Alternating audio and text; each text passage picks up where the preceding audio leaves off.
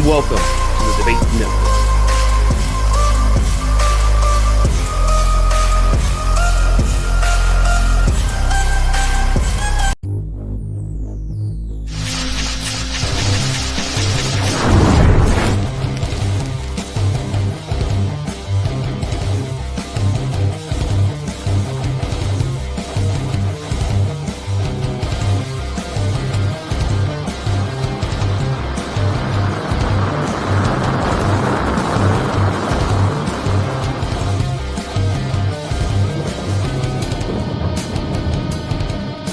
The following program is rated TV MAL. It can go fuck yourself. How's everybody's father feeling today? Escúchenme. Everybody listen. To me. Off is the direction you can fuck. We are fucking back. We're back. Classic. We are back.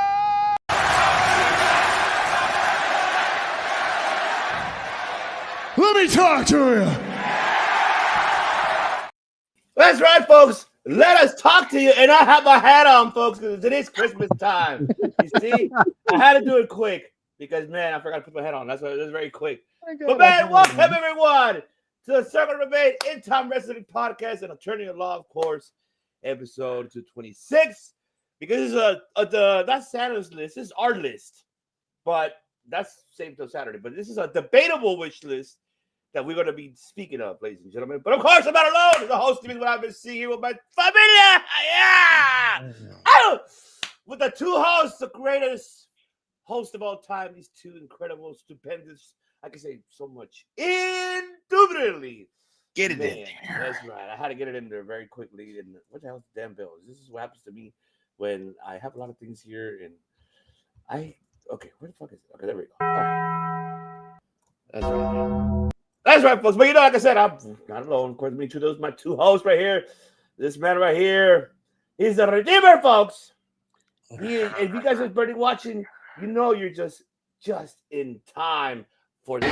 Because I'm not just the coolest, and I'm not just the best. The Redeemer is back. Right. Let's go. He's making a list and checking it twice, and you know what it means anyway. It is Thursday night. We are back live, and you know what that means. It is game over.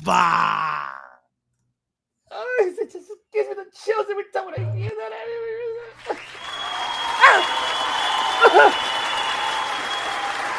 Oh.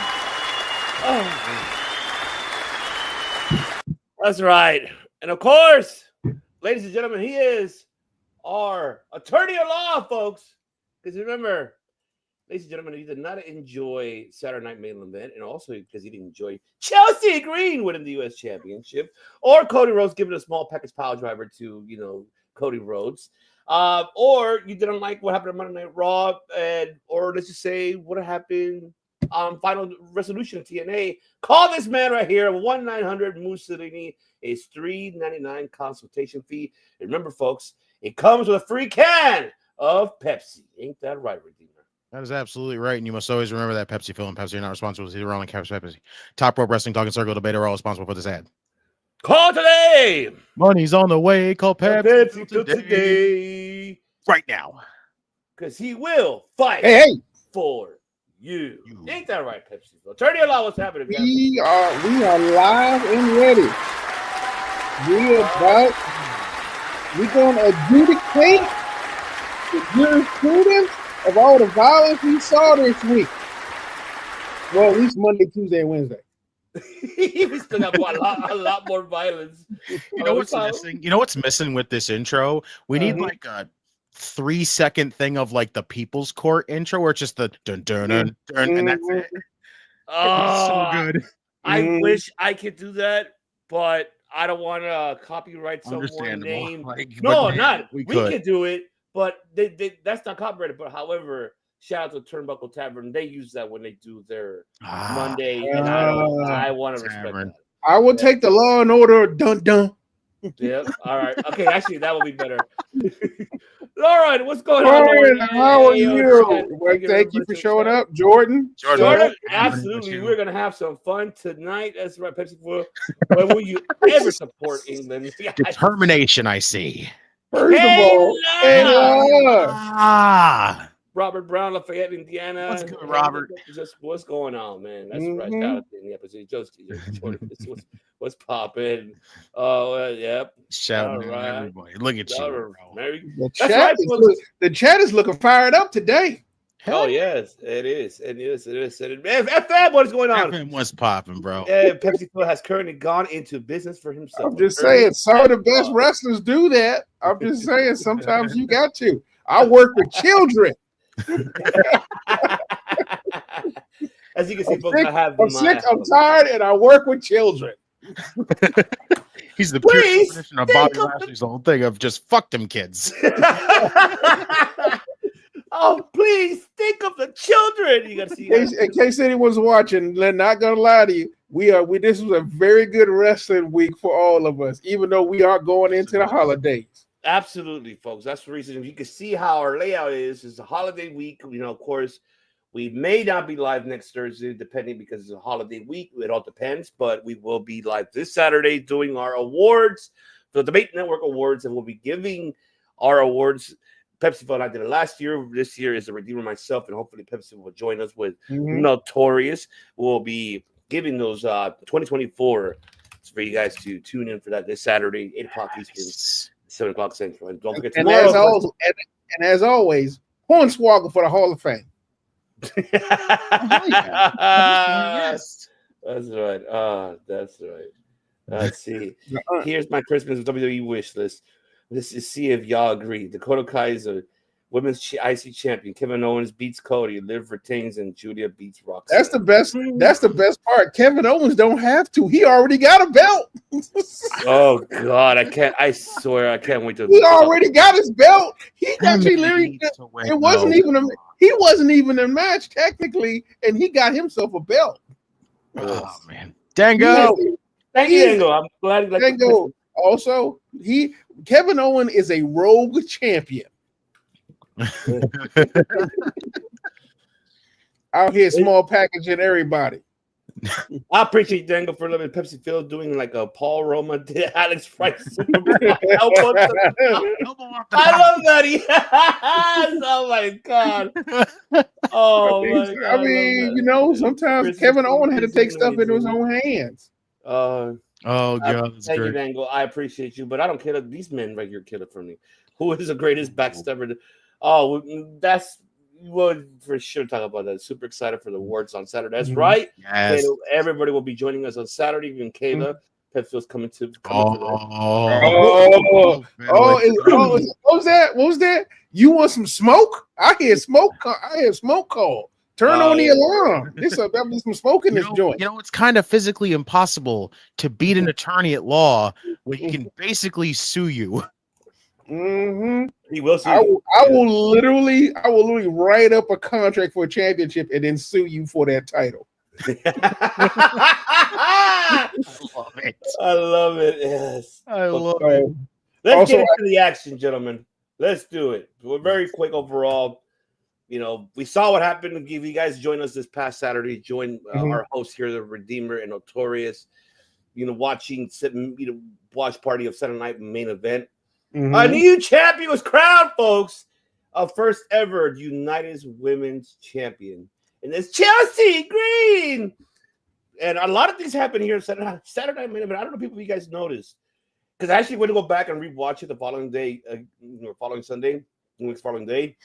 You could tell that they kind of cut off Jesse the Ventura because he was kind of like speaking too much, what he really thought, we could say, right? But he was, his internal editor went away he wasn't mean, he wasn't crude, but he started getting into like, we a corporation, we can't be saying that stuff. Exactly. Like that kind of union is kind of gone, pal. I'm sorry. It's He's talking like Vince is still in charge. Yeah, he's talking about like he was still the freaking governor of Minnesota. Like, come down. Yeah, I mean, he needs to get back to the Baja. Who wants to take Saturday Night's Main Event? I personally thought it was a good event. I'll take it very brief on this one for myself, and I'll pass the Redeemer. But I mean, overall, I mean, was Saturday Night Main Event was great. I know there was a lot of botches here, and keep in mind, folks, we're professional wrestling analysts. We criticize every promotion. Not everybody's great. So it was. I want to say this was the best, but you know, the one thing here on this one is it was okay. I was just happy to see really Chelsea Green and Michin getting their momentum, even though it wasn't a POE. I wish it was for them because they deserved to be in a pay-per-view event. I'm glad they got the momentum, even though there were certain botches. I wish the match was kind of clean on that one. I didn't want Piper Niven to get involved in it, but she did. But I kind of wish it was a clean, win, which it was obviously. But towards the end, we could say.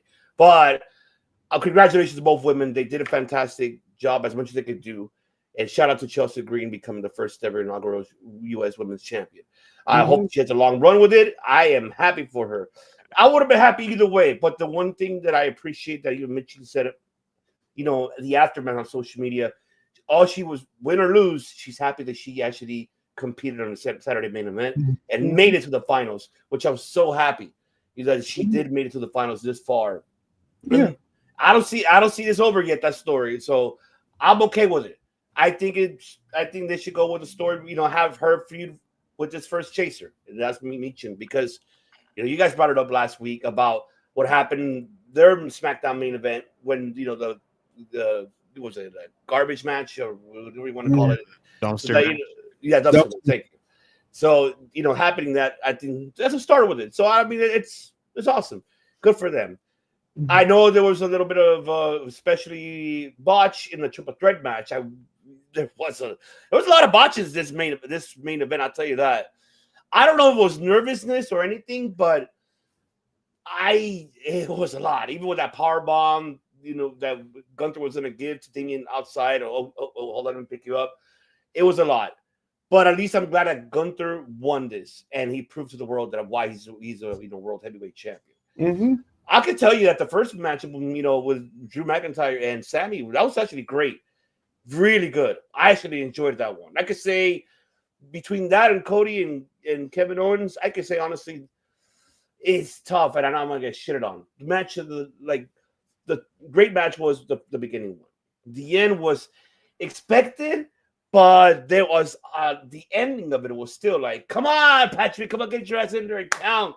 You're just counting by the edge, just counting like, hold on, me stand up.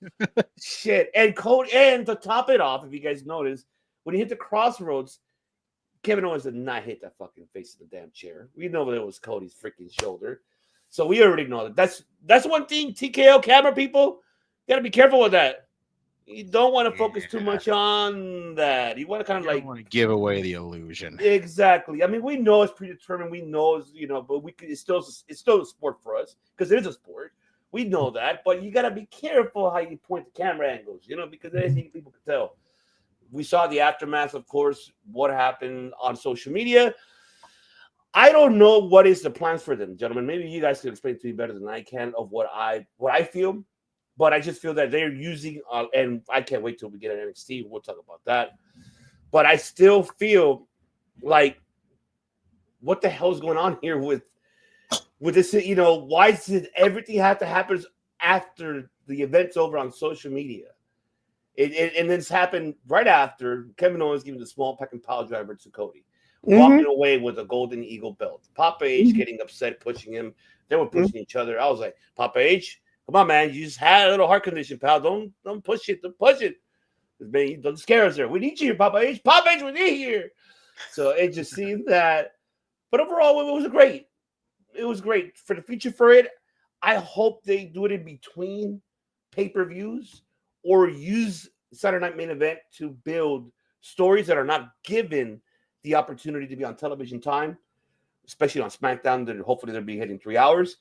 Raw that is going to Netflix, which we'll talk about that.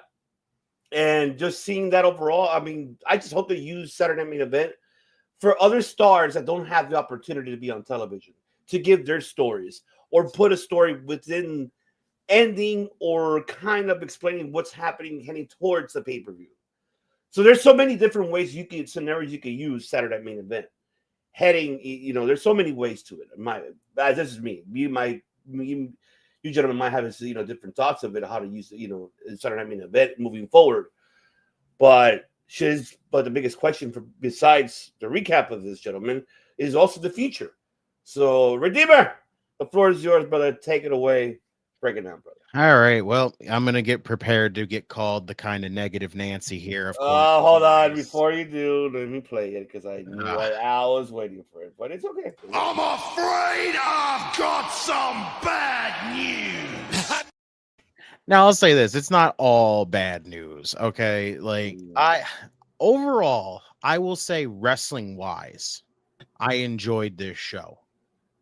But as a whole, I wasn't too satisfied with this show as a whole. Like, it just I said it that night that after the show got done, and I'm gonna continuously say it.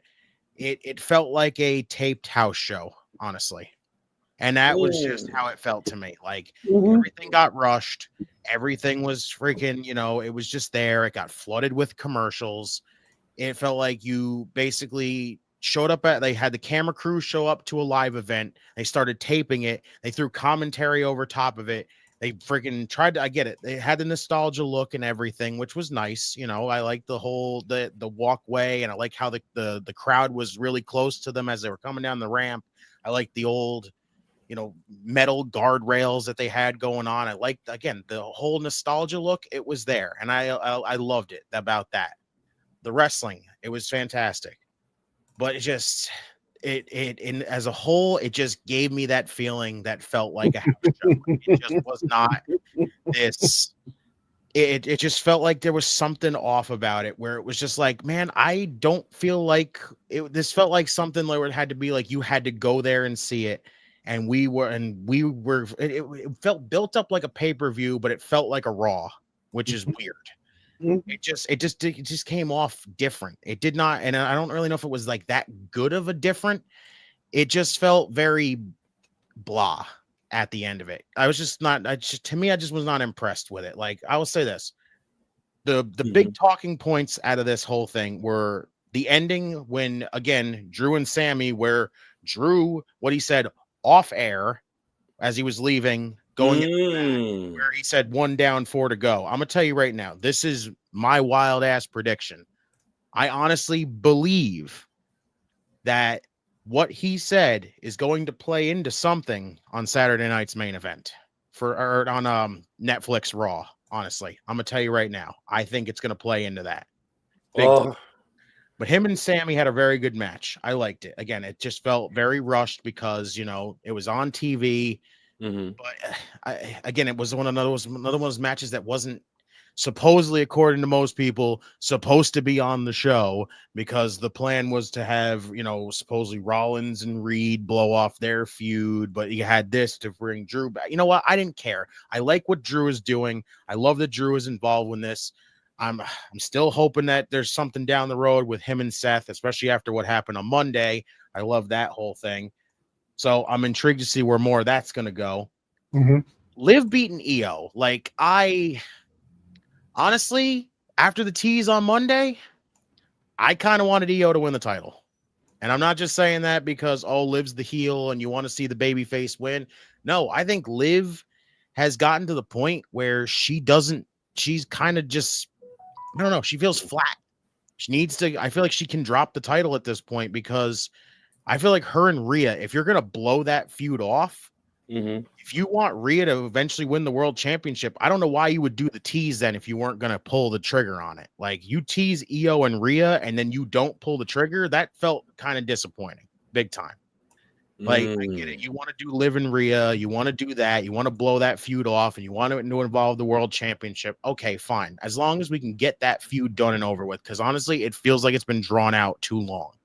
Yeah. I agree. So, okay. I thought, it was okay. Like, it was definitely, botchy here and there. I felt really bad for EO, especially because she's, how good she is, and she was having her slip ups in that matchup. And I was like, you know what? And I'll give it to Liv for trying to cover up some of them. So good on her for that. So it was a fair match. I'll give it that. The World Championship match. Again, it had its slip up with the ending power bomb, but God, Gunther is such a freaking professional. Look how like quick he was able to save that just to be like, I'm gonna drop Priest, I'm gonna go on this tear, drop kick Finn, stack him, pin him. I'm like, Gunther is a freaking animal. Like, I love that. Like, that guy is phenomenal. I thought the world title match was awesome. I'll give it that. Again, it did feel a little bit rushed still because of how the show was going at this time, but easily at the time, match of the night for sure. I'll give it to Chelsea. I fucking love Chelsea Green. Chelsea Green! How can you not love Chelsea Green at this point? Like, I am so happy for her. I like that they went back to her and Michin in the finals, you know, their little side feud that they had going on. I loved the finish, how Chelsea did that flip right into the unpretty her. I thought that was epic. How she finished that off. Like, I am so happy to see how this run's going to go for her with that. And Cody and KO, I thought was awesome. I really did. Like, it was a really, for a TV match, it was because basically felt like a TV match. It was a damn good TV match. Yep. I will say that.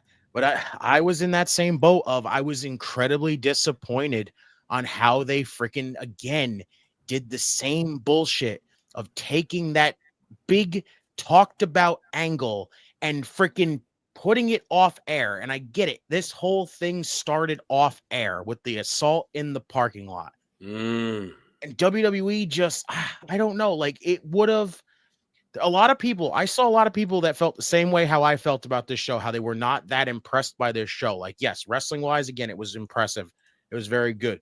But again, this show felt so flat because, again, it felt like a house show. If you wanted it to feel different, you needed to have that big angle that somebody could still like be talking about. And yes, a lot of people are talking about what happened after the show went off the air. This would have made that show feel a little bit like massively bigger if you had shown that angle on TV.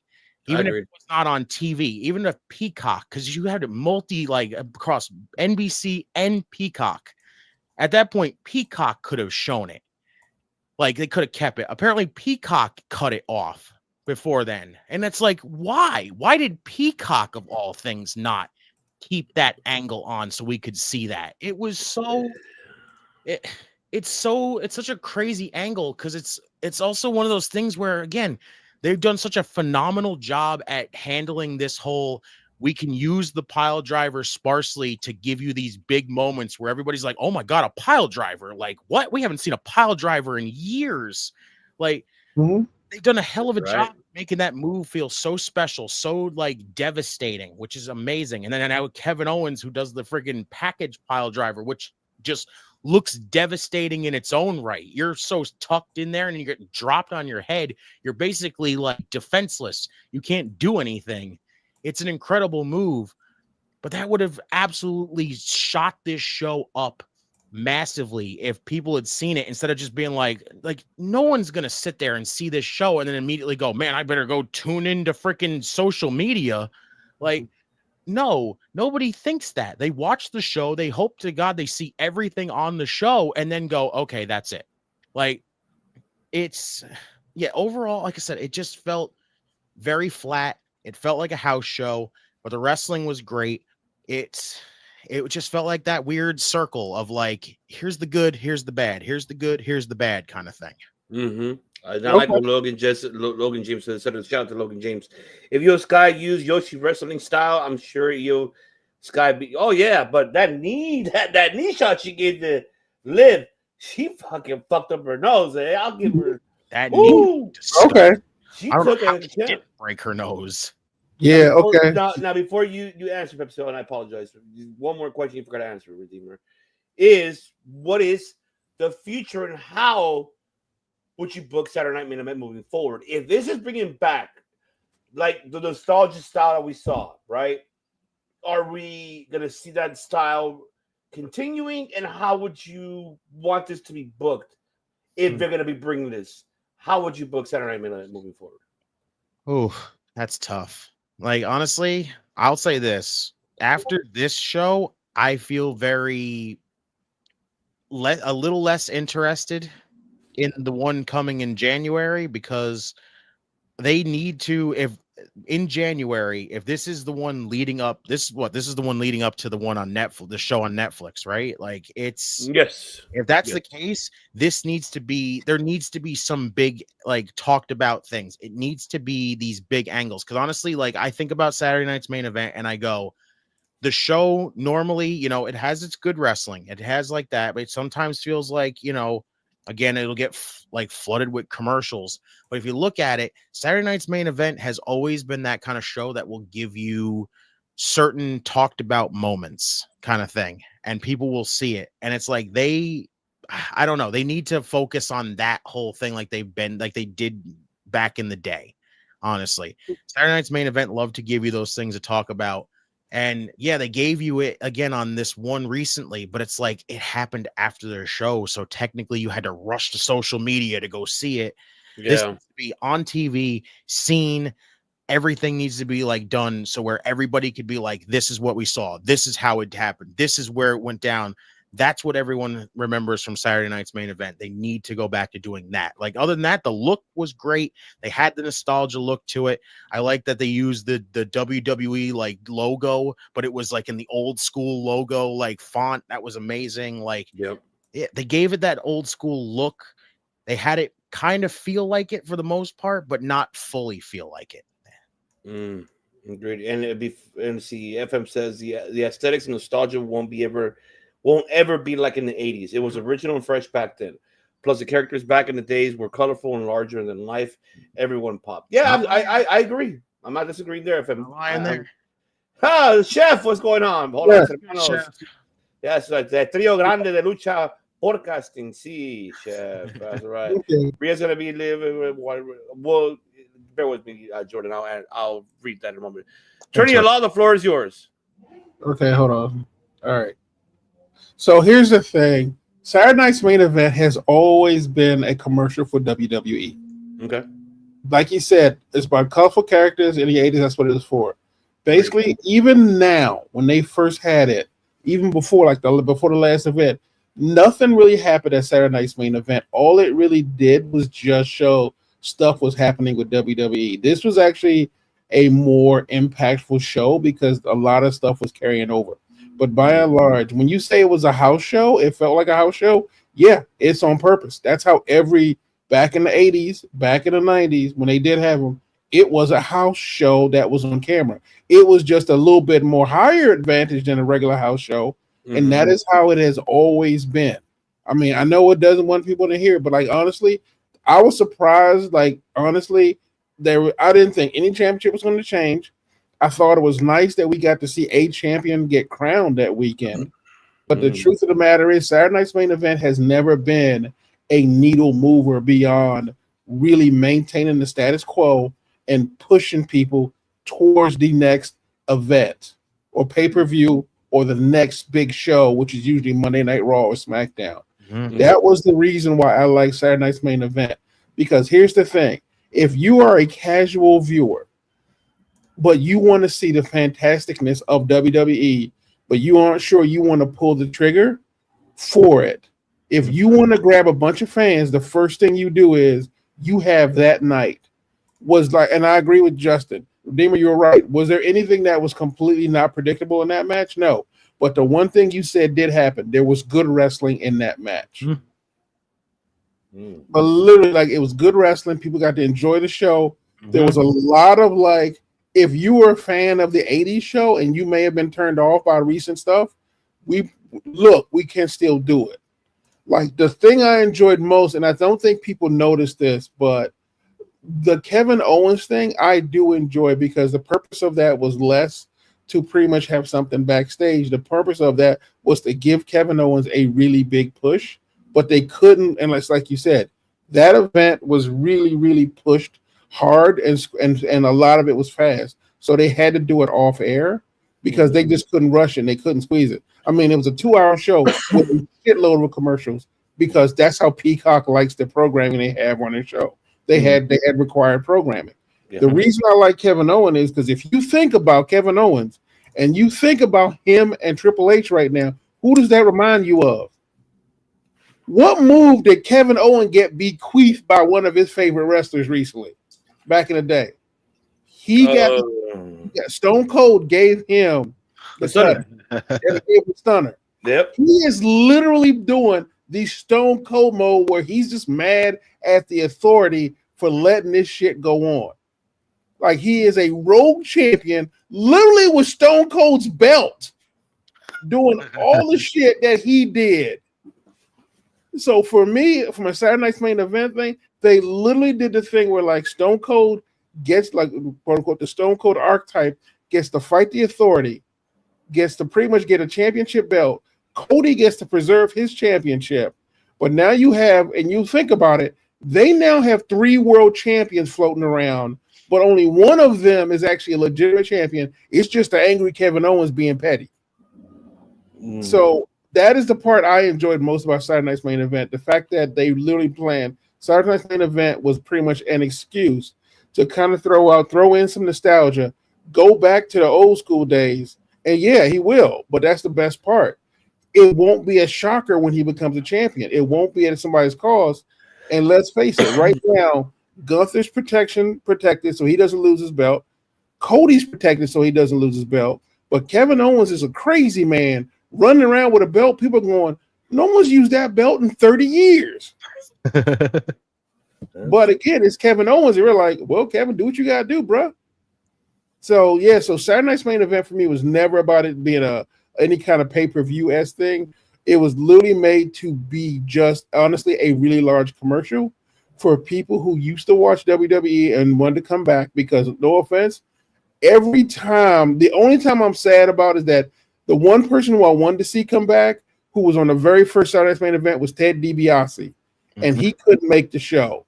But for the most part, all the old school guys were there pumping it forward and literally doing a little bit of a handoff to the young guys. So I was pretty much okay with how it ran. I didn't care about the botches because let's face it, the truth of the matter is they did a fine job of setting up pretty much everything from Raw, SmackDown to the next pay-per-view. Absolutely. So yeah, I mean, so like you said, I mean, I understand your point about the shit happening off air, but as much as we don't like to say it, social media is a platform that needs to be exploited. It needs to be used. It needs to be a part of their marketing plan. Like I'm with you on that. I think I see. There has to be a certain balance to it, though. The balance. We saw the balance. That's the thing. We got the balance. Was Kevin Owens basically killed Cody in the middle of the ring. Now, normally we would have to wait for Raw to see what the aftermath of that was. However, what's up, Ed, word, sir. But what do? We got a third tertiary moment on social media where we got to see. Do you agree with Dom on this one? I gotta lie, he doesn't make a valid point. I mean, yes, the upgrade does count. Yes, they'll give you an upgrade. But what I will say is, let's think about it. Well, go for it, brother. My apologies. Yeah, but the thing is like the in between stuff is what I think works well because let's face it, not everybody can see Saturday Night's Main Event on Peacock. Okay, but the other question for you, Phil, after you, and I apologize to interrupt you, you can finish to add on to the question is the future as well. How would you book it? But go ahead. Honestly, I would make Saturday Night's Main Event. I would not make it a monthly event, but I honestly would make it. I would make it as a tool to push the next pay-per-view. Like literally, like if it does not need to be monthly. It does not need to be it needs to be semi-irregular to actually have the event happen. Like it cannot be a regular thing because if it becomes regular, like I think it was, I forget who said it, but that nostalgia will get old. Yeah. Like unless they FM is the one that said it kind of like FM's right. It will get old really fast. But if you have if you have it like once a year or maybe twice a year, but at an irregular time slot, like literally maybe like in between like if you want to do something, if you want to do something like a big promo for like say WrestleMania or SummerSlam, you do a Saturday Night's Main Event thing that kind of leads into it, and then you lead to those because then you get like a giant ass commercial for it. Because let's face it, they can't get that much time on say Netflix, and they can't get that much time on USA to do it. But a cheap Peacock, and let's face it, Peacock thing, because their stuff's still going to be on Peacock, they're smart enough to pretty much fulfill their obligation to Peacock to still keep wrestling content on there relevant for what they need. So it's like, think about it this way. Saturday Night's Main Event keeps Peacock stuff relevant. SmackDown keeps USA relevant. Obviously, Raw keeps Netflix relevant. And the CW keeps NXT. NXT keeps CW relevant.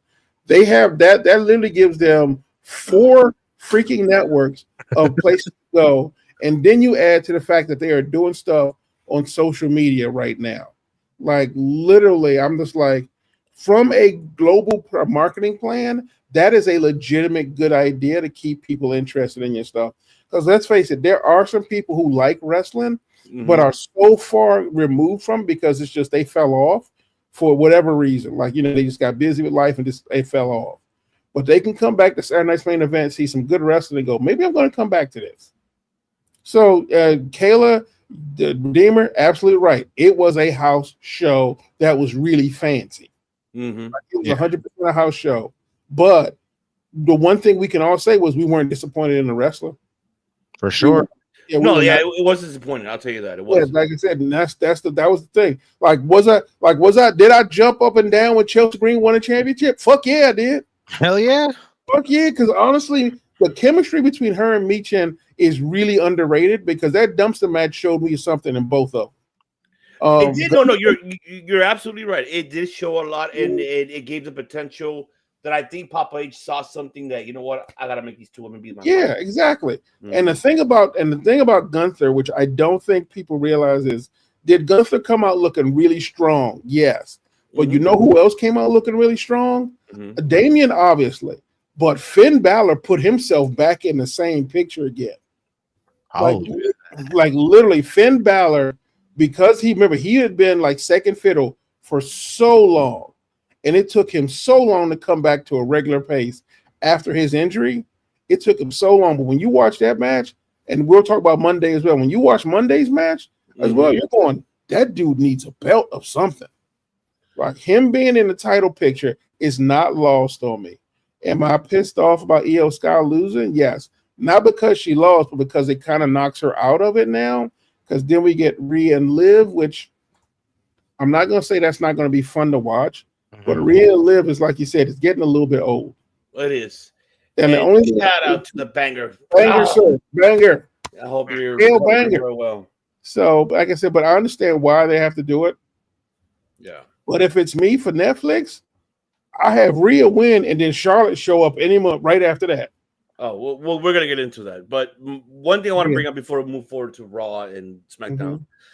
Because I heard you piece of shit. Yes, Seltzer, talking about you. Uh-oh. Oh my God! I fucking heard what? I didn't hear what he said. My God! Like he's like, because they reported that, of course, Saturday Night Main got about 250 million viewers, but Peak is combining both overall with television and because there was NBC and Peacock. Not bad. And of course, Collision was 240,000. Of course, but I mean that was given it was going to happen because this competed with main event. So I'm not trashing Collision or AEW, just to clarify, folks. I'm shitting on Seltzer. Fuck that piece of shit. I don't understand what his beef was.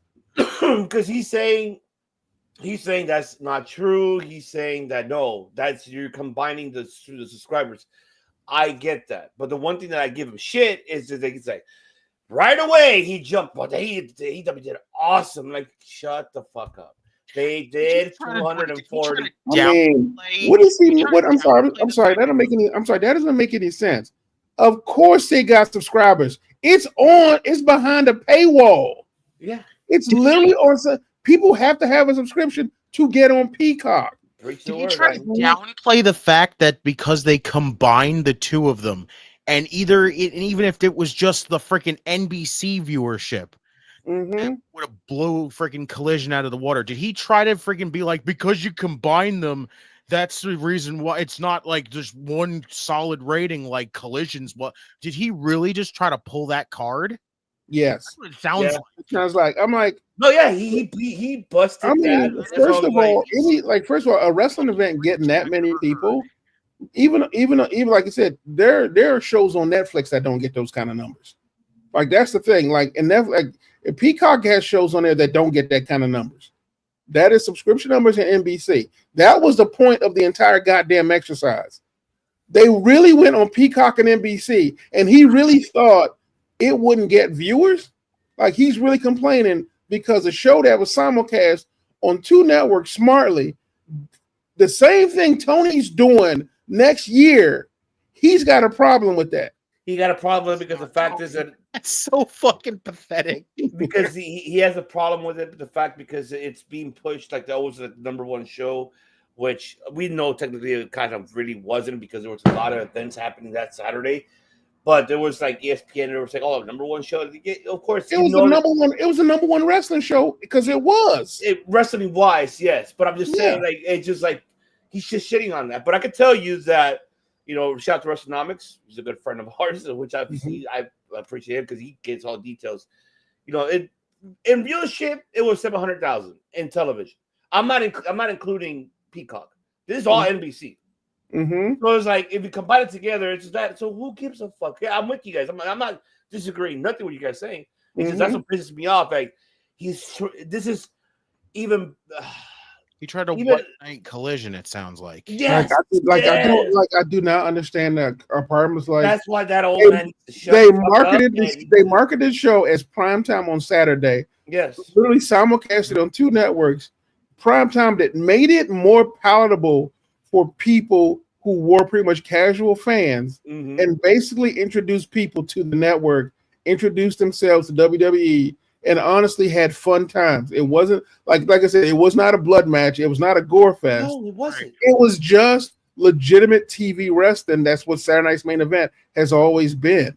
It was just hey, this is us. We do wrestling stuff. It's kind of cute and fun. Yeah. Like I do not understand. That is literally the most half-assed argument I have ever heard. I'm with you. I am so with you. That's what pissed me off when I heard this piece of shit. I'm like, you fucking kidding me? Like, are you really gonna go that below? Like, see, this is why I fucking hate tribalism for that reason, because that piece of shit always does that shit. And it's I just don't like it. It's like here's the problem with that kind of thinking, because what he just did was negate the fact that for the first time, Collision and Rampage literally have got boosted in their numbers because of Tony Storm and the Continental Classic. I agree. Like literally, like Tony has done the job we said he should do. We told him he should market it more and spend more time actually doing good booking. Exactly, Jordan. Yeah. But they worked. I think it was on NBC as well. No, you're good, Lauren. But here's the thing: literally, the little bit of push from Continental Classic, Tony Storm, and a few other people who showed up on there. Collision and Rampage numbers have been steadily rising to where one time it was like 100 and some change.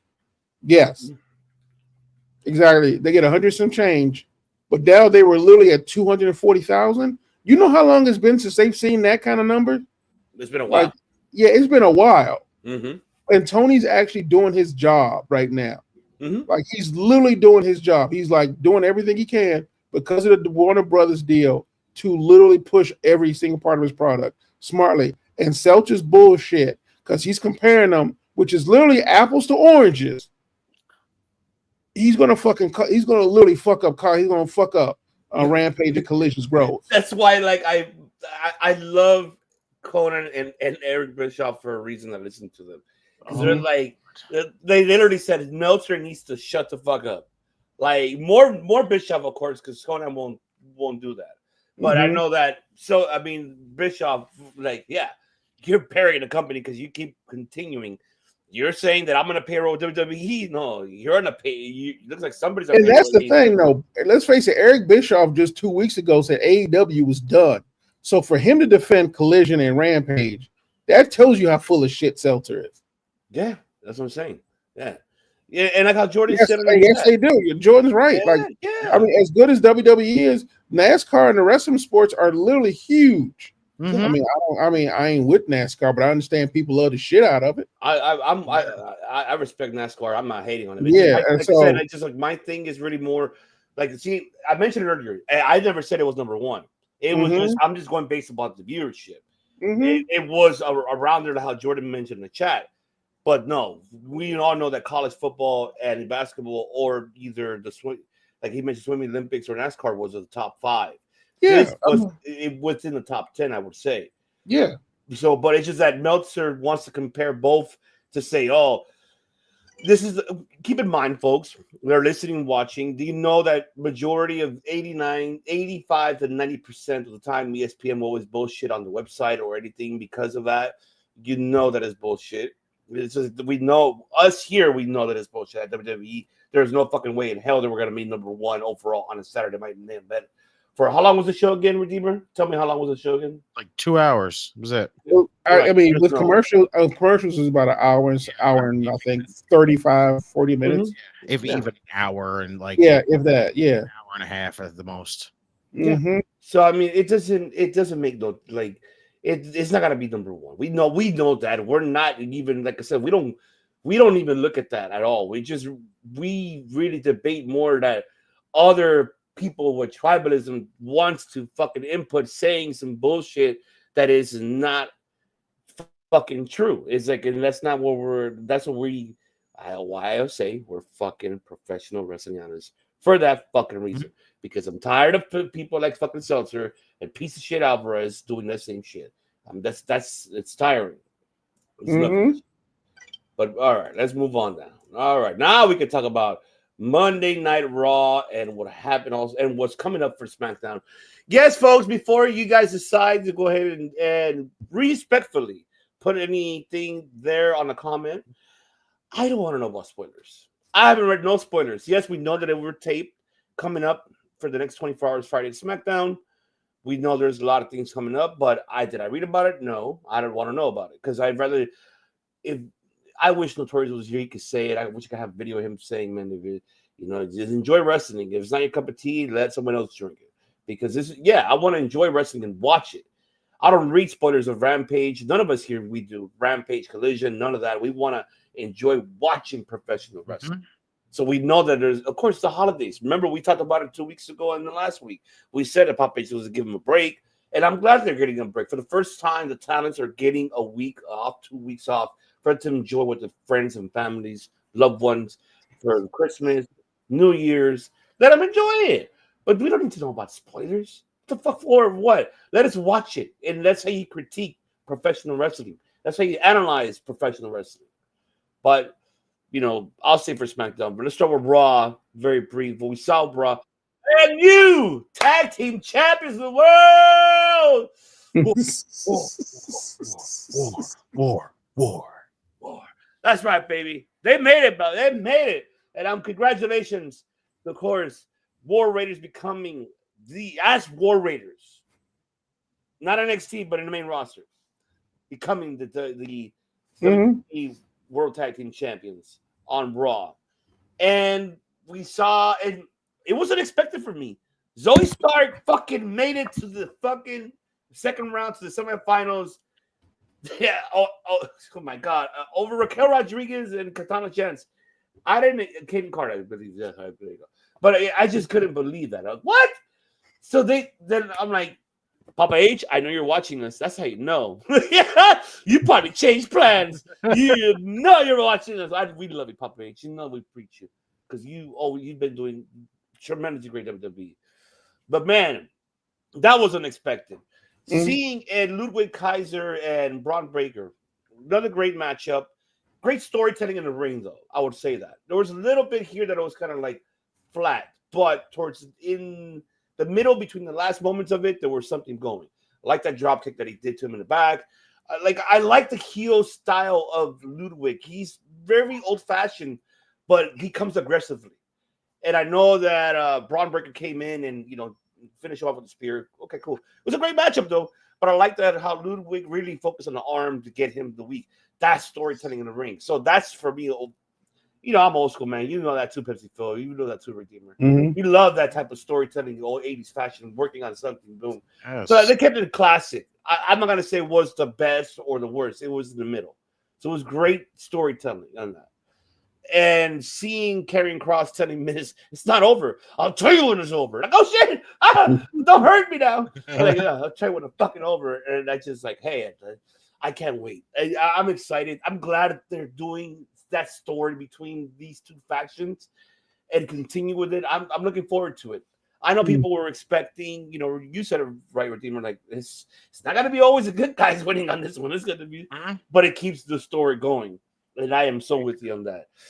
And so it looks like Kyrie's out. So we know that Io is going to take that place. I don't know what's upcoming, who's going to win that one. So, and if y'all know, I don't want to know. Just do not put it in the comments because I really want to see the matchup. I'm intrigued of seeing the triple threat next week on Raw. I'm curious to know. That, and you said it, Phil, that Liv and Rhea needs to end. This better be the ending. We're going to save that Netflix after when we finish here. That's going to be the next topic. We saw it, and I finally saw it, Redeemer, when you finally mentioned to me. I don't think Punk can punch. I just saw that shit. I'm like, fuck. I'm just like, I swear when I saw that, I'm just like, I thought of you, and I swear to you that this is exactly like, where the fuck is the clip? Fuck, I want to play it, man. When I saw that, I was like, what kind of shit is that? I was just like, what? That's so funny. It's just like, I don't know. The way they brawled the first time, it looked like he didn't know how to throw a punch, even a worked punch, and he was just like, he literally went for like a takedown, and I'm just like, Punk, fucking brawl with the guy. I know. That's what I'm just like. That's what I laugh, and I was literally telling my wife, I'm like, Redeemer fucking nailed it. He said, "What you mean? Look what is going on." Even she's like, "Oh yeah, he's right." Like, she just fucking, what the fuck was that? Like, so Brooks, I respect you, but then I don't know if you guys are saving it, but we're gonna save that. All right. But the one thing, though, gentlemen, I haven't hit it for a while, and I want to, but you see it right there. It's right next to Redeemer on my left hand side, on his right. But I saw that. Give a fuck, it's gonna happen. Queremos cero miedo. Okay, all right. I don't give a shit. Don't not spoil it for me. Do not hurt my feelings, Pepsi Phil. No. I mean, no. Honestly, I only got 3 things to say about this Raw because y'all going to cover all important things that I want. There's only 3 things I actually cared about the most. Okay. War Raiders winning the championship. That was an unbelievable match. That's a main event.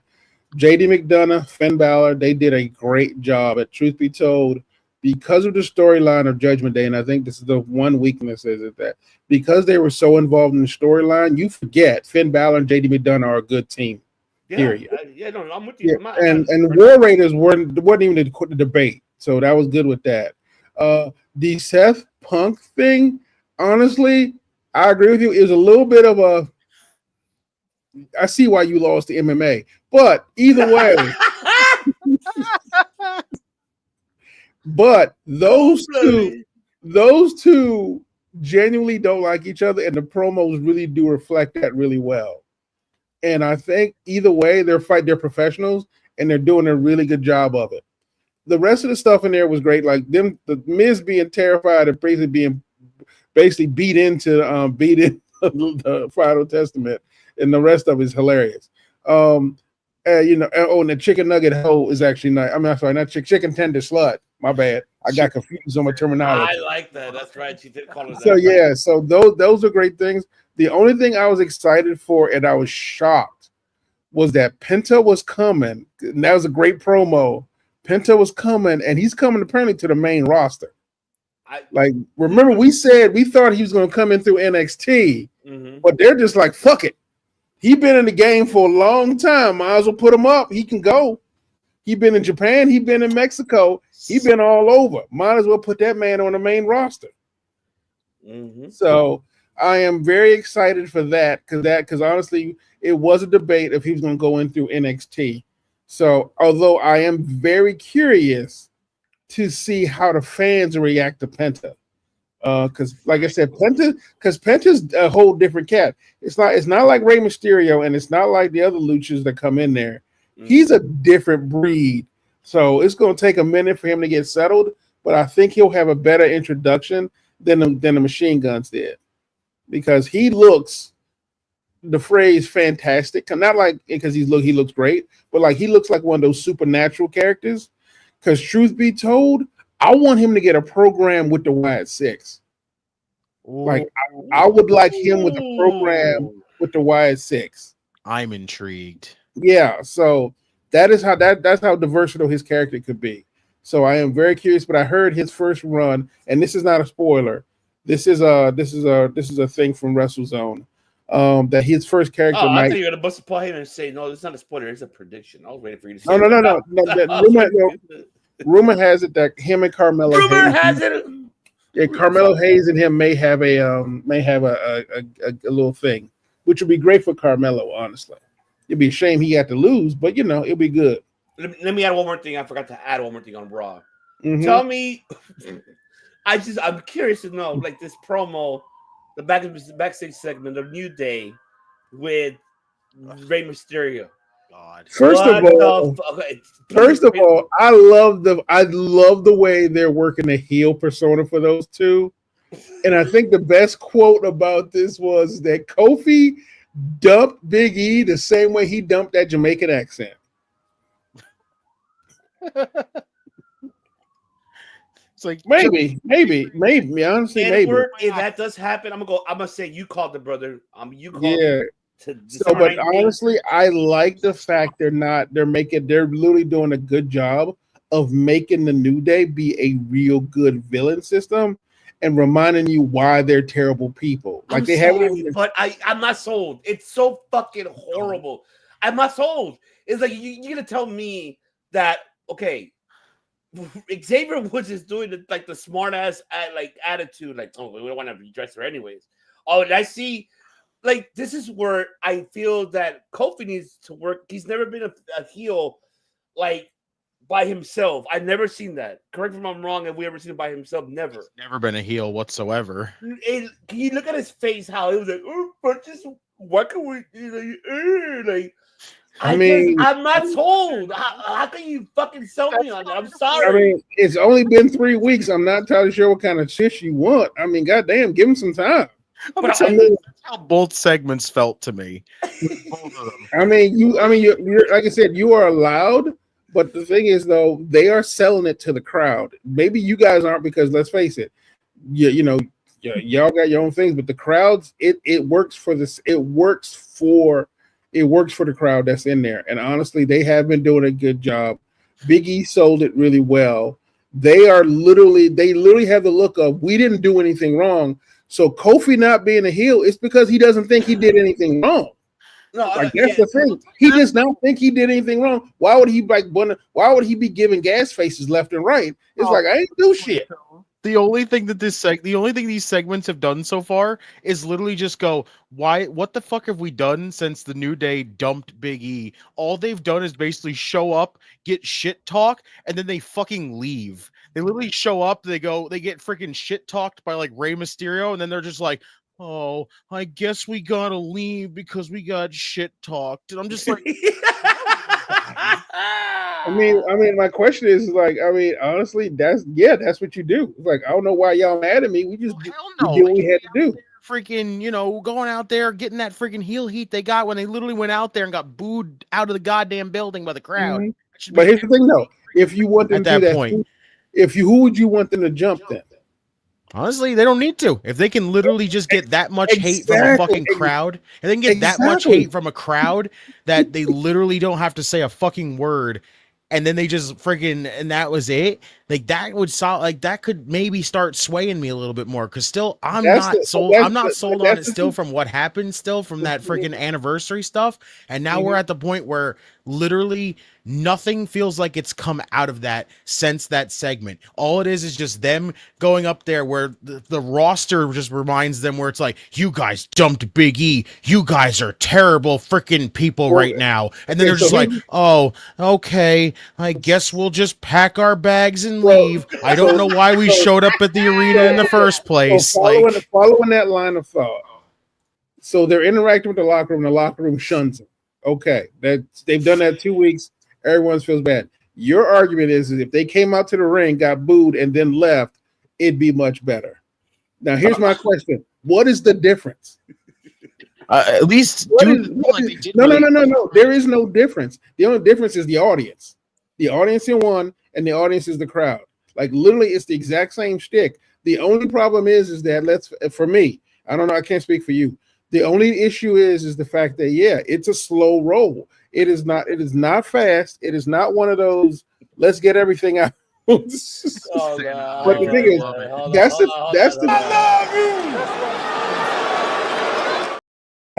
you. Thank you. Shout out to Nick Iris from the ring for that. He's fucking fat right there. But here's the thing that I think a lot of people do not understand. Triple H don't do one and dones. He do slow rolls. No. No. That's the thing, though. You are going to be frustrated. Let me finish. All right, go ahead. Triple H does really long storylines because he doesn't want to do like a couple of months and then the shit fizzles out.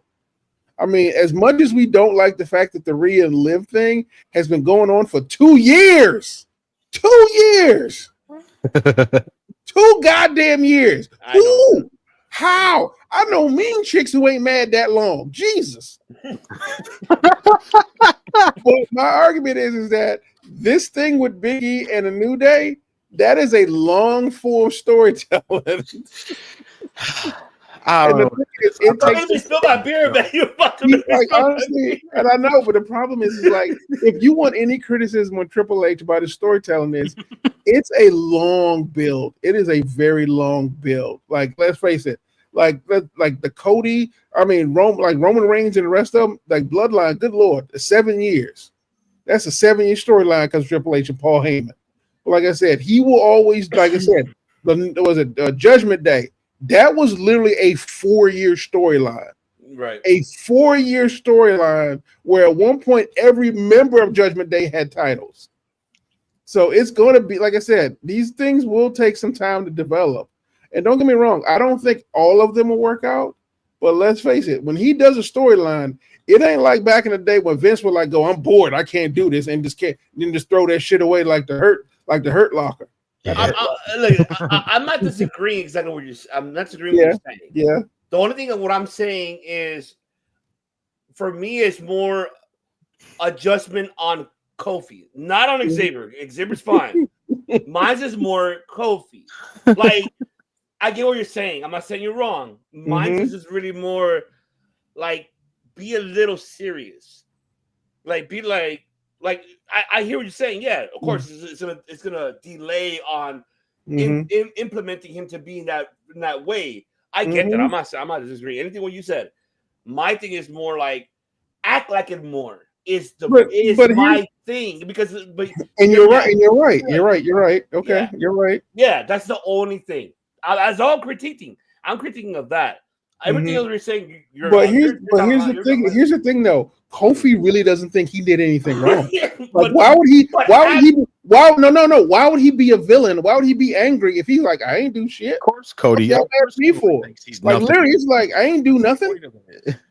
I mean, if you think about it, that's Kofi Kingston's whole personality as a wrestler. Like, I ain't do nothing. I'm just showing up and wrestling.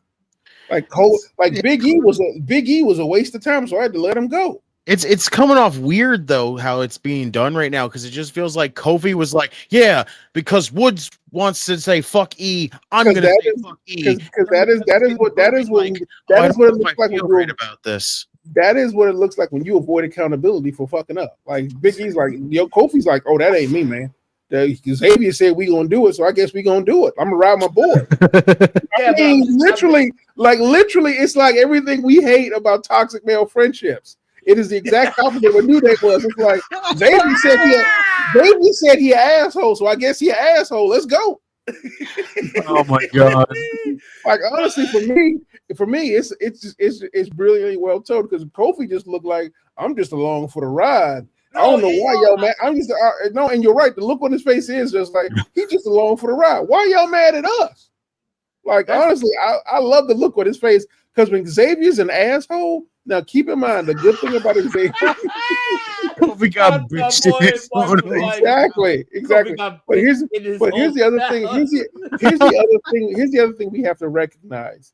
The reason why Xavier Woods is doing such a really good job is he's getting a push, which is something. Look what they were saying in the chat. He said you need a reason to turn heel.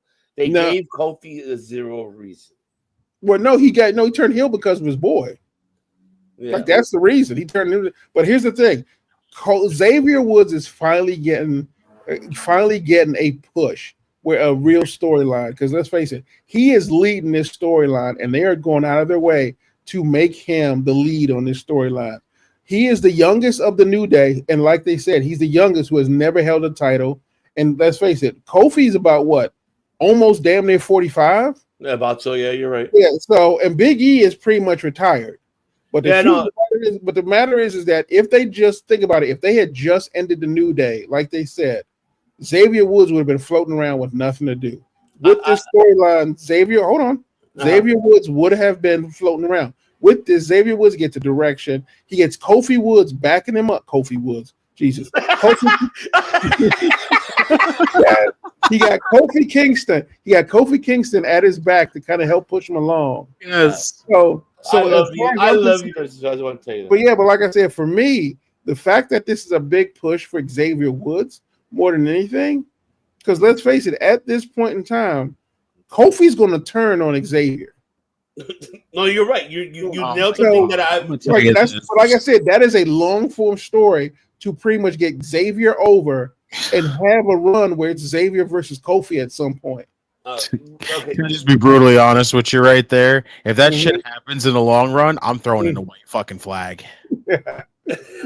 I mean that. I'm throwing in a white flag because if that's the whole fucking case of man, fuck E, and then all of a sudden it's fuck Woods, I'm gonna be like, why didn't you just say that in the first place? Like, fucking stupid. Because Kofi was like, all right, man, if you say so. And then Kofi's like, no, man, you on the dark side. I can't run with you. That's like when Obi-Wan got betrayed by Anakin. It's just gonna feel so weird because if that's the freaking case and that's where we go down the road of, you were literally already down that road the first freaking time, and then you said, "How about a detour?" Wait, this is the wrong detour. Well, no, but here's the thing: if they had gone down that road, what do you do with Big E at that point? You need a storyline to get rid of Big E. Maybe. I don't even think they will, honestly. It's possible, but here's the thing, though. You have Big E, who's a hanging thing, because I know for the fact if that had just happened the way we said, and Xavier was on his run, and the first thing people would have said was, "Where's Big E and all this?"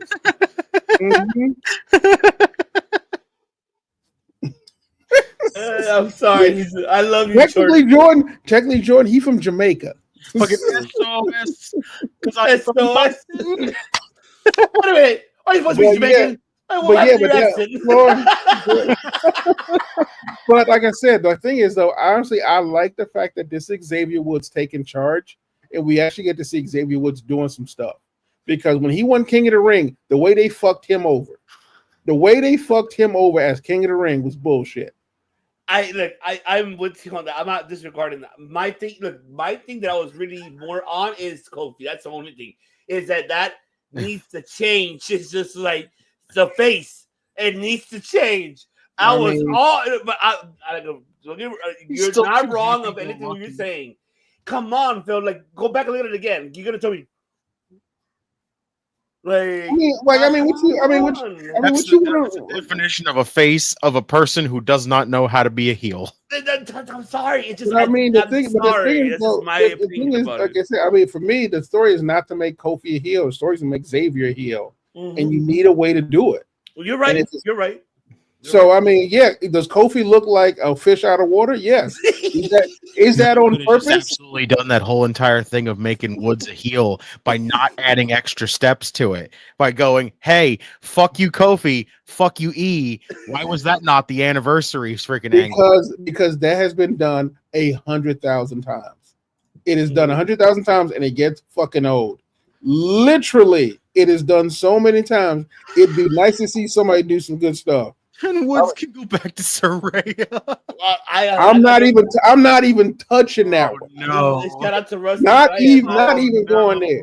Saraya went back to that shit.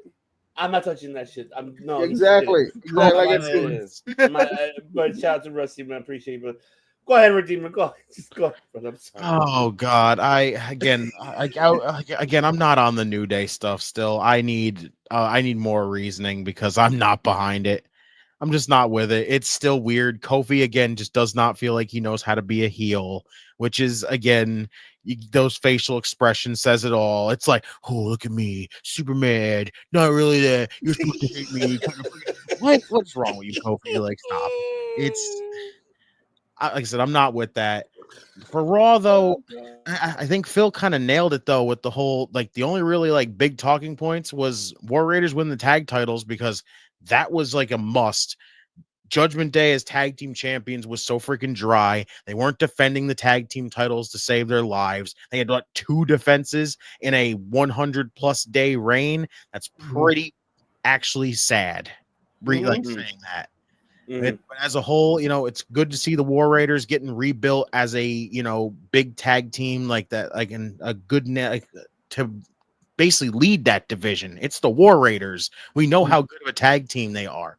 Why are they ones that just seem to be they're just there once in a while, and then it's now again, yeah, both of them just spent a lot of time on the sidelines injured. Ivar went out with a neck injury, and Eric went out with a neck injury, and then Ivar came back and Ivar went out with a knee injury. It was just back and forth, and it was now we finally got them back together as a team. Keep them looking strong. Keep building more of this Judgment Day stuff because that's another thing that really we could kind of bring up. It's really interesting because it feels like Finn wants to kick Dominic out. I mean, first of all, if you want to talk about faces, Finn gonna screw somebody over. Finn gonna screw somebody over. He about to pull a Bullet Club in a few minutes. Oh, I wouldn't be surprised at this freaking point. This man is done with it at this point. He is. It's either going to be it's either the way they've been telling the story.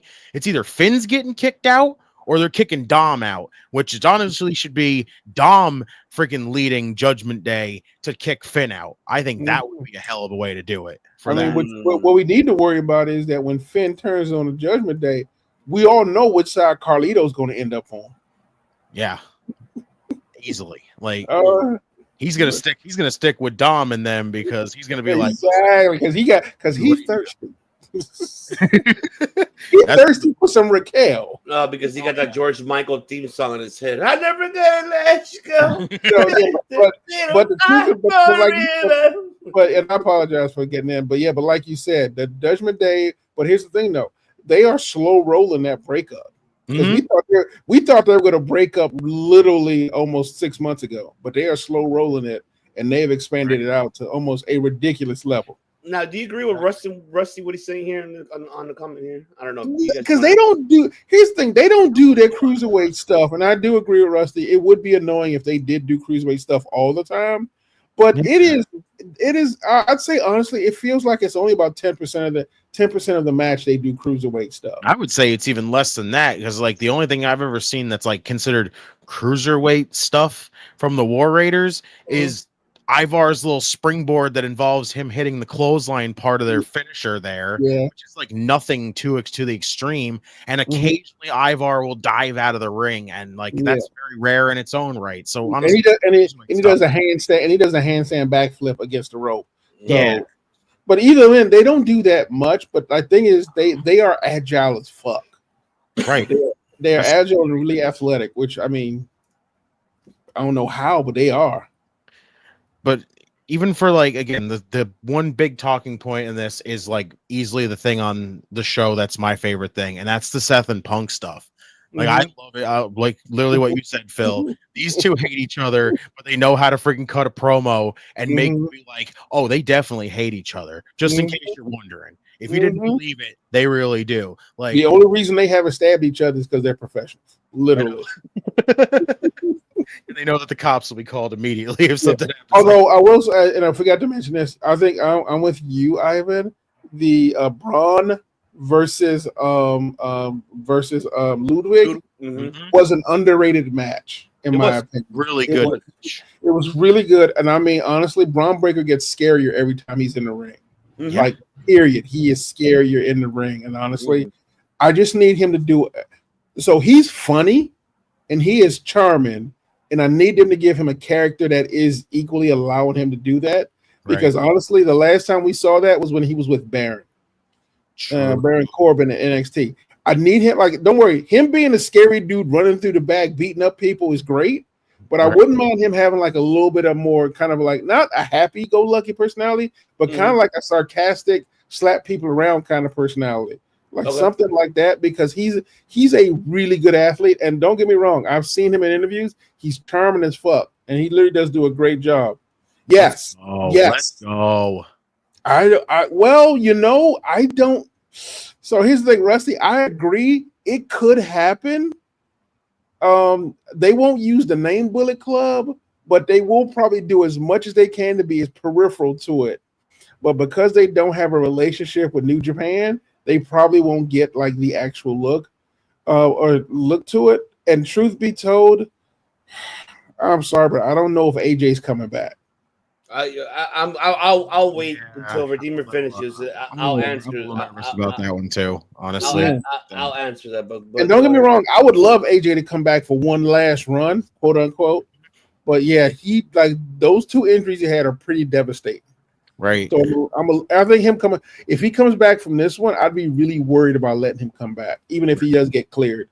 We'll go ahead, Redeemer. I'll wait on me. I'll go ahead. But yes, I'll throw it in there quick on the Kaiser Breaker match. Like I enjoyed that one. I like the chemistry those two have together, and I like the story throughout the match is bronze arm, and I love that Breaker is consistently selling the arm. You know, you don't see a lot of people that, you know, will get this injury moment during a matchup and then sell it for most of the match. Yeah. Like, Breaker was on it. Like, here's Kaiser targeting the arm, trying to weaken the spear, trying to do like, make sure like the power game's out the window. And here it is, Braun selling it. He's going to try to just be like, suck it up, go for a power move. Nope, shoulder gives out. Go for the spear. I'm going to end up damaging my shoulder. Oh, I'm going to go for the spear right now. Runs into the ring post. Like, so good freaking like dynamic there of just here's the problem I have with Braun Breaker. He fight like his daddy. Fight like his daddy. Like if you look at him just before like Scott came into WCW, he fight like Rick Steiner did when he was with the Varsity Club. I would say more aggressively though, but I'm with you. Oh, I mean, he is definitely more athletic than Rick Steiner was. Obviously. I ain't even joke about that shit. But he fight like his daddy. Like you know what? No, because Rick Steiner was different in Japan compared to the States. Oh no, I know. He did have that as. That's not a criticism. No, I'm not saying that. I'm just no, I'm not saying that. I hear you. No, yeah. When him and Scott were in Japan fighting against guys like Muta, those guys. Yeah, I agree with you. Or when they were fighting, Vader and Bigelow. Yeah, like Stan Hansen. Oh my god! That was my god! Slobber knocker. Braun comes off as both of them mixed together. It feels like they stripped down, freaking put both arms down on a freaking like a giant surgical tray, stuck them with two different needles, and we're just got both of them. Here you go. Yeah, he like I said, he's definitely a second generation wrestler, and he looks like it. Like he legitimately earned it. I want him to go back to. I know and it's his call. I know he thinks that he wants to do it without his family's name, and I respect that. But at a certain point, someone's got to tell him it's okay to use your Steiner name, bro. You can be a Steiner, you know that, right? Like you have literally done everything you can to say you are not them and you are not profiting off their name. At this point, you're just building on their legacy. Away from telling people holla if you hear me. Come on. Yeah.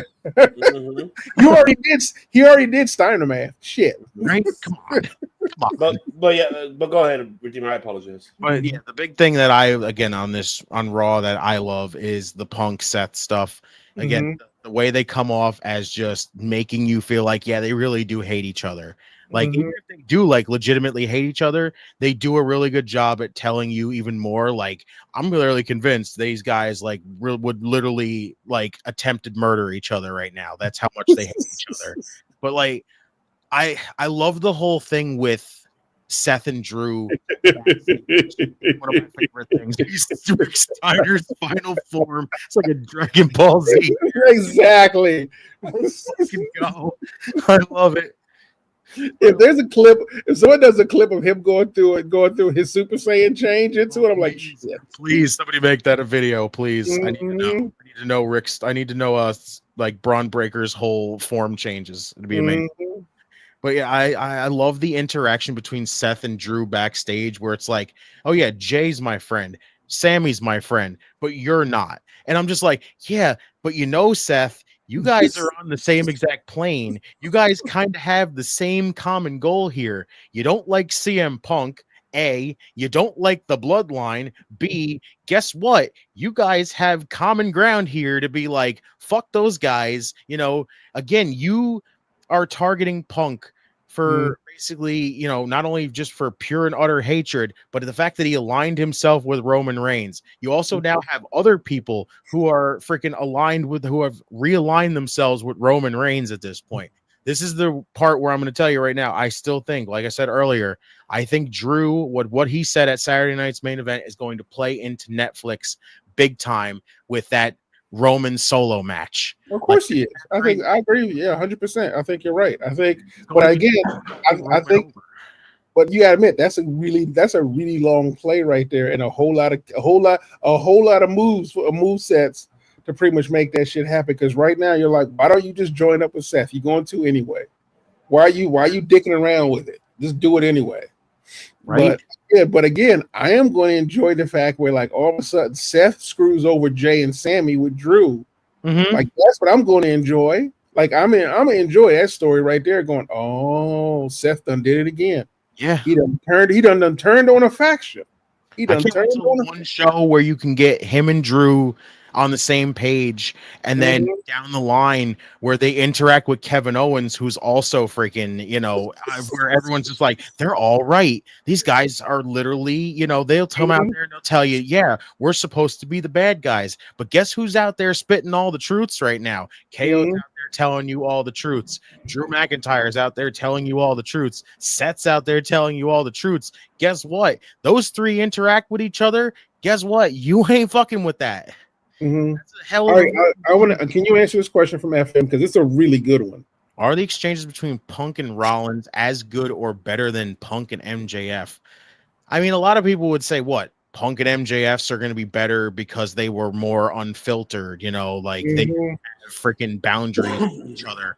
But honestly, like, I feel like when I look at Punk and MJFs, it's a played on TV kind of thing, to where it was like, yeah, on TV we'll tell you that they hate each other, but outside of it, I don't feel like they did.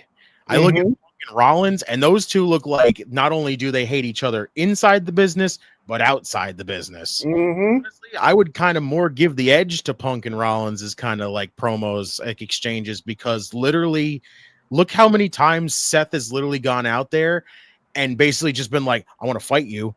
I'm just going to punch you in the face right now. Like, he literally just walks out to just tell Punk, I'm going to punch you in the face. And then literally goes to punch him in the face. Like, MJF and Punk, all their exchanges were basically they cut a promo on each other. And instead of immediately swinging on each other, it's the following week, hey, let's cut more promos on each other. And it's like, well, why aren't you guys convincing everybody that you fucking hate each other by just swinging on each other? All right. So I'm going to answer that question too. Like, you nailed it to the compliment what you're saying, Rudy. I'll tell you that.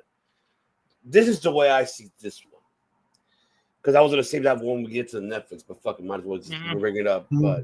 But and shout out to you, FM. We know we love you. This promos that we've seen, and I'll save the one when we get to Netflix. But what I've seen by far from them, I won't compare it to the MJF and Punk because that's a whole different. It's way different. With Rollins and Punk, I'll compare it to one though. The one that I'll compare it to that brought it to my head when I was rewatching the promos.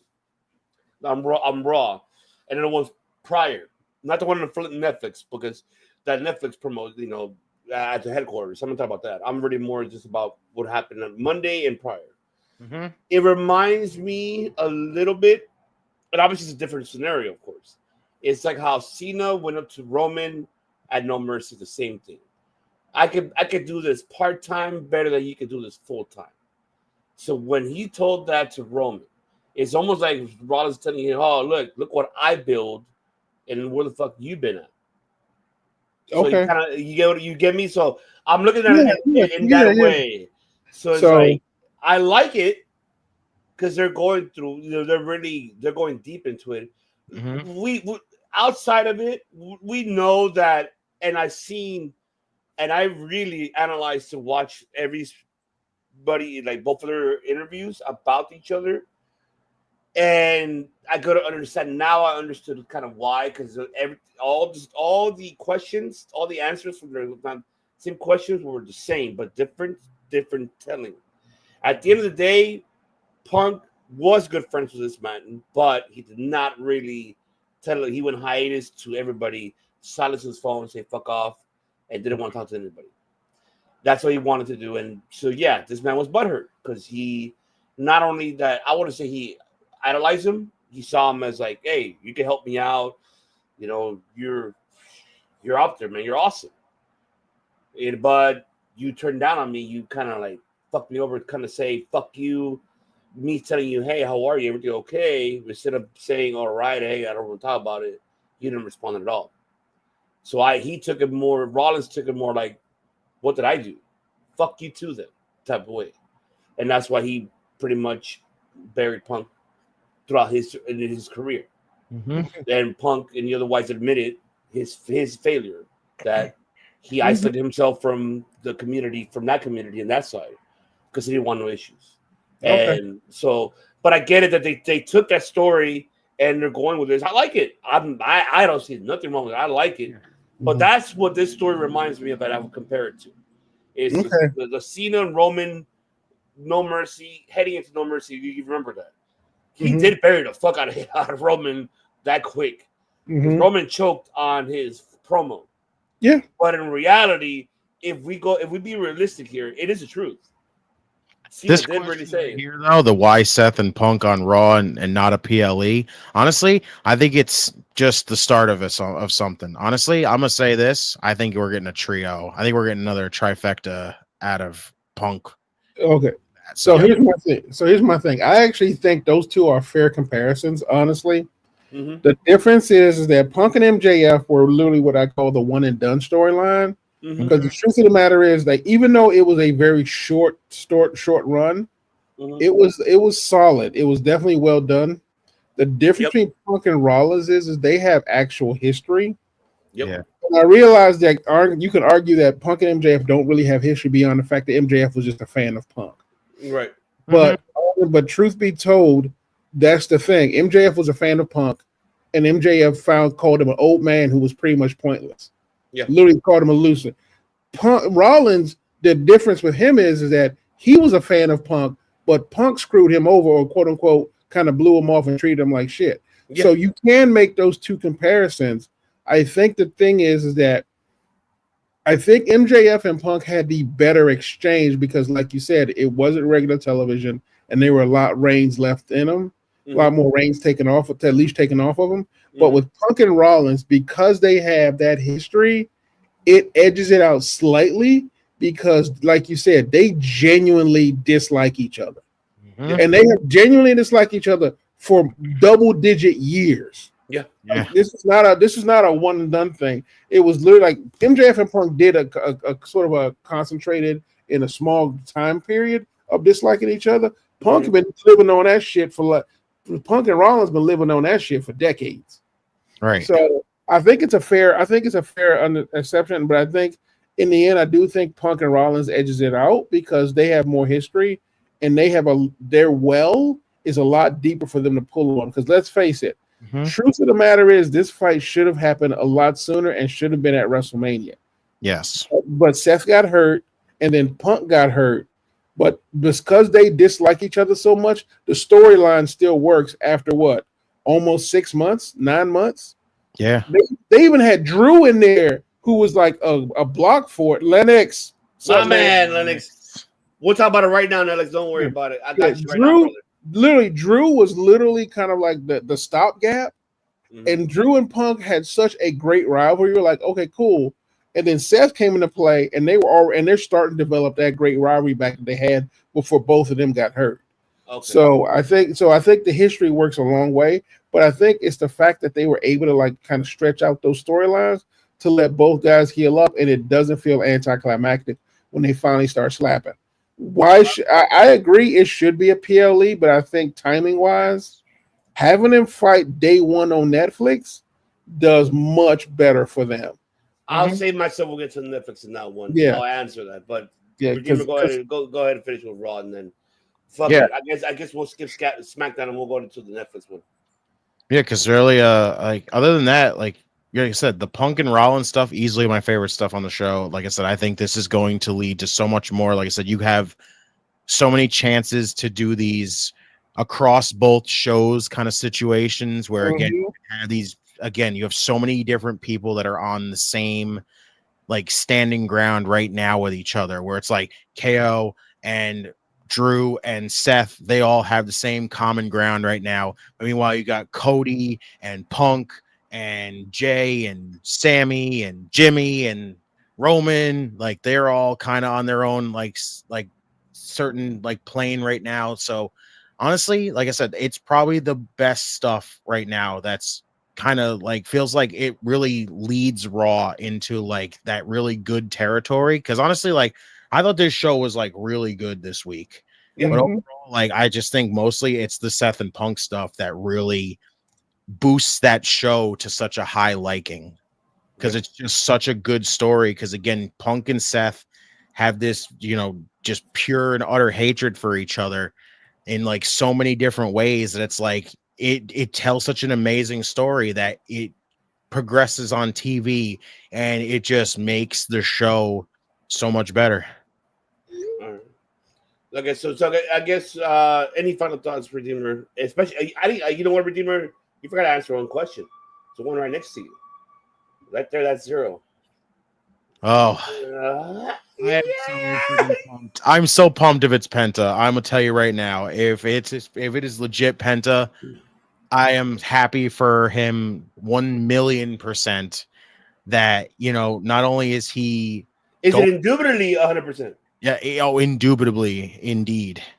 Like, the fact that he is going straight to the main roster, like, this needs to be the situation where when you bring him up, do not be like you did with the Guns.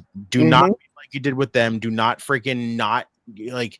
give us like video history so everybody can be like, this is why I should like these guys. Everything else, this needs to be, or if you're going to make this be another situation where Penta's work rate is going to get him over big time.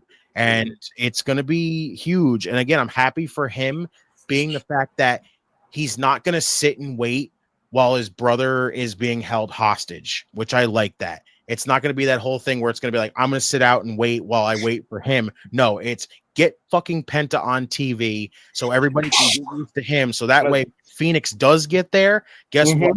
Lucha Bros are going to be an over goddamn tag team in WWE. And fuck yeah, you fucking killed it on that one. And shout out to you for saying hostage, because you know what? Shout out to Conan. He's the same thing. No, Eric Bischoff, excuse me. He's the same thing. It's like, man, why keep him in prison, man? Let him go. But yes, 3 times indubitably. There we go. So that's 3. All right. Put it there, my brother. While you do that, I'm going to just switch on. Yeah, SmackDown, I guess we'll save that for another time, because I know that's what we do here, folks. We derail, but it's fine. Oh, yeah. SmackDown. Honestly, I think SmackDown we should hold off on, because here's the thing. It's a holiday season, and And weirdly enough, I am curious to see. The only thing I really think we should consider is what's it going to be like when it goes 3 hours. It's going to be interesting. It's going to be up. Go ahead, Virginia. Because right now, I'm really not looking at any storylines on this because right now it's just they're honestly, and I hate to say it this way, they're coasting right now. Their storylines are coasting, and don't get me wrong, that does not mean it's bad for anyone who's watching.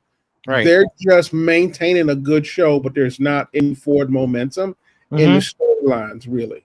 Yeah, because again, it's for SmackDown. It's really that one thing where again, it's primarily focused on the bloodline. Yeah, but with a lot of missing pieces right now, you know, some being out injured and just some, you know, schedule wise that just are either going to be there or not there.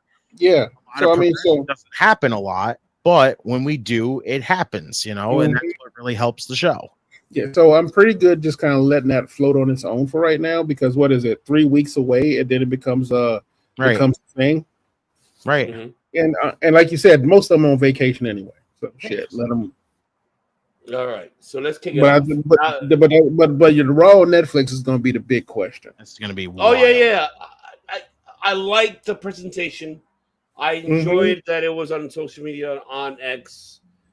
And I besides that on the social media, I like how Kevin Owens really was like, oh, this is the real champion crap.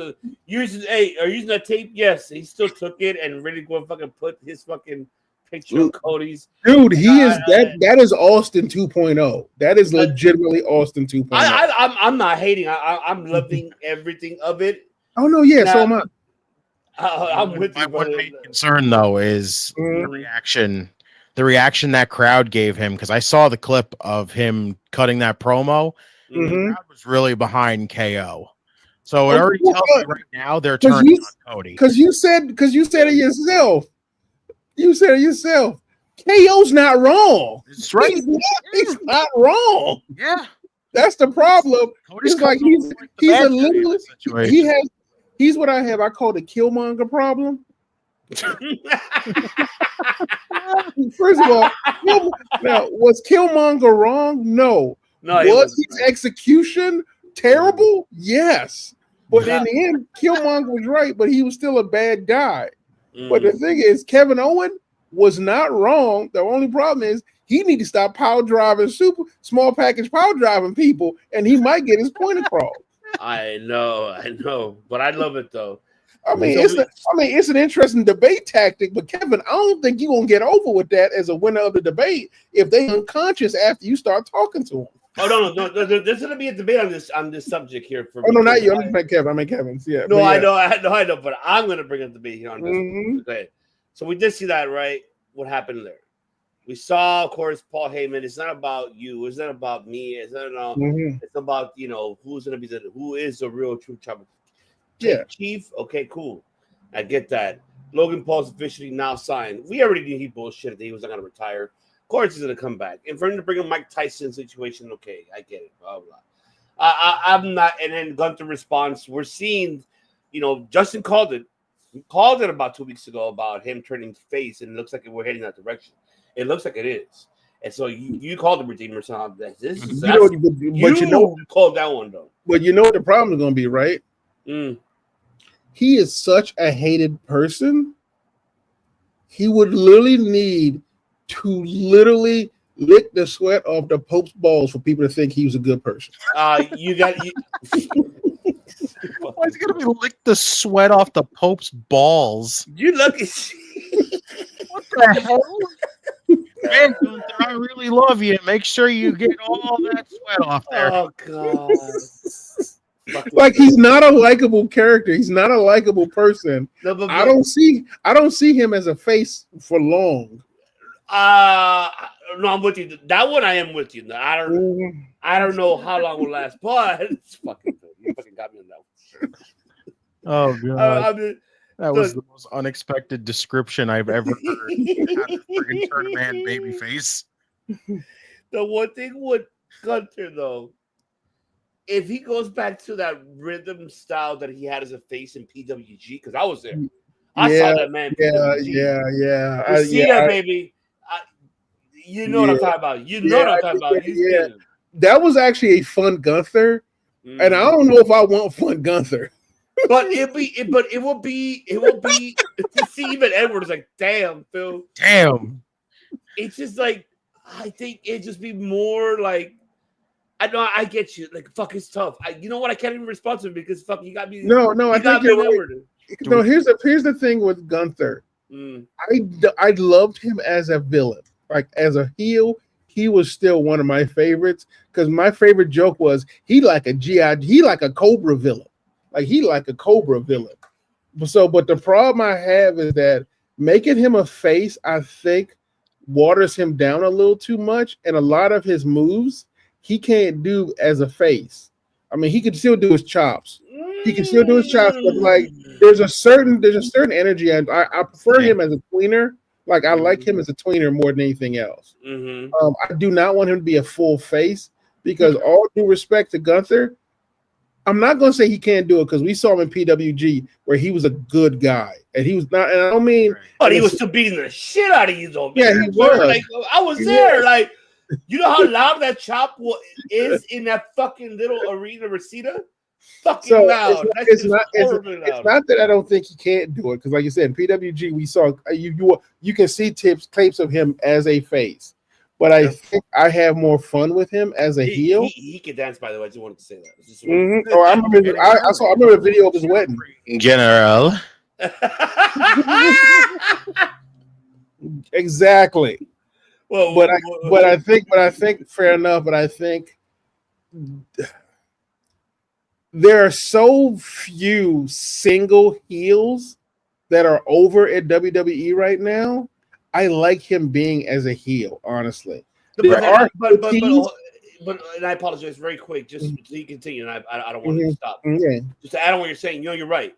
The only thing I would say is like he can be controversial. Yeah. Does that work? Depends on what he's controversial about, but yeah, like I said, like I said, there are so many heels that are over.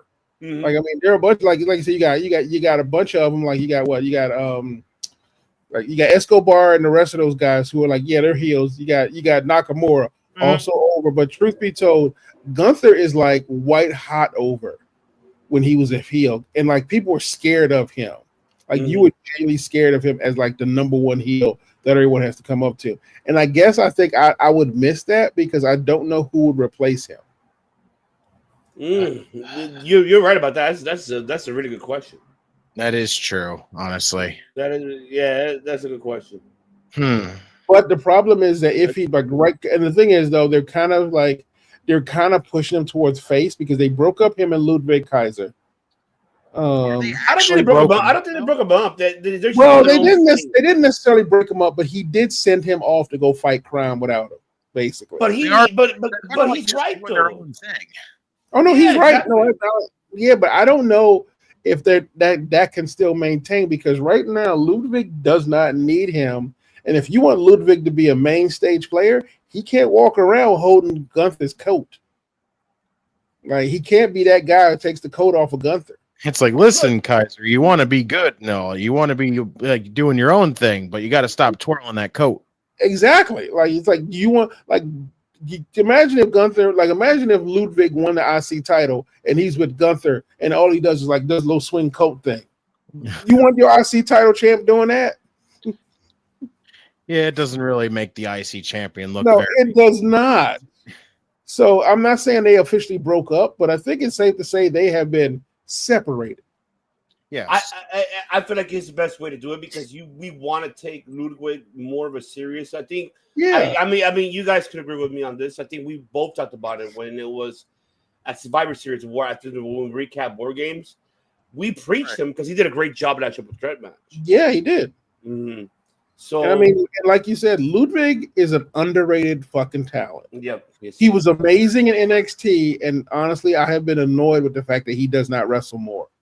So yeah, no, you're not wrong about that. You know there's a coffin, brother. That for sure. And also, I'm also pissed at him for dating Tiffany Stratton. It's Tiffy time. Let him be. They are an adorable couple, though. They are truly the problem is it's hard to hate them because they really are the cutest couple in goddamn They really WWE. are. Like the way she does stuff, and like you'll see the TikToks of the Yeah. two of them together, and the way he just looks at her like, God, I love her, and I'm just like, Yeah. look at you, Kaiser, you I stay know. fucking winning, bro. And I mean, he's like I said, the thing is, it's hard to be mad at because you're actually just happy for the both of them. I am happy for her, because especially how she explained the story, how it happened. Yeah, so like I'm just like, man, let Ludwig cook. Let that man cook, for God's sake. Stay with the W's. Yeah, there you go. Exactly. I'm not hating. Hell yeah. I mean, I'm not saying he should be U.S. champ, but honestly, him going for the IC title made me happy because I think he should stay on that level for a while. But yeah, I want to see. Oh my God! I swear, if Luger wins the Intercontinental at some point, he is really giving me that. He's going to give me a lot of reminders on point. I know I'm Pepsi can Redeemer can vouch for whatever. It's just like he's going to bring back to the '80s type of style. Like it's going to be really like the heelish mixture. I think the one we should look out for is Ludwig and Finn Balor. Like that match right there could literally that I don't care where it is on what part of the card it is. That's match of the night right there. Agreed. That old school Smash Mouth style. Yep. Like, I love him so much. He's like I feel like he could. The one thing I kind of would like to see him do is if you are going to keep the two of them apart. Honestly, I would say move Kaiser, put him over on SmackDown, let him do his own thing for a little while. You know? Yeah, I mean, honestly, yeah, they could use somebody like him over there as well. Throw him in contention. That's all. Remember, SmackDown has always been the medium mid card guys anyway. Kaiser, please. Like honestly, you know what, Redeemer? You just giving like something that I want to see. I want to see Ludwig Kaiser versus Andrade. That would be wild. Yeah, I mean the thing is, like I said, he would fit in really well over there. Like I think he'd do a really good job over there. He fits the size of the guys they're shooting for. He's fast, he's athletic, but like you said, he still fights old school style, so he would mesh well with whoever's like he going against. Like, can you imagine him and Carmelo Hayes going at it? That'd be nice. Shit, can you imagine him and if you imagine Penta and him going at it? Hello. Oh, yeah, I like that. Yeah, like I said, it's like Ludwig's got that one skill that I love in wrestlers. They can, like Seth has it, and Finn has it. They can wrestle anybody. You know what, Ludwig? Okay, Ludwig reminds me. I guess might give me shit on this. He is like the mixture because of his character. It's a mixture of Ravishing Rick Rude and mixture of. Fuck, I can't believe I forgot this other guy's name. I cannot believe it. He's a Canadian veteran. What was the one? I can't believe it. He was back in the 80s because he has not Ravishing Rick Rude, Rick Martel. He has a little bit of that, but yes, he has a little bit of both. But I will still keep him the same type of persona, not as an assistant of Gunther, but being himself. And I apologize to interrupt you. I just don't want him to go too far to be like Rene Dupree when he was introduced as a solo. Him having a cup of tea in fucking France. No, none of that shit. Be yourself, but be elegant. You know who he reminds me of, honestly? He reminds me of Jake the Snake. In the ring, he does. I love it. In the ring, he does to me. When he's wrestling, he reminds me of like the way he snaps all of his moves, the way he drops down, the way he hits folks like that. I mean, it is kind of a European style already, but he reminds me a lot of Jake the Snake and the way he would like land his moves, especially on the outside. Like there's something about him that has that Jake the Snake quality to him. That's why I want to hug you and I want to kiss you, man. But honestly, the Rick Martel. And other ones because right now I am debating because there's a couple of guys who are who is it? He also has a little bit of like Mr. Perfect in him a little bit too. That too, you're right. A little bit. And I mean, I'm not saying the man's a student of the game, so he probably looked at all of them already. But there's something about him that's like a mesh of all of those guys. Like he's not a high flyer, but he's like so grounded and so old school. He's very psychology in the ring. How you said about Snake. Exactly. You're not wrong about that. You nailed it. Yeah, so there is something about him that I'm like I feel like if he gets a belt, and I think someone said it best, he's got a punchable face, so he can never be a face. He's got a punchable face. Tell the truth. When he's in one of his modes talking shit, tell me you don't want to punch that man in the face. I mean, when the man literally comes out there and says, "Ladies and gentlemen," it's like, boy, shut your face. Exactly. You want to punch him in the face. Right? And he's a great heel. All your gratitude. I'll give you gratitude. Yeah, So- exactly. And so the thing now- is, go ahead. My bad. No, go ahead. No worries, brother. So now we know the main event for Raw on Netflix. I'm not going to that one. I'm going to for sure. I'm going to go to NXT New Year's Eve here in Los Angeles, baby. We're sorry. I'm going to that one. I can't miss that one. I rather see Naga Mania, and I rather see. I rather see where the fuck is it, man? Fuck, come on, please tell me where the fuck is it. Why always? It's either me or I don't care. It's always Jesus. You know where to look for it, Redeemer, because I'm trying to look for it. I can't find it. Oh, I'm waiting for it. There you go. Miss Parker! Miss Parker! Are we on NXT already? Yeah. The one thing I want to touch about this one very quick so we can move to NXT. The one thing is here. For me, okay, FM brought up, how about the whole situation with Punk. But there's one thing that caught my attention on this one. This is Bully Ray's Busted Open and asked us a question about the whole Punk and Seth situation. You guys brought it up earlier. About being a trilogy and everything. Mm-hmm. Now, the biggest question here for you guys, too, is like, does it got you intrigued? Do you feel like it's too soon? Do you feel like if there's any lack of it? And I'll go very brief and I'll pass to you guys on that question. Like, for me, it feels, I hear Bully Ray's. Is it lacking? Yes or no? Is it too soon? I feel like it's too soon. Do I see it? And I believe I said this last week. You guys correct me. I did say it. If it did, since it's not the main event anymore, this is going to end up being a brawl for all. It's not going to. There's going to be no. There won't be a trilogy though, how you guys said. Mm-hmm. But I just don't see the first matchup being a win or lose. It's going to go a draw. Okay. Nobody's going to win in this one. Okay. Was it too soon because it was Netflix? Yes, in a way, because you're not, like I said it last week, it's not going to be much intriguing heading to Mania because it's not really giving us that.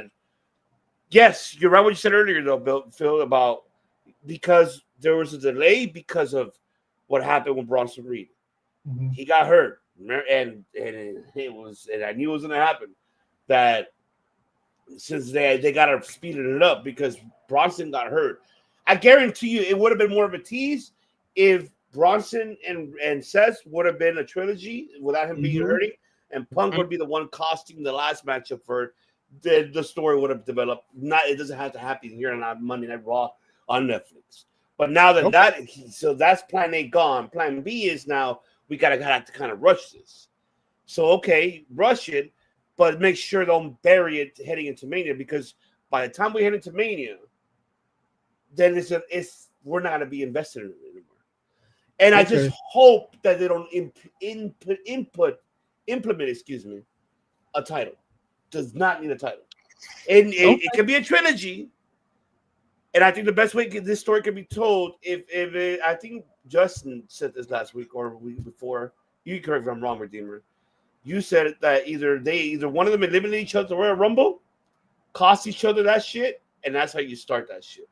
Go continue it more and more, like just going with it until heading into Mania. Okay. It doesn't have to be a trilogy like in matches. It could be a trilogy as a storytelling.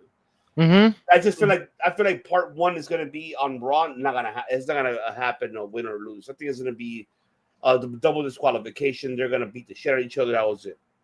And take it more personal. The more personal to go with it, the more we're gonna get more invested. The more they really go into it, we're gonna get more invested. Because because mark my word, or what I'm saying, if there's a pin to this, and they go Rumble Mania, the trilogy ended in Mania, that intriguement is gonna be gone. Mm-hmm. I guarantee you that. Yeah, I may be wrong. We don't know between now and Mania, folks, but who are listening and watching. I'm just saying that. Mm-hmm. So, and the last question to add on that for you gentlemen, so I'll start off with you, Redeemer. What do you guys thought about the new logo for Raw 2? But go ahead, Redeemer. The floor is yours. Like, it's that whole situation. Like, I do agree with you. Like, I hope they don't overdo this whole Seth and Punk thing, because you don't want to immediately, just basically drown it out. Like, this whole feud to me just screams Mania. Mania needs to be the culmination of this entire thing, which makes sense. Which, honestly, I did say a trilogy earlier, but honestly, again, maybe that might be too much. That could literally bring a lot of people to be like, all right, listen, this is a little too much. Like, the one big time matchup that we should get out of them is Mania. And I'm with you not wanting a championship involved. Like, I don't think it needs this title. This feud is basically about, we can see as on-screen and also off-screen hatred that these two have for each other. It does not mean anything that has to involve a championship whatsoever. Like, Punk, yes, he basically talked about the fact that, yes, Seth had something that he wanted at one point, which again signifies that Punk wants the world title. But Punk was willing to basically be like, listen, I want that world title as well, but if it meant that I have to put that aside to freaking take care of Drew, then I'll do that. Now it's the same exact situation. Listen, I want the world championship, but now I have to deal with you. One of the biggest freaking obstacles in my way is the absolute history we have with each other that involves us hating each other so much. Like, again, I'll put the world championship aside to basically take care of you. I love it that way. And I don't want him, like I said, I just don't want him to overkill this whole thing.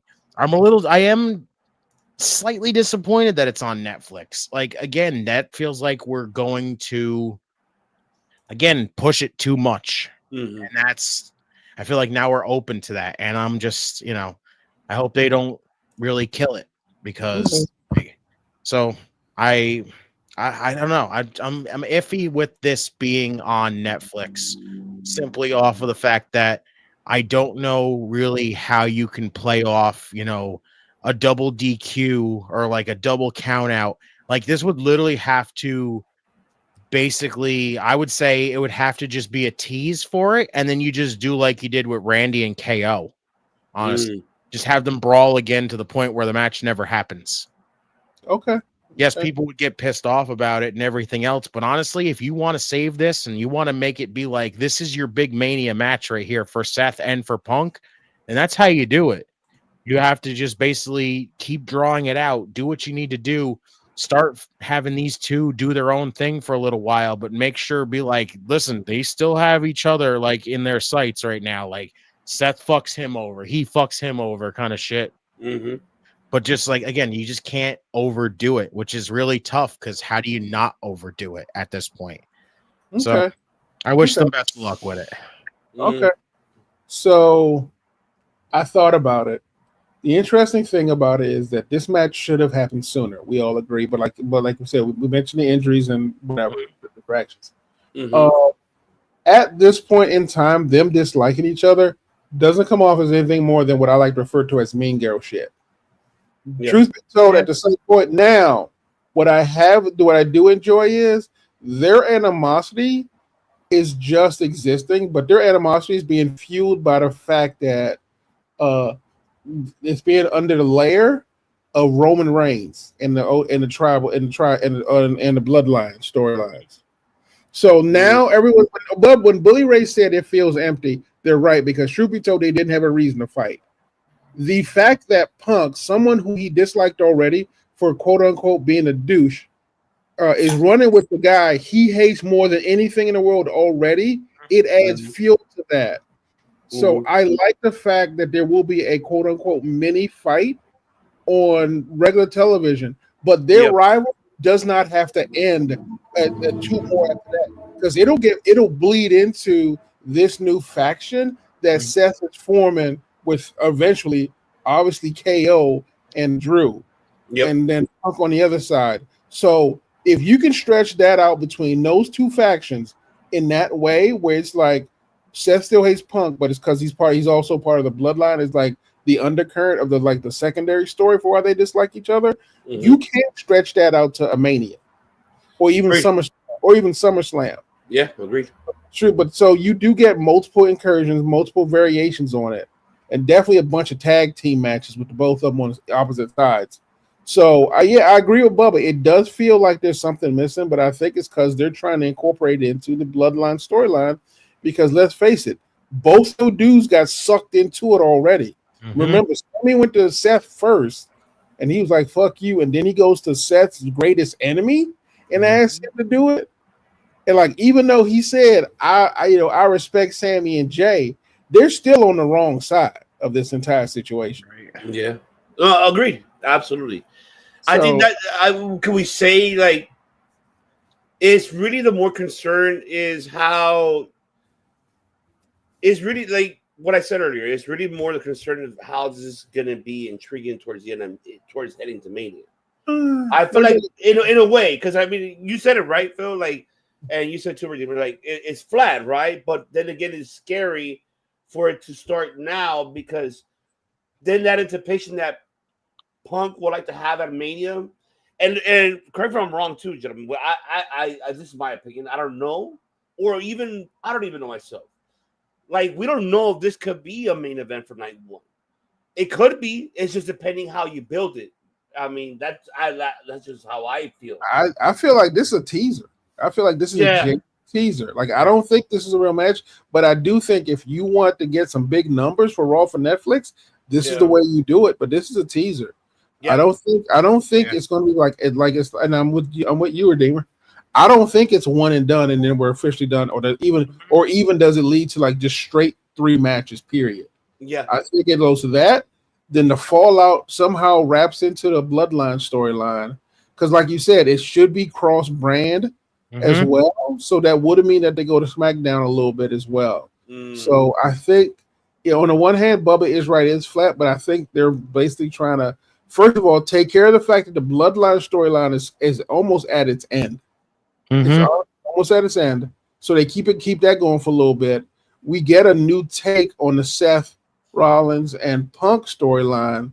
So you get to extend those 2 storylines for as long as you want.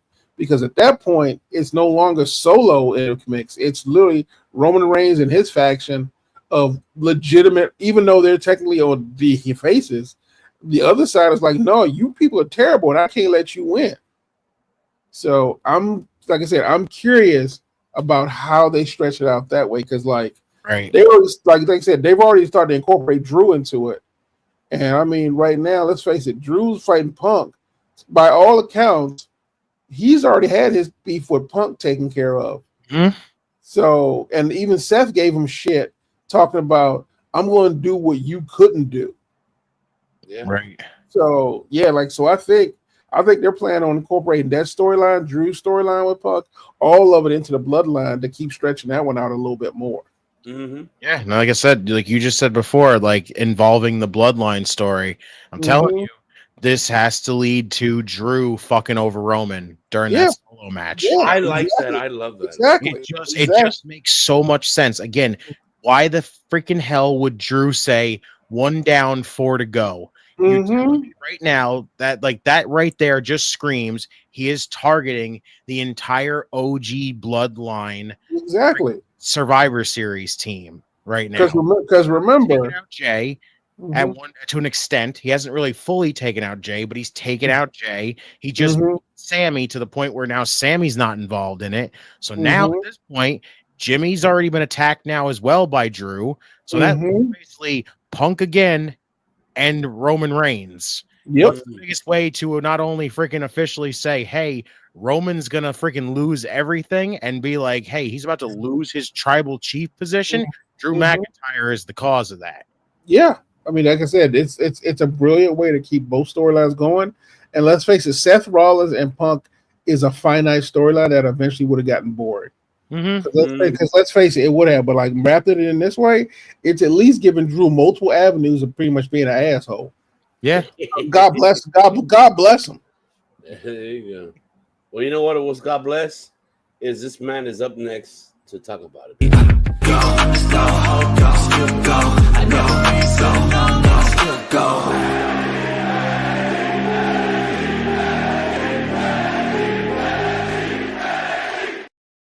What the fuck, man? I look. By the way, just because I know you're curious, Redeemer. Do you want to know what what they did on their on the ratings? How did they do? You're gonna be surprised. You're gonna be fucking surprised. So the total, okay, total overall, they did 708,000. Okay. And guess what they beat? Oh my God, did they really? Yeah. That's hysterical. The floor is yours. Take it away. God, I really enjoyed this show this week. NXT again, like I feel like continuously takes over that spot of the best show of the week again every single time. And this right here really proved it, like kicking it off with Oba and Axiom as your first matchup. You know, the start of Axiom's double duty for the night. Like, first off, Oba, fantastic. Love Oba Femi. Axiom, I kind of get what the point of this whole thing. I really get what the point of this whole thing was, like to the T. This was basically, hey, Frazier did it at freaking Deadline, where he not only competed in Iron Survivor, but then went out there to defend the tag team titles. This was the same thing where Axiom says, hey, listen, you did it. I'm going to do it too. So he went out there, not only had the match with Oba Femi, which was damn good in its own right, but then he got beaten up so damn bad that he could barely even stand. Which, like, during the tag team title match, he was stumbling over his own feet. He was falling over because he was beaten up so much to the point where, again, they fucking retain the tag team titles. Like, first off, I'm just going to say this. I love Fraxium as a tag team. I think they're phenomenal right now. But where they're at right now, like, again, we can say this as many times as we want. You know, Shawn Michaels, he's got these two have blackmail on you. That's why they're not taking the tag team titles off of them. At this point, they're doing a hell of a job with the tag team titles. Well, they are. They're really keeping the division up, which is good. And I love that they're out there showing everybody that these guys can go out there and pull quadruple duty and still go out there and successfully defend the tag team titles. It's really actually freaking impressive how the hell they do that every single time. Yeah. Now right now they're both just a beat up tag team, which is crazy. Yeah. Like, I will say, outside of like that whole situation, to me, I don't really think there was a lot like really big talking points other than like the main event. Like, NXT was like good. Like the Ethan Page and Javon Evans stuff was cool. Like Ethan kind of, you know, playing games with everybody. Like, I lost my smile. And then it's like, fuck you, Javon. I didn't lose anything. I'm still all ego. And I'm like, you know what? Fuck it. Ethan Page knows how to play people. This is why the man is freaking all ego. He's a freaking dick and he's damn good at it. I love it. I love how they handled it. And I love that, you know, again, Javon keeps getting all this. This is a magic word. I love it. There you go. Let's go. I love that Javon's getting all this love in NXT right now. But you're right, though. You're bullshit, Shawn Michaels. Right? CW to stop cutting that shit.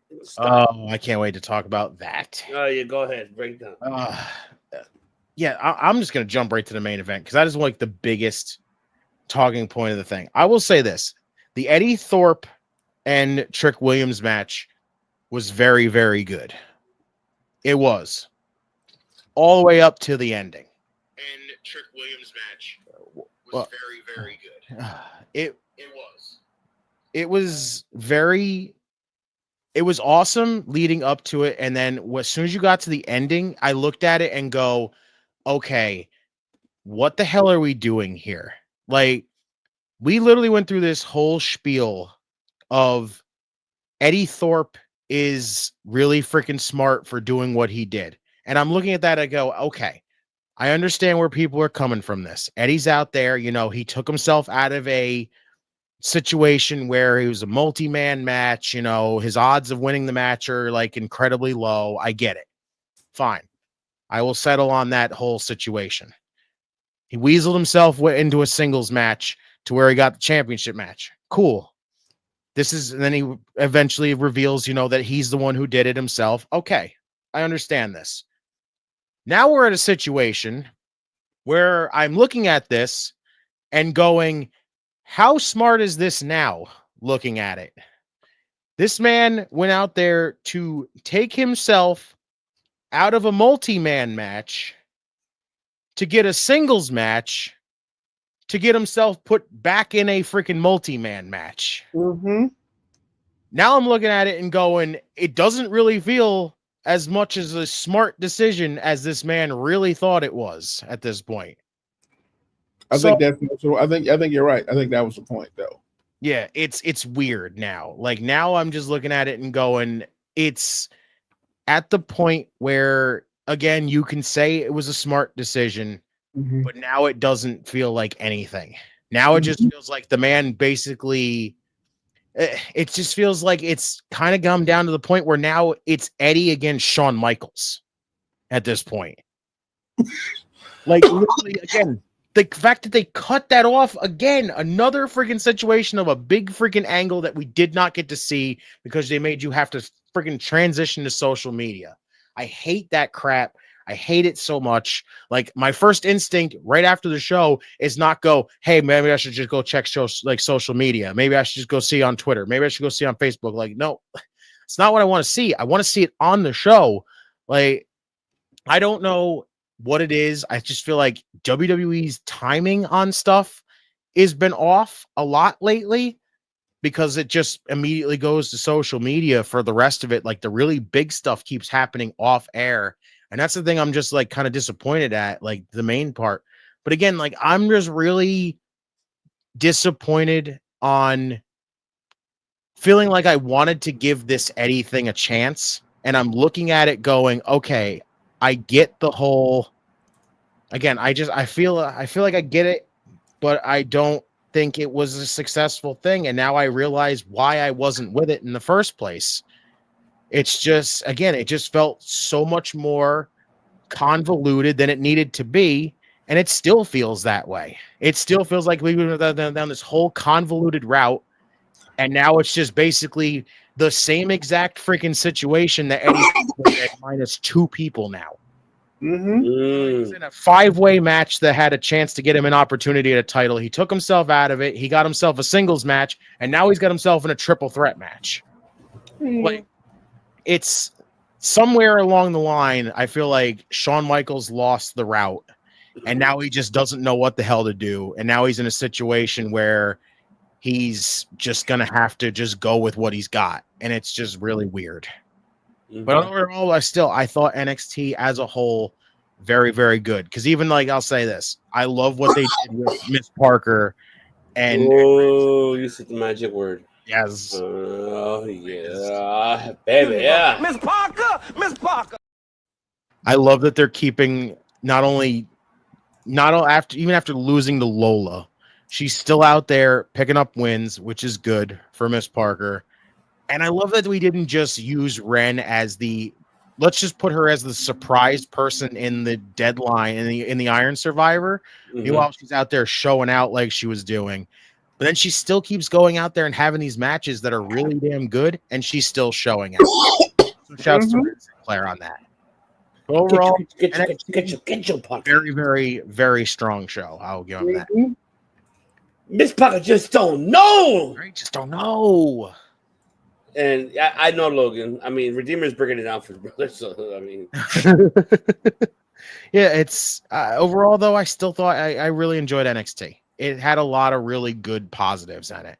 Okay. Yeah, but give them credit. Give them credit. They were like I can't believe it. Like, they really did great, and they beat AEW on the graphics. Yeah, I mean, I liked NXT for what it was. Honestly, I don't expect that much from them because in my head, even though it's a brand, it's still a developmental brand. So they're still trying to figure stuff out. Like I said, they're still trying to figure stuff out with their talent. Because, like I said, the Zarya Soul Ruka match, by and large, was a good match, but there were some spots there that I thought was unnecessary. And I know it's part of the gimmick. It just felt like it lessened her character. The kind of awkward way that Zarya and Soul Ruka tagged together, where they couldn't really mesh well. I felt like that was a little bit overdone too much. I felt like that was done a little bit too much, mostly to protect Zarya and keep her out of the ring, which was kind of pissing me off as well, because honestly, the Zarya Last Legend matches of it were great. And the fact they tried to keep that under control was bothering me.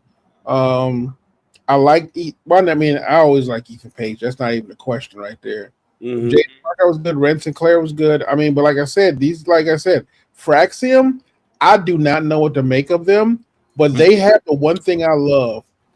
They'll take a kernel of a bullshit idea and turn that shit into chicken salad. I don't know how they do it. They went from almost breaking up to, can you please stop having us do multiple matches a night, please? Think about it.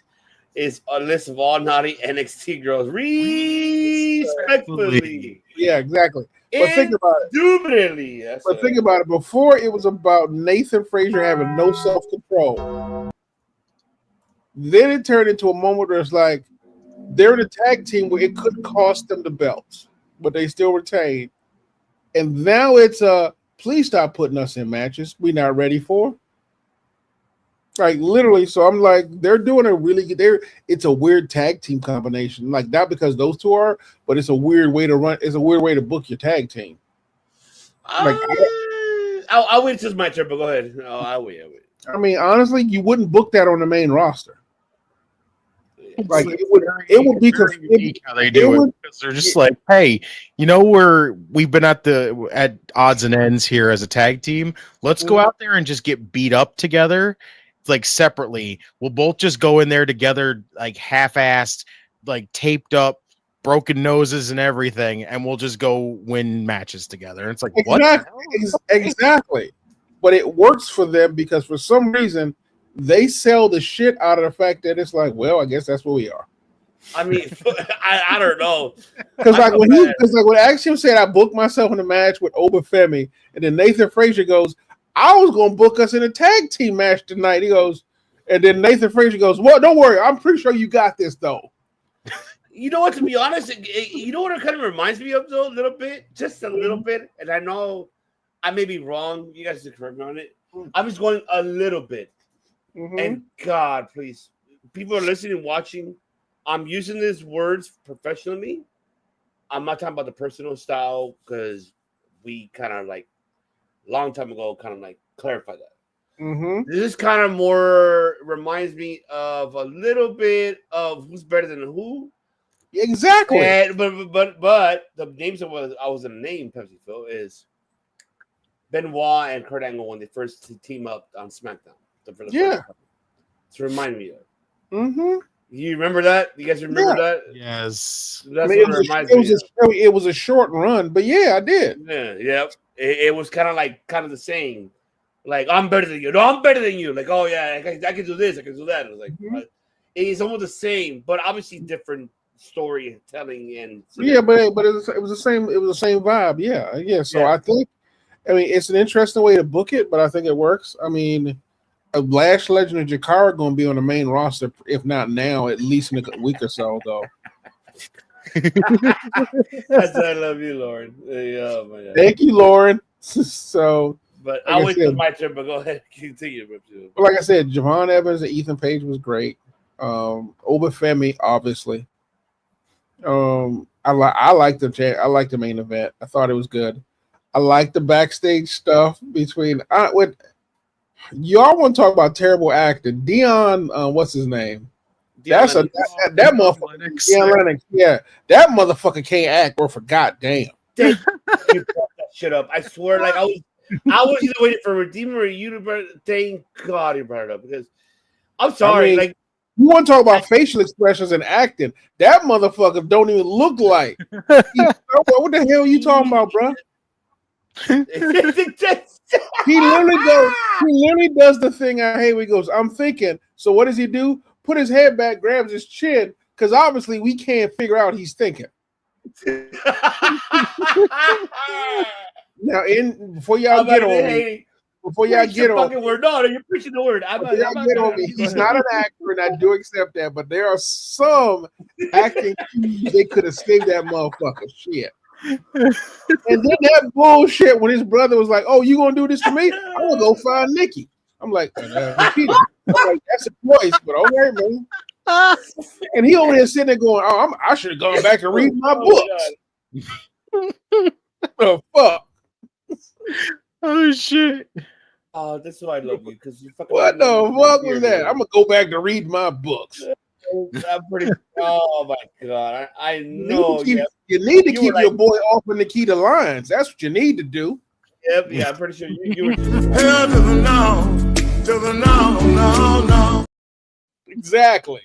That is great. You nailed it. I was gonna bring it up, but you fucking nailed it. I'm glad you brought it up. It's just like, what the fuck, like. But again, it's developmental, so the boy learning. I know, but Shawn Michaels should know about. I need to get that clip of him. Well, like I need to get that clip for him. Like, come on, Michael Higginbottom. I know you're looking at the bottom, but not here. Yeah, I'm not saying this. I got mania where I know it, but so this is how you know it. This is how you know it's bad. I'm a Bret Hart guy, but I'm gonna apologize for Shawn Michaels. I don't think he's doing anything wrong. He's giving these kids all the platform in the world, and they're learning. Their learning curve is harsh, but they are learning the hard way to kind of get stuff done. Because I think we can all assume, we can all admit, Obafemi caught on fast and owned his shit really, really fast. Yes. The same for guys like Nathan Frazier and Axiom. The same for like Hank and Tank. The same for like Jada Parker. Like some people are getting it faster than others. So others are just like, yeah, we're gonna have to take you back to the learning tree and start all over, brother. Oh Jesus. No, I'm with you. I'm not saying you're wrong about that. Just that for me, it's just really like, come on, man. Like, it's hard for me to see Carmen Pekovic be in that situation because I like her. I feel she is great in the ring. You sound like her. You sound like her little brother. Why y'all messing with my sister for? Yeah, that's exactly how I am. It's like my little sister, man. That like, story's just so strange because here she's going. She's like, I really like Ashanti. Oh wait, he's a player. Oh wait, I really like him. How dare you, bitch? Stay away from her. Like, first of all, like, what the fuck? That storyline has been around since time immemorial, since going back to the days of Saved by the Bell. You put some respect on that storyline's name. I know exactly. I know what you're talking about. That is Saved by the Bell 101. Zach was fighting over what's her face. Tiffany, Slater was trying to take her from him. You know what? No, but it's talking about the hug. Remember the hug, and then like, what do you exactly? This is my response to that story as a whole. It's all right because I don't care. You ain't got a romantic bone in your body. The fuck? You don't get to be on it. You don't get to be circular debate the rom-com. You don't get to be on circular debate the rom-com. No. Like Redeemer doesn't say publicly because I guarantee you, like out of off there, he's like, my mind's telling me no from my body. My body's telling me yeah. I love Carmen Petrovich. I really do, but this story is fucking weird. That's all I can say about it. Like, I think we can all agree this is you don't like this man. You like this man. You don't like this man. You're trying to get convincing from this guy that you consider a brother. Can we also admit this is one of those? Let's throw shit against the wall and see what works. I'm sorry, it's just fucking Justice God. Basically, honestly, the Carmen Petrovich thing is really, let's just throw shit on the wall and see if it works. It's just got me right now. Oh shit!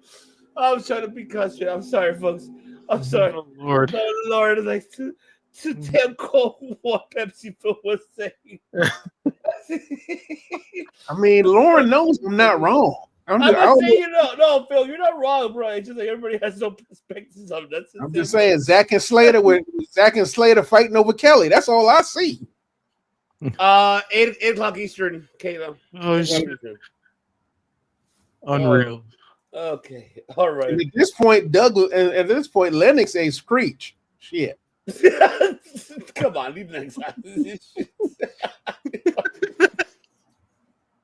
We love you, Lennox. We love you. Oh, yes. God. Oh God. Not that Lennox, the other Lennox. Okay. The NXT NXT Lennox, not Lennox.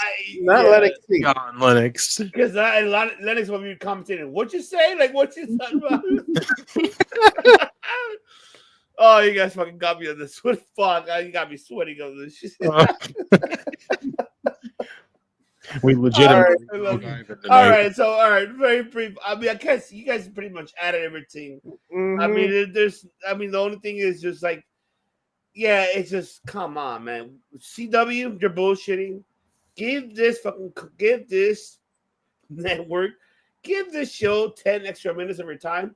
Start it 10 minutes before so they can have their fucking time. Right. If you see that other shows ain't fucking working, give them the time. I don't want to see that social media shit. We talked about it earlier. It's just like, no, it's like some people don't have social media. I'm not saying everybody. I'm saying a couple of them. Okay. They just say they deserve to see what it's shit. On USA when we had this, we were able to see it. There was no problem with it. I mean, come on. Look, I think it's safe to say USA and CW got different money markets. Oh yeah, of course. I'm not saying you're wrong about that. I'm just saying CW like make more money than USA does, but I don't know. Indubitably. That's what I'm talking about. That's right. And we love you, boss lady. We love you, Caleb. Yeah, so I mean that's all I can really add to. I mean, there were the other thing I can really the triple threat we saw it coming. It was gonna happen. But I know people are upset. It's like, what the fuck? How you're able to input, Eddie Thorpe in this situation? But then again, fucking, he needs something to do, and I'm not mad of it. Mm-hmm. It's called friendship for God's sakes, and we know from New Japan. It's just like I don't mind it. Yes, it was a horrible way out. I heard piece of shit sales from Alberta saying, "Oh yeah, well they're protecting, Trick Williams and Obafemi and another one that thing pissed me off about them. They're like, oh, they might not have a good match. That's why they don't want to do it at one-on-one. How the fuck do you know they're not going to have a good matchup? Right, what the hell? You cannot. How are you expecting a Trick and freaking Obafemi would not have a good one-on-one? Like, what the hell? Yeah. Like, I agree with the saving part. Like, it could be saved for Mania weekend. Cool, that's fine. But in regards of not them having a great matchup, I say, well, like, you have to. Edward, if you're still here, you can really comment on this. So it's really understanding the psychology of it, of how is these two individuals, especially Oba, who's a big man, like he's a strong man. He's like, I'm sorry to compare all these shit. It's so proper, folks. I compared everything towards it. It's just really not Rocky, by the way. I'm not including Rocky. I've been through that too much. I'm gonna include that. It's really more like like Bloodsport in a way, like Van Damme versus the other guy, in a way that type of style, it's like I see Trick, Van Damme, and you know what I mean? It's like it's kind of like that way. I feel it'll be a great matchup? I feel like it will be. I feel like I feel that Trick is gonna push the limit for Oba to do things that he hasn't done in the ring for a long time, even when he started. I don't think we haven't seen that from Oba because they built him so much at a high level to be a mean, powerful man and to be very aggressive and really be more heavy on his matches, but not really doing much of a high-flying moves or doing technicalities in a way. I feel that Trick is going to take that out of him and he's going to be underestimated. I feel that happening in this triple threat. If this triple threat happens on New Year's Eve, which I'm assuming it may, if it does, that's fine. but I feel that it's gonna give at least Carl Fredericks will. Eddie Thorpe, folks. I'm sorry, Pepsi Phil and I redeem him. Called we know he's from New Japan.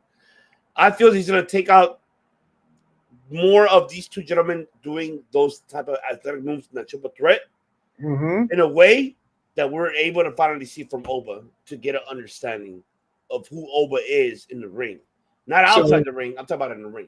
Yeah. So here's the interesting thing about the entire thing, though. Mm-hmm. People who are coming out saying they don't think it's going to be a good match. Mm-hmm. Fuck do you know? I mean, I think that's the problem with fandoms right now. And I'm talking. Hold on, before I apologize, interrupt you. What you said, I want people to, especially that piece of shit. So you're saying this. Go fuck yourself. That's it. I mean, not entirely. But the problem I have with wrestling analysts and the IWC is they're always like, because they do know a lot about wrestling, and I'll give them that much credit, they're like, oh, this match isn't going to be great. Like, how do you know? Right? Like, we don't know if it's going to be good. We don't know what's going to be bad. The point of wrestling is seeing how they do the match. Mm-hmm. So I don't, like I said, I actually like the three-way dance, even though it fucks up Eddie Thorpe's entire like master plan, as it were. Mm-hmm. It preserves Trick Williams and it preserves Obafemi. Mm-hmm. Like it is bad that it ends up with like him taking a pin for it, but those two guys can't afford a pin right now. Like Oba just lost his title, and this will be his next match after winning the Iron Man challenge. So neither one of them can really take a title, take a pin, even if they keep the belt. So see, honestly, I'm looking at it like Eddie's involvement really doesn't add anything to the match because I'm looking at it this way. Oba beats Trick. Mm-hmm. You know, at least Trick, if he puts up a freaking fight for it, it's one of those situations where, yes, Trick was damn good, but he just wasn't good enough to beat freaking Oba, which honestly doesn't make him feel like he got downgraded, which isn't bad. But here's the question though: what if Oba beats Eddie, gets the belt, and Trick loses it without ever getting pinned? That's the only thing that came to mind when they announced the threat, and I looked at it and I go, I didn't need to see Eddie Thorpe in this freaking match to just be the sacrificial lamb for Oba to win the damn title that way. If Oba's going to win the fucking Trick take the win and freaking beat Trick, not freaking be like, oh, well, here's the guy that you freaking pinned. Well, it's just like, I get it. If you want to protect Trick, fine, but you can still protect Trick even in a loss. Like if this man goes in there and puts up a hell of a fucking fight against Obafemi, and it comes to the point where he almost beats Oba, it's going to come down to like, yeah, Trick put us all in there, and he was this damn close, but Oba was just that damn strong. So it still makes Trick look good in the process, but it's making Oba look good as well. But even if like the only bad outcome is Oba taking an L from Trick, that's the only freaking way. But I mean, if it does, it means we get our trilogy. Like if that's the case, we get our trilogy. What about this though, Redeemer and Phil? What about this? I mean, like, so we don't know what's happening next Tuesday, and like I said, I mentioned earlier, we don't read spoilers, and I want to know spoilers. Let's say if what happened this Tuesday, the same with Trick, if they could have done the same this Tuesday with Oba and Eddie. Let's say Eddie, I'm going to challenge Oba for the number one contendership, and let's say it ends in that same scenario. I get what you're saying, though, Redeemer. You're not wrong what you're saying. But I feel that it's protecting both sides and putting more Eddie Thorpe in the middle of making sure that it's protected. But at the same time, it's making him to be looked overwhelmed, like in a great manner, not in a negative manner, but more like, okay, this guy's under he's a snake, but we're underestimating him what he can do in the ring. Because look at me wrong, in the ring he's done. We're gonna question his ring abilities, but I get what you're saying about the storytelling. Is like it's ridiculous. Yeah. Unless let's say they do that, let's say if nobody suffers here a loss, it's a draw between Obafemi and Eddie Thorpe this following Tuesday. Let's say they do that, and let's say that heading into New Year's Evil, excuse me. then that will make it builds up the momentum for that triple threat. I mean, I'm just saying. I feel, I don't know if you feel the same, but I feel it won't hurt both parties. It won't hurt Oma, or it didn't hurt Trick on this one either. What really helps is really more Eddie. It helps him in the end. I'm just saying. But if you think I'm wrong, I mean, I want to hear it. I mean, I get where you're coming from with that. Like, it makes sense. But like, I'm looking at it and I just go, at this point, I don't think there's zero chance that says Obafemi's not walking out with the NXT championship, which is obvious at this point. But like, what? I don't know. It just felt like if you had Trick go in there, put up this epic freaking fight and be this close to being like, he's going to retain the title, but then you just have Oba beat him in the end.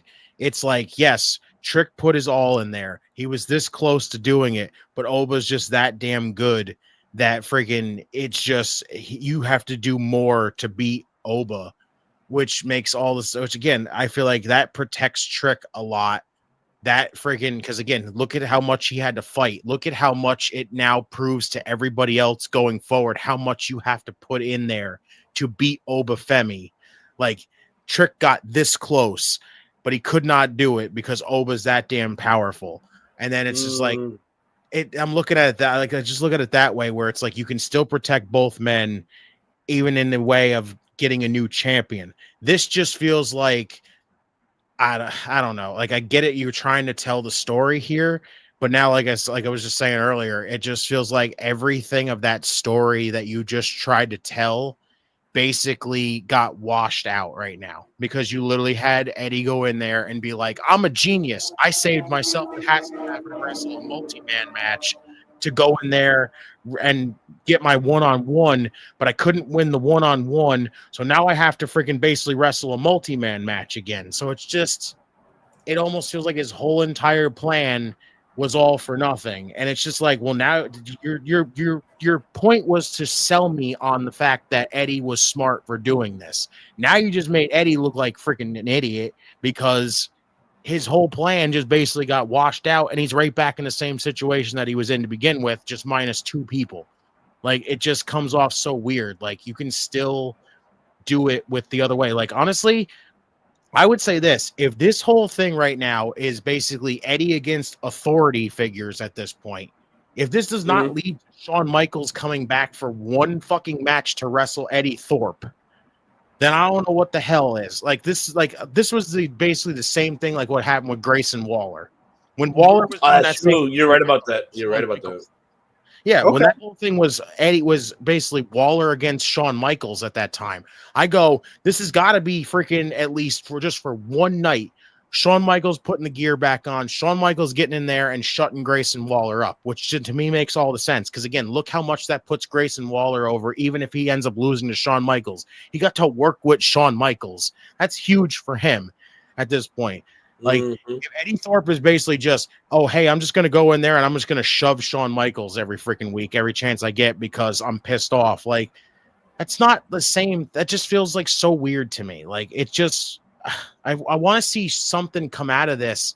And if it's going to be good and it's just Eddie's in this match to basically be the sacrificial lamb to protect both Trick and Oba, then Eddie's whole story was fucking pointless to me. Okay.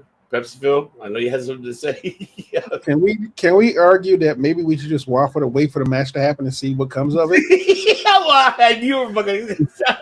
I mean, the truth of the matter is like half the storylines in NXT, as much as I love the wrestling and the wrestlers in NXT, half of them be having these bullshit storylines that last 6 minutes. God. Oh, Lord. We love you too, Edward. But love Edward. Thank you, brother. Thank you. But yeah, honestly, half their storylines. They love you, Redeemer. Yeah, think about it, man. Their storylines last about 5 minutes. But so at this point, I'm amazed that it's even lasts this long. Eddie's got like 3 weeks of action going on right now. So honestly, I'm just waiting to see what happens. Like I said, does this fuck up his master plan? Yes. Do we know what happens now? We don't know. Like, is he going to take the pin? Probably. But I'm not putting the cart before the horses, because I want to see what they come up with. Because truth be told, I knew Eddie Thorpe was going to have a great match in the main event, but I was waiting to see what he was going to do with that opportunity, because the opportunity was to get the match. We got to see him wrestle. He did great with, but I wanted to see the storyline and how it's going to progress beyond that match, which I was happy for. I'm with you too. It's just for me, it's really more like how the story was inputted on that kind of made it flat. And then the obvious was, of course, we found out on social media that he was the one. It was me all along. Ava, I attacked myself. I'm like, get the fuck out of here. Like, he's like, are you fucking serious? Like, I really want to go like, you fucking mark. Like, I just wanted to say that. I just like but I get it. I get it to get himself over. I'm not mad. Like, it's a 50-50 because, like, okay, yes, there's something to do with him. No, this is lame. Like everything what Redeemer just said earlier, I'm with him on it. I'm curious too what you said at the end. Is really how this match is going to turn out to be. I want to see.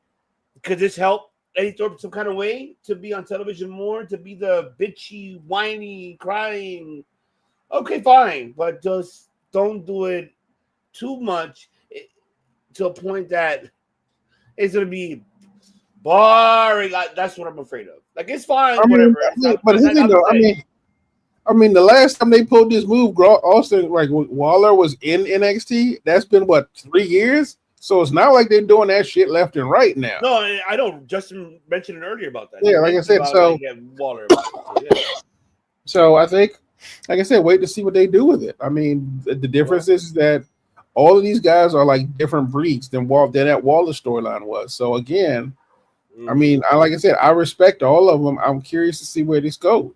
Because at first, I didn't think I could stand another Lola Vice match with the last pay-per-view, and that was great. I don't mind them. It's Nagamania running wild. So, like I said, does NXT have limited storylines because they're like still working on these kids and developing them? Yeah. No, I feel like because he fucking dumped. No. I mean, I think they genuinely are. Like I said, they're not doing the super complex ones, but they do try to keep it like very linear, very kind of straightforward. Like, yeah, there's a little bit of waffle here and there, give or take. Like, I mean, I look at Fraxium going, I don't know what the fuck y'all doing, but I'm gonna ride with you. Think about it. We are the same places. Like, I don't know what they're doing, but because what do we get out of it? Amazing matches. Because honestly, I thought Axiom was gonna die in that ring. Oh my god, them and Gallus. Honestly, them and Gallus, they really did a great job. I think they fucking killed it. Yeah, I literally thought Oba was gonna snap that man in half. I love how Phil looks at Fraxium and basically asks. Stop with that. Honestly, I told you before, they are what I refer to as the unexpected tag team I fall in love with. Because I did not like them because they look ridiculous. But damned if those boys can't go. Any final thoughts so we can move on to I'm good. Like I said, NXT just still nailed it this week. Yeah, and honestly, I grade them more. I still grade, and even though NXT is like top tier in regards to attendance and numbers sometimes, most times, honestly, I still grade them on a curve because, like I said, they are coming straight from the Performance Center. Right. Well, I mean, they did great from last week. They went from 644 to 708. Oh, look at that! Yeah. So they did great. They were number two in 1849. Yeah, like I said, since the first debut for them on October 8th. Yeah, even though they do good numbers, they're basically still attached to the Performance Center. So I do grade them on a bit of a curve. Sorry, I just still can't call them that. I know we talked about that last week, but I'd rather kill them. I mean, you're right. You have your own. Here's the thing. Half these guys would not survive on the main roster right now. You're not wrong. I'm not saying you're wrong about that, Phil. I'm not saying that. So, but I still grade them on the curve. Like, I'm like, oh, they're still learning.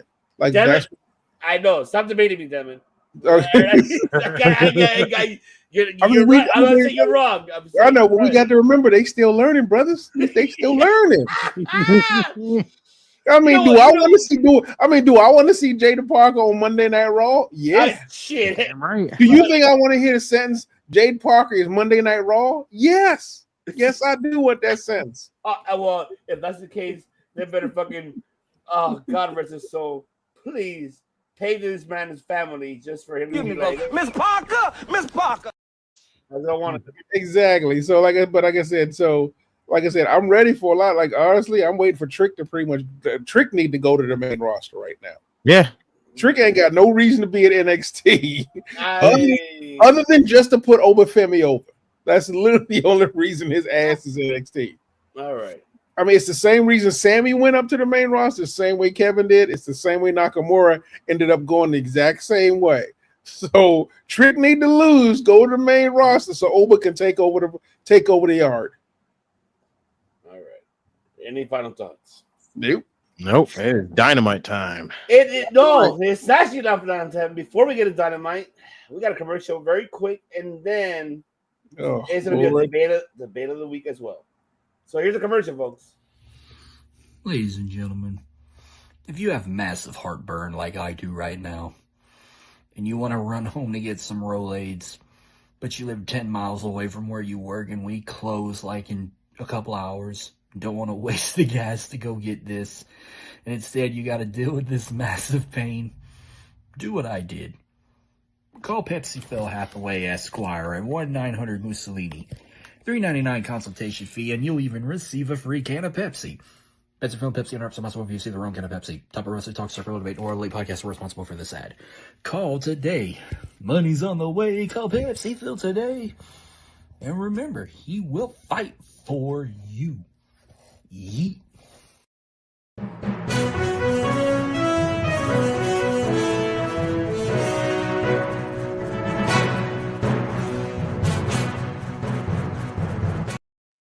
That's right.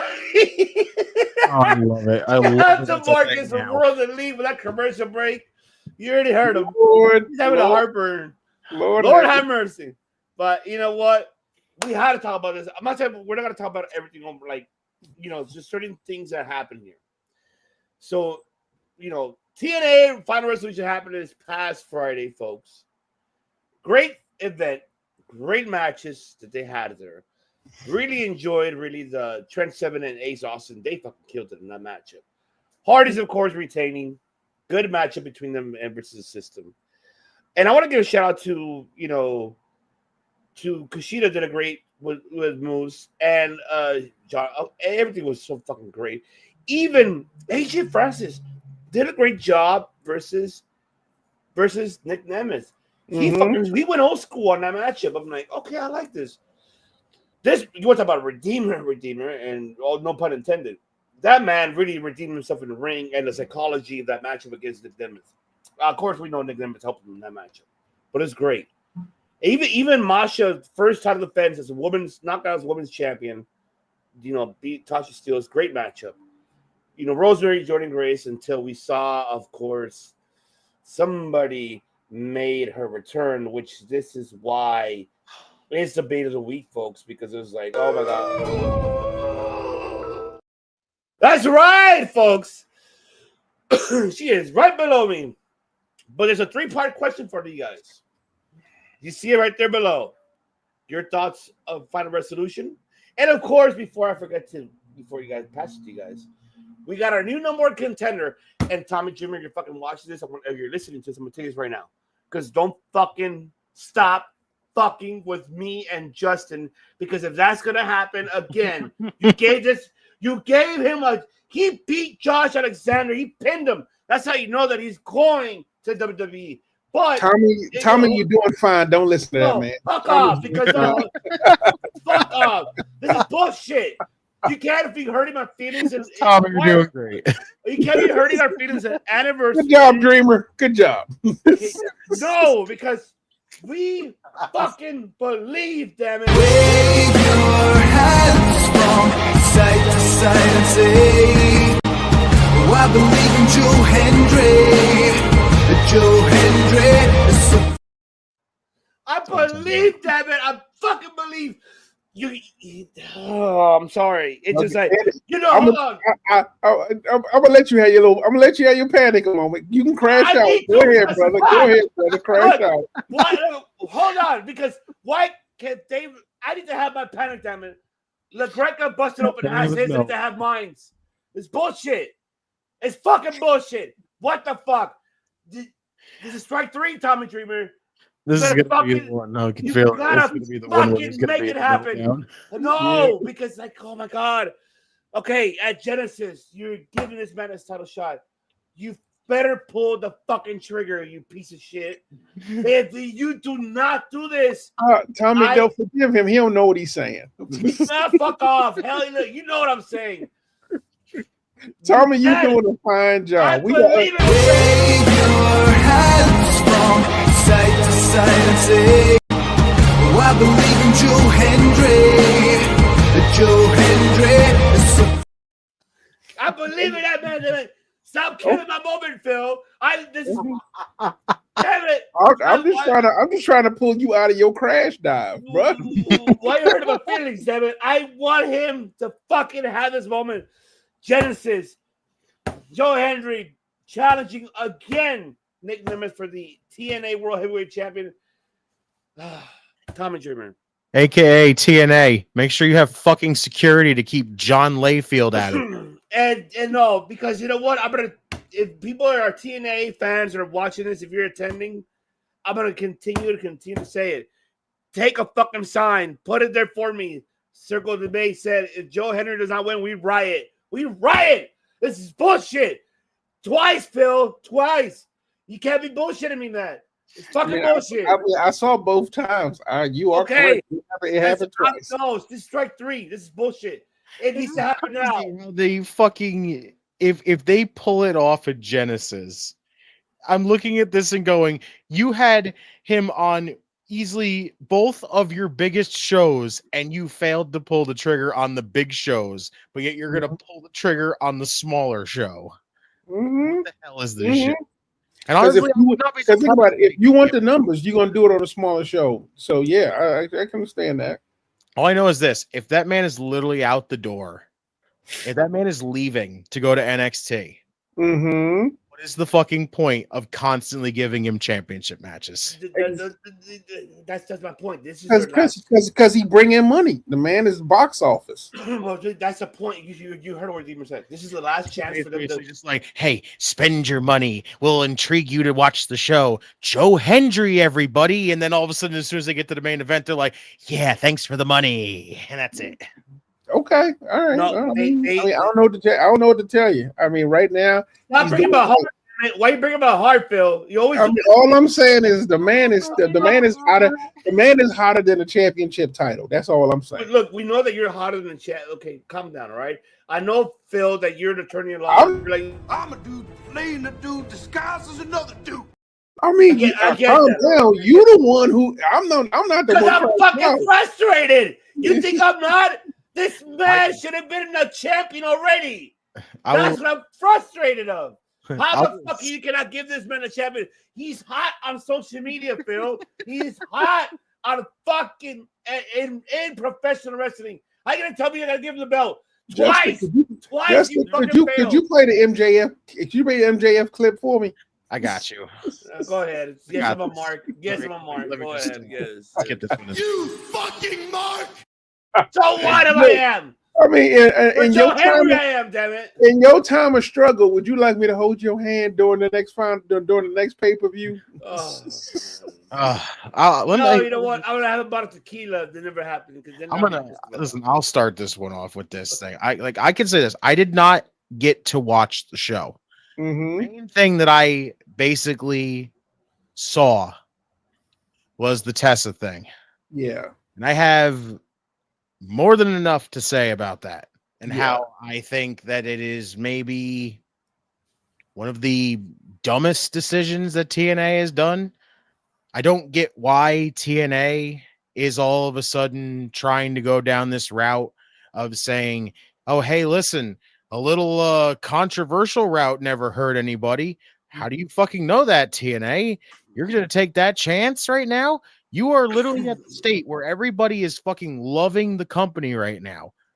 You have the freaking roster that even after Scott D'Amore freaking left and everybody was like, oh man, we love Scott so much and this really sucks that he's gone. They stuck it through with you.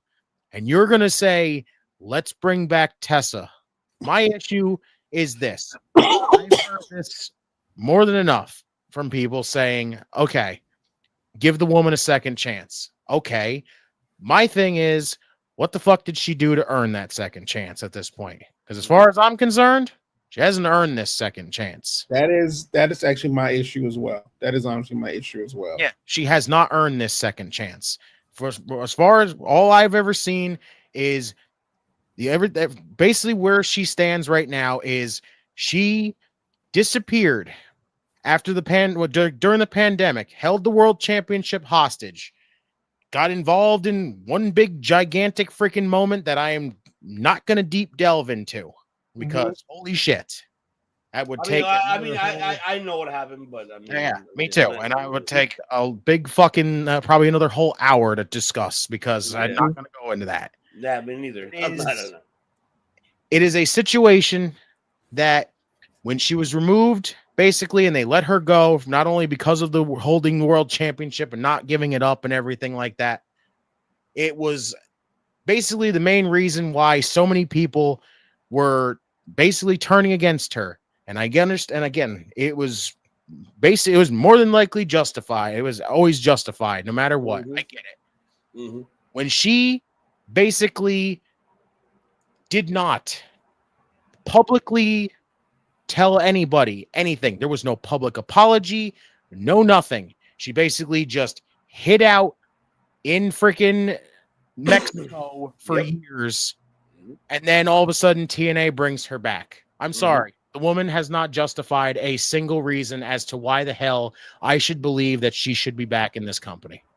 There's nothing. There's literally nothing that says, like, everybody, like, listen to the reaction. And that was not a reaction because she's a heel. Like, literally, Jordan Grace does not want to do this. Jordan doesn't even want this. What I've heard. She's on her way. She's on her way out. So we already know that. And then again, from what I've heard, though, Jordan wants nothing to do with this. She does not want to work with Tessa. And I don't blame her. Why would you want to? Again, I'm just going to sum it up plain and simple. All we needed was a public freaking thing of her coming out there and saying, listen, I fucked up. I'm going to apologize to everybody that basically I have done wrong. Everything that I have said, I am publicly coming out here and apologizing. That's all it needed to be. You didn't need to hide out and freaking let it try and just hope that it all went under the rug and disappeared. No, because it didn't. We all remembered it. You're in the same category with a certain somebody else that, you know, his situation is just as shitty as yours. Like, it's all we needed. Public apology. It's all it needed to be. Yeah. If you wanted to get some kind of like good freaking thing to be like on the same, like to make that freaking La Rosa Negra feel better, all you had to do was basically be like, listen, I fucked up. I fucked up.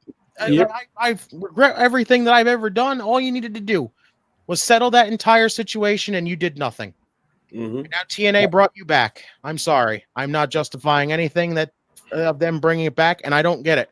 I don't get why TNA would risk their freaking where they stand right now with everybody basically loving TNA. Everybody freaking being like, TNA feels like TNA of old. Here we go. Like, look at this. Like, everybody should be watching TNA. Now nobody really freaking wants to even want to probably tune into TNA because nobody wants to fucking see Tessa. It's just it's ridiculous. It is utter. It's literally become an LOL freaking TNA moment again, and I don't get it. Yeah, I mean, I'm on the same boat. Like, truth be told, had she come out, apologized, owned up to her shit, because here's the thing that gets me about TNA that I don't know if they're thinking about. They brought her back, and all she did was go on a little shamecation and wrestled in Mexico till basically everybody forgot what she had done or moved on from it. But I keep thinking about Jay Briscoe, who literally couldn't be on television because he said one thing and apologized right after he said it. He did. He still couldn't come back or get a second chance. This woman, who pretty much did, we won't get into it like you said, something far more egregious. Never took accountability for it. Spent the last 2 years in Mexico just wrestling because they didn't get the news. I'll say longer than that, pretty much. But But then she just comes back, and TNA's like, yeah, I'm pretty sure everybody's gonna forget. Look, I'm not saying that she does not deserve to do what she does. She does, like I said, I can't say someone can't do their livelihood. I can say you need to own up to the shit you did. Like there are people out there that are still hurt by what she did. Yeah. So, and I mean, the issue I'm worried about is if she does not take ownership for it, she's going to do it again. Exactly. You guys, we both know. You guys both know to the coffin, which is a major concern of this scenario, because it's a fear of that being a repetitive situation. Yeah, like you guys nailed it both. Like that. Honestly, that's what's missing here. And like I hate to say this, as I really hate to say this. I'm actually agreeing with Seltzer on this one. I never agree with Seltzer what he said, but he literally said what you guys said. She needs to do a public apology. Yeah, she needs to, not on social media saying that. No, say it in public, in on television. That you're given the opportunity on TNA to apologize your actions, and we did. I get it. You were younger, immature. You did a lot of things. I'm speaking in general, not towards her, but I'm speaking in general. There is things of second opportunities. However, how you mentioned Phil and Justin, like Jay Briscoe, God rest his soul, he asked for forgiveness and apologized in public. So that's one thing he did do. And this woman knows that she needs to do that. She pays, like, even I recall I even said it. Like, yeah, I get everybody's upset and everything, but she did pay her dues. Yeah, she did. Because she was not the top tier in that company of CML. So let me interrupt you 1 second, real quick. Yeah, no worries. No, but I want you to answer this question. Yes. So if you're WWE, you just got your Netflix deal, and that's in 4 weeks. Do you do any more engagements with TNA? I still would, but I would not involve her. Okay, I would say no. If Yeah. you know how controversial that whole situation is, and you know how freely, and you see how freely they just said, hey, we should bring her back. If you want to prove that it's one of those situations where, yes, we got this big Netflix deal right now, and we don't want to jeopardize that right now. And, we don't want to be involved in that situation. Like right now, you pull out at that point. And the truth be told, they already got the people they want already. They got Jordan. Jordan contract ends next year. Josh Alexander's contract ends next year. Joe Hendry's contract ends next year. They're literally taking their ring announcer, for God's sake.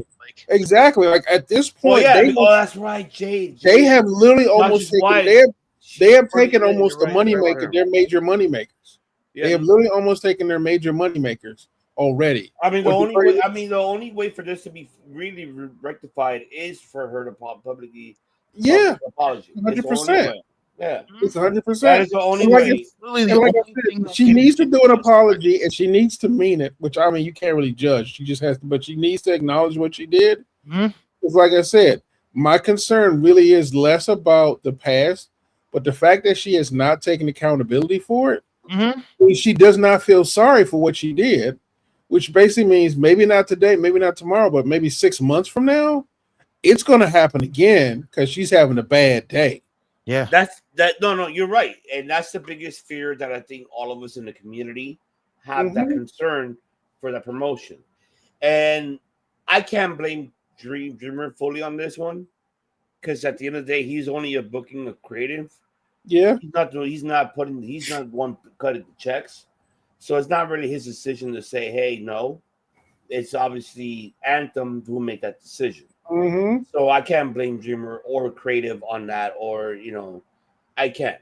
They have nothing to do with it. It's really more Anthem who really had that initiative to do that, rehire her and bring her. Keep in mind that she left the company without dropping the belt. They had to vacate her. And she left CMLL and they had to vacate the tag team titles. That she just won. So this is something that it's not the first time that happened with her either. It happened with other talents, even with what's her, not besides Stephanie McCure that she did what she did, but it happened to Sexy Star the same. She had her issues. She hasn't been forgiven either. What she did to Rosemary. That's the original sexy star. Yeah, she's what she did with Rosemary. Yeah, Yeah, she's not forgiven, and she's prohibited in professional wrestling. That's why nobody wants her in America. So that's one thing what she did to Rosemary, and she's not forgiven for that because she does MMA and she got her ass whooped, and she's not really up there. Nobody really pays attention to her. But hey, she doesn't want to. She has her ego up her ass. Doesn't want to really, say that she fucked up. She did fuck up on that. This one was Tessa's the same. It was the same. Like, I'm not saying that she didn't pay her dues in Mexico. She did.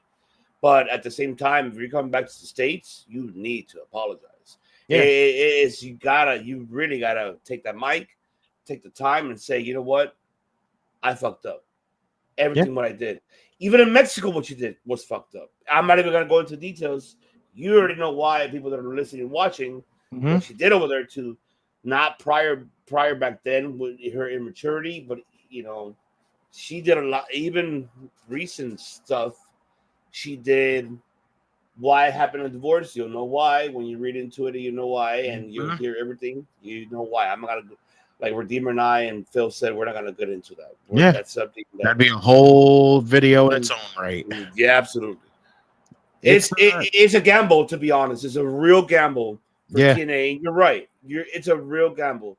The reason why I say yes of TNA to NXT is not involving her, as long as it involves somebody else. That's the only reason why I say that. But then again, I'm with you guys at the same time. It's a gamble because now that she's inputted back into the roster, it's a big gamble for the community, and not only the community, the IWC, but overall. Is where it is a major concern. And that's where we're like, fuck. Yeah. How are we going to take this? The last thing I'll take that back, saying the last thing. The one thing she needs to do is like I both said, she needs to do a public apology on national television. Yes. She has to. I'm not saying she's not welcome back. Good for you. You're more than welcome back. However, that reaction or everything, people are gonna change the channel. Like, nope, sorry, I don't want to see you. That's it. You may have expected this too. She should have expected this. Like, if she literally thought coming back was going to just be like, listen, people forgot. People are not going to forget, especially when you do nothing to make them be like, yeah, I completely get it now. Again, you did nothing. She did nothing to back anybody to say we should believe that this is that it's over, like everything is fixed, everything is gone. She did the right thing. Again, this second opportunity is not deserved at this point. Shout out to Orlando. I get what you're saying, bro. I'm not disregarding that, but you have to understand as well that it's you have to, and this is really analytic wise, you have to understand. You're not wrong what you're saying there, that she has to apologize to her victims what she did. Of course, I'm not saying that's. I think there's more than one. But there's more than one hiding people, yes. But the people is us too. Because what even the victims that expose her on national television and expose her on interviews and everything, what she's done is put her in that position. That's what you need to understand, Orlando. It's because of that. So it's not like we got nothing against her. She could do as she pleases. We respect her talent. We respect what she does in the ring.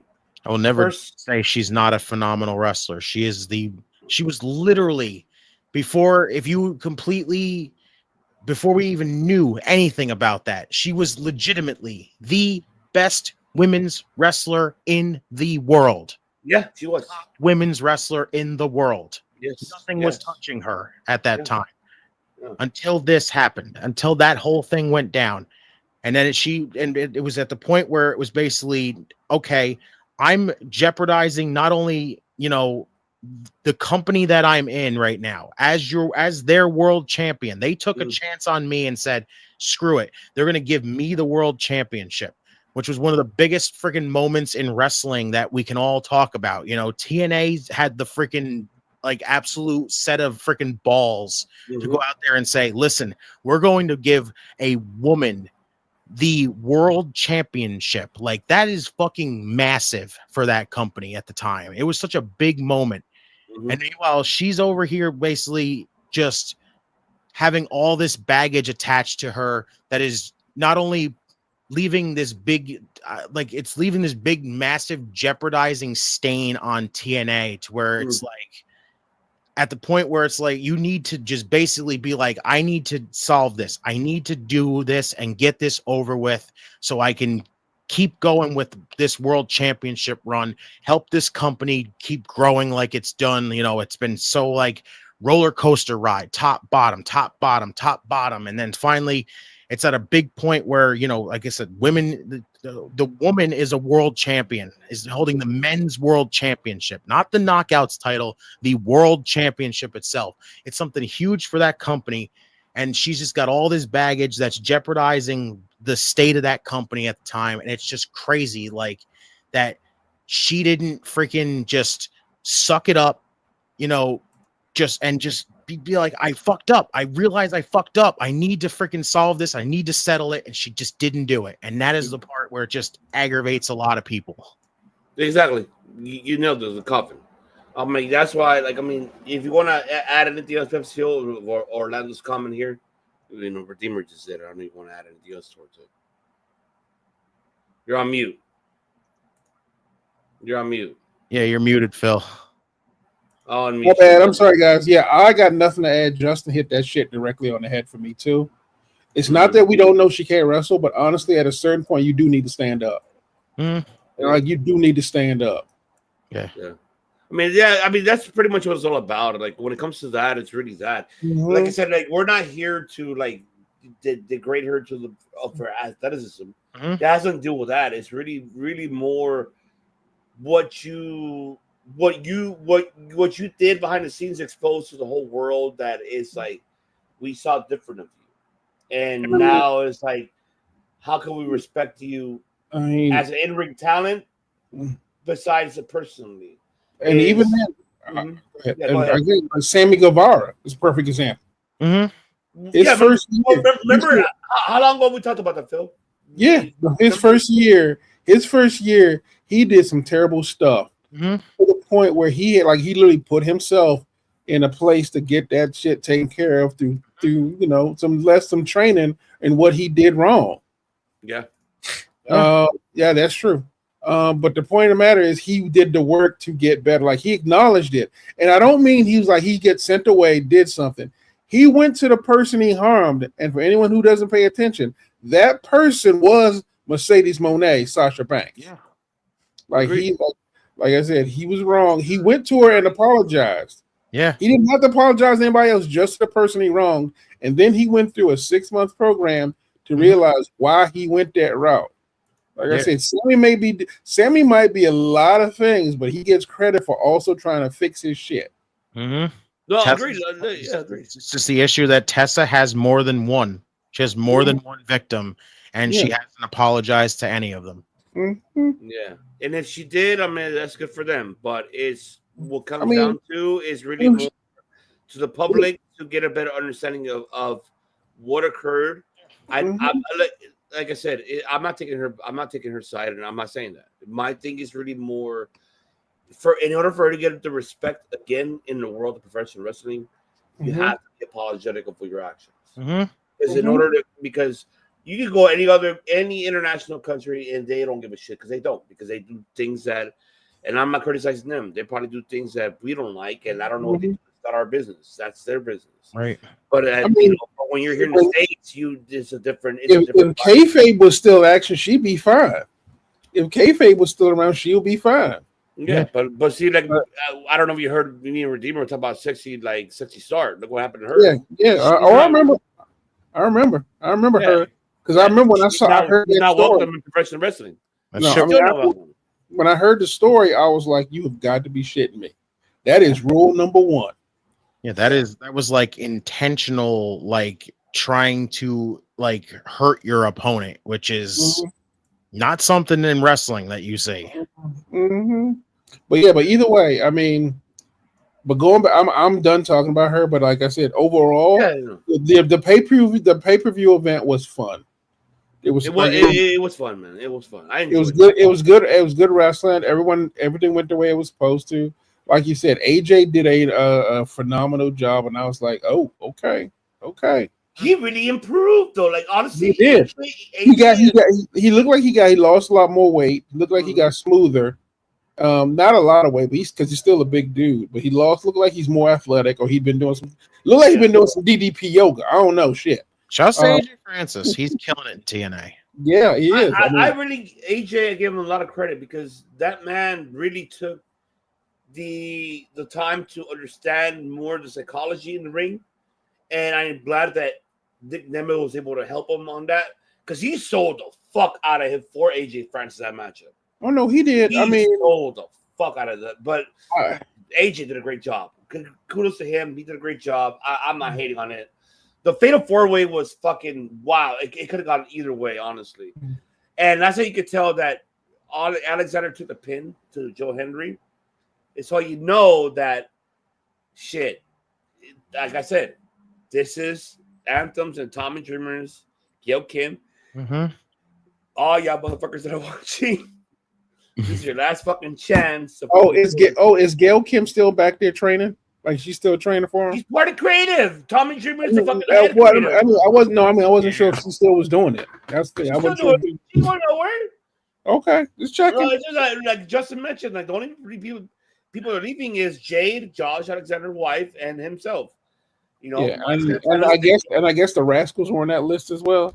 Yeah. That last part of this one though, right there though, that X Division retiring thing. I refuse to acknowledge that bullshit right there. Well, you will bring it up, brother. I was gonna bring up that too, but go ahead. The floor is yours. Oh God, another. What the hell are you thinking, TNA spot? Like, if that is legit, like happening, why would you get rid of easily one of your most prestigious championships that you have? Like, literally, it is gone. Basically, like the X Division title, like the X Division itself was such a standalone, huge division where I'm looking at it and I go, how the fuck do you get rid of that? I will say this. If it's not for the X Division, TNA doesn't survive this long. No, it doesn't. Literally, the X Division saved TNA. Yeah. Above all else. Yeah. It's like, I love how at times the X Division branched out.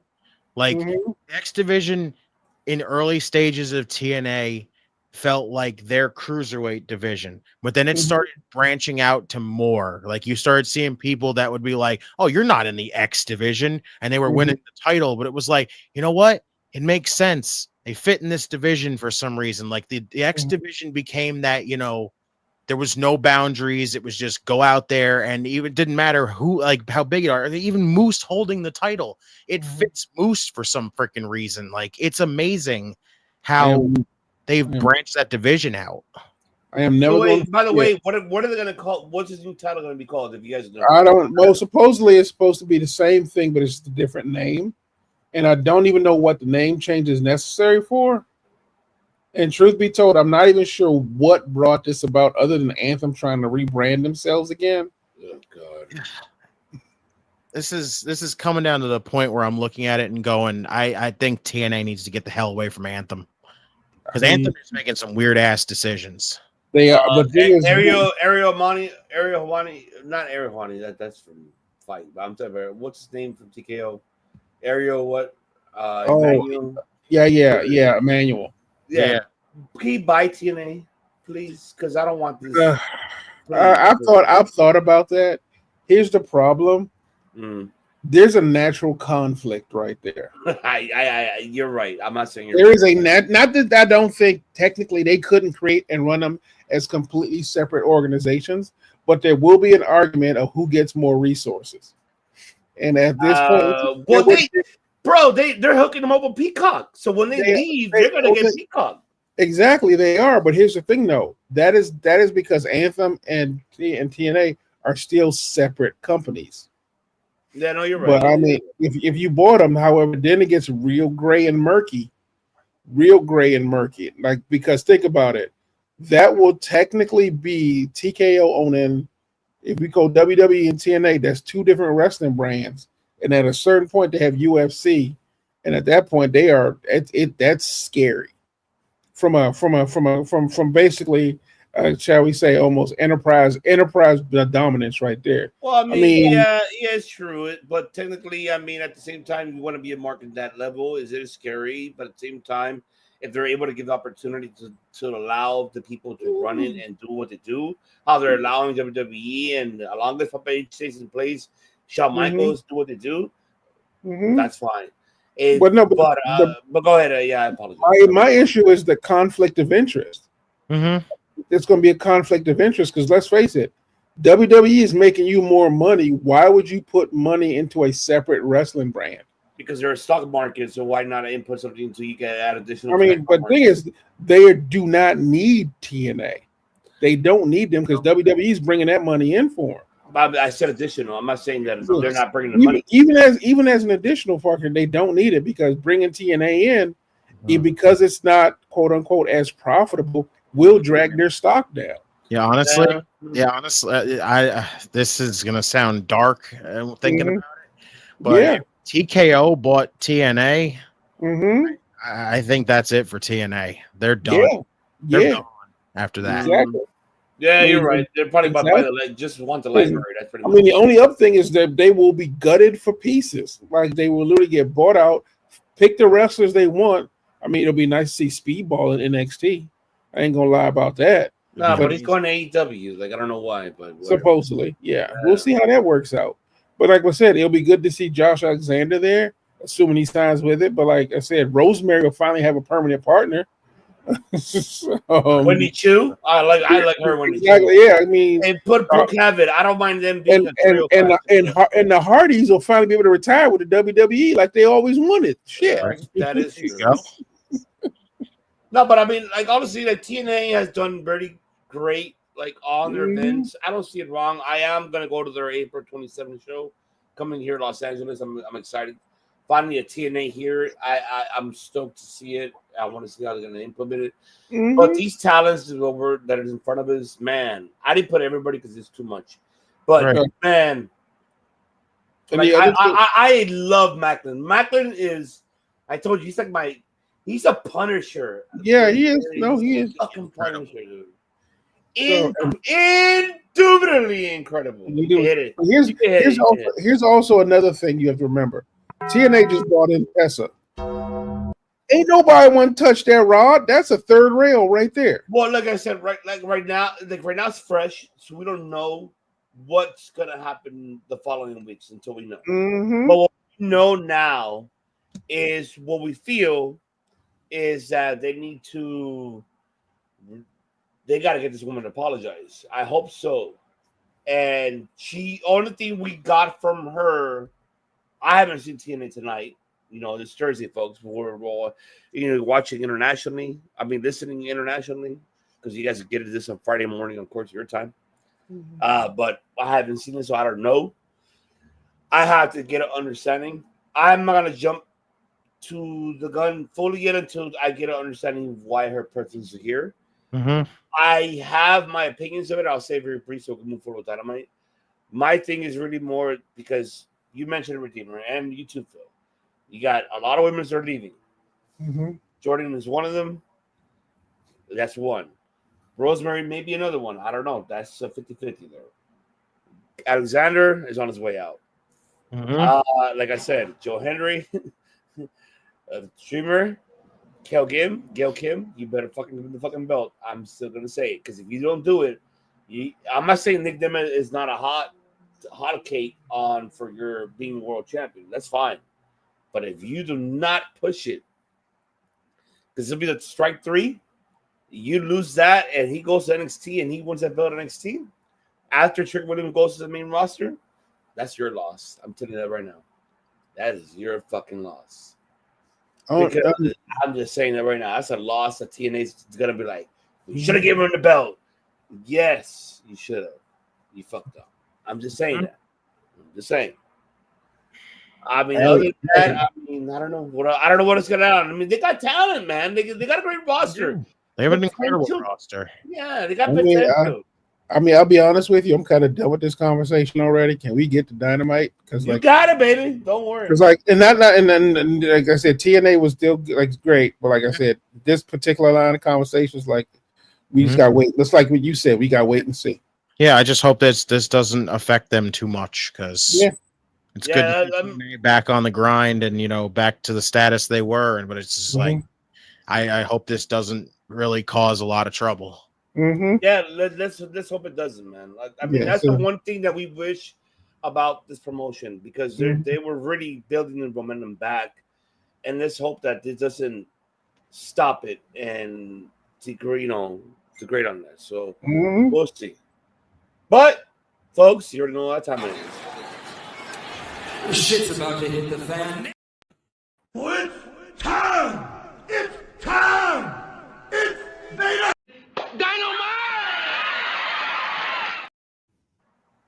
Oh fuck! I put the wrong one. That's final battle, everybody. Hold on, folks. You see, this is what happens when you're drinking and you get a little bit. But you know what? I haven't had a drink for quite some time, but I kind of need it. But there you go. That's right. Dynamite, folks. Holiday bash. We're having a bash here tonight. Shit, that's what we're having here. But man, wow. What can I say about this card before we even get into it? Let's see. How did the ratings? Meltzer says you want to know, you piece of shit, so you kiss my ass and fuck off, and you and your piece of shit Alvarez. Fucking, you guys are a piece of shit. So, yes, 625 you guys did, all right? There you have it. That's a good number. That's a good number. No, I wasn't going to say it was wrong. It was a good number. Yeah. 19, of course, placed on the 1849. Good shit. I'm not hating. Oh, yeah, they deserved it. They needed to because last week was like 594, so they fucking finally came up. But man, we're heading into the World's End, folks. It's coming soon, which is pretty much next Saturday. But this card was fantastic. I feel like we saw a lot of things that we wanted to see. And Tony Khan, I know you've been listening and watching the show. You're learning, my friend. You're learning. You're learning how to do promos. You're finally learning how to say Let's fucking go.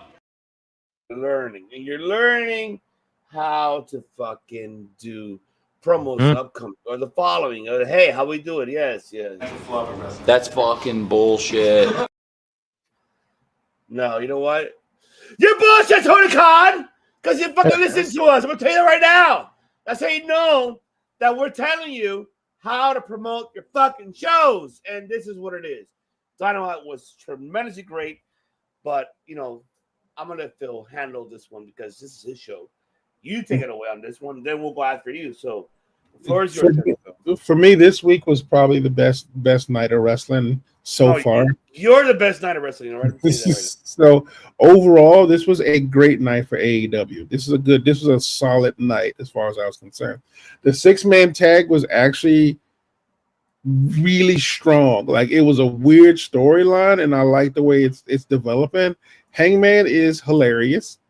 Jay White just trying to do his job. Hangman is not helping him worth a goddamn. Orange Cassidy trying to save AEW, and he ain't getting no help from either one of them two boys. So watching them have the 6-man tag was actually a lot of fun, especially it felt almost like a go home show at a certain point, which was nice. So the next match after that was the Mercedes Moné versus oh Lord, what is her name? Thank you. That was a good match. Sorry for being skeptical about it, but the promo was not great, but the match was good. Sasha Banks did a pretty good job in that match. I thought she did. I mean, I'm not gonna say passable, but she did. She was part of the story of that match, and I thought she did well in it. I am not gonna lie. The standout for me is hard to choose because the two great matches on there were literally Shelton Benjamin and Mortos and Darby versus Will Ospreay. Those two matches literally stole the show both times they were on. Like there isn't like I couldn't choose which was match of the night. You could probably say because of the impact, it was probably Ospreay and Allen, but honestly, both those matches were amazing. So I know I jumped the other and the Tony Storm amnesia thing. Just shit always that's hilarious. You know what? I swear I was like, that is when I saw that promo, I thought of you and Justin. I'm like, I want to hear what they. That is goddamn brilliant. How do you get a top guy on your two lesser shows and justify it to put those shows up? You give her amnesia and say she's a newbie wrestling on Collision and Rampage. Yeah. And now it makes perfect sense for Tony Storm to basically be the face of Rampage and Collision right now. So I actually thought that was really good. The MJF bit was it's tiring. It's honestly really tiring. I like the concept behind it, but truth be told, I don't want it to be MJF and Cole. I would rather it be Jay White, if nothing else, because honestly, I feel like you want to talk about a story that needs to be shut down and honestly should have ended a long time ago. MJF and Cole is that. Now we have this like weird, like Dragon's Den, or everybody's gonna start to screw over whatever, and like I have no idea how this is gonna work out, but whatever. That storyline's a little boring. I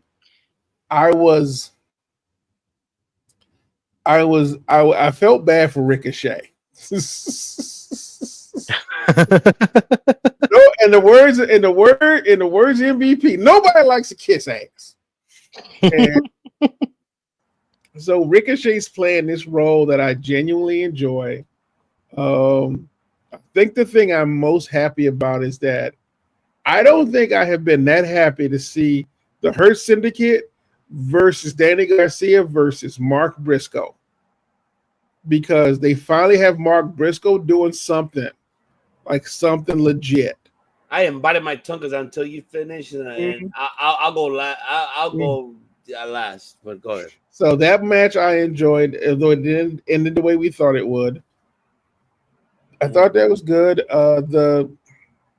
The truth of the matter is that how do I put this?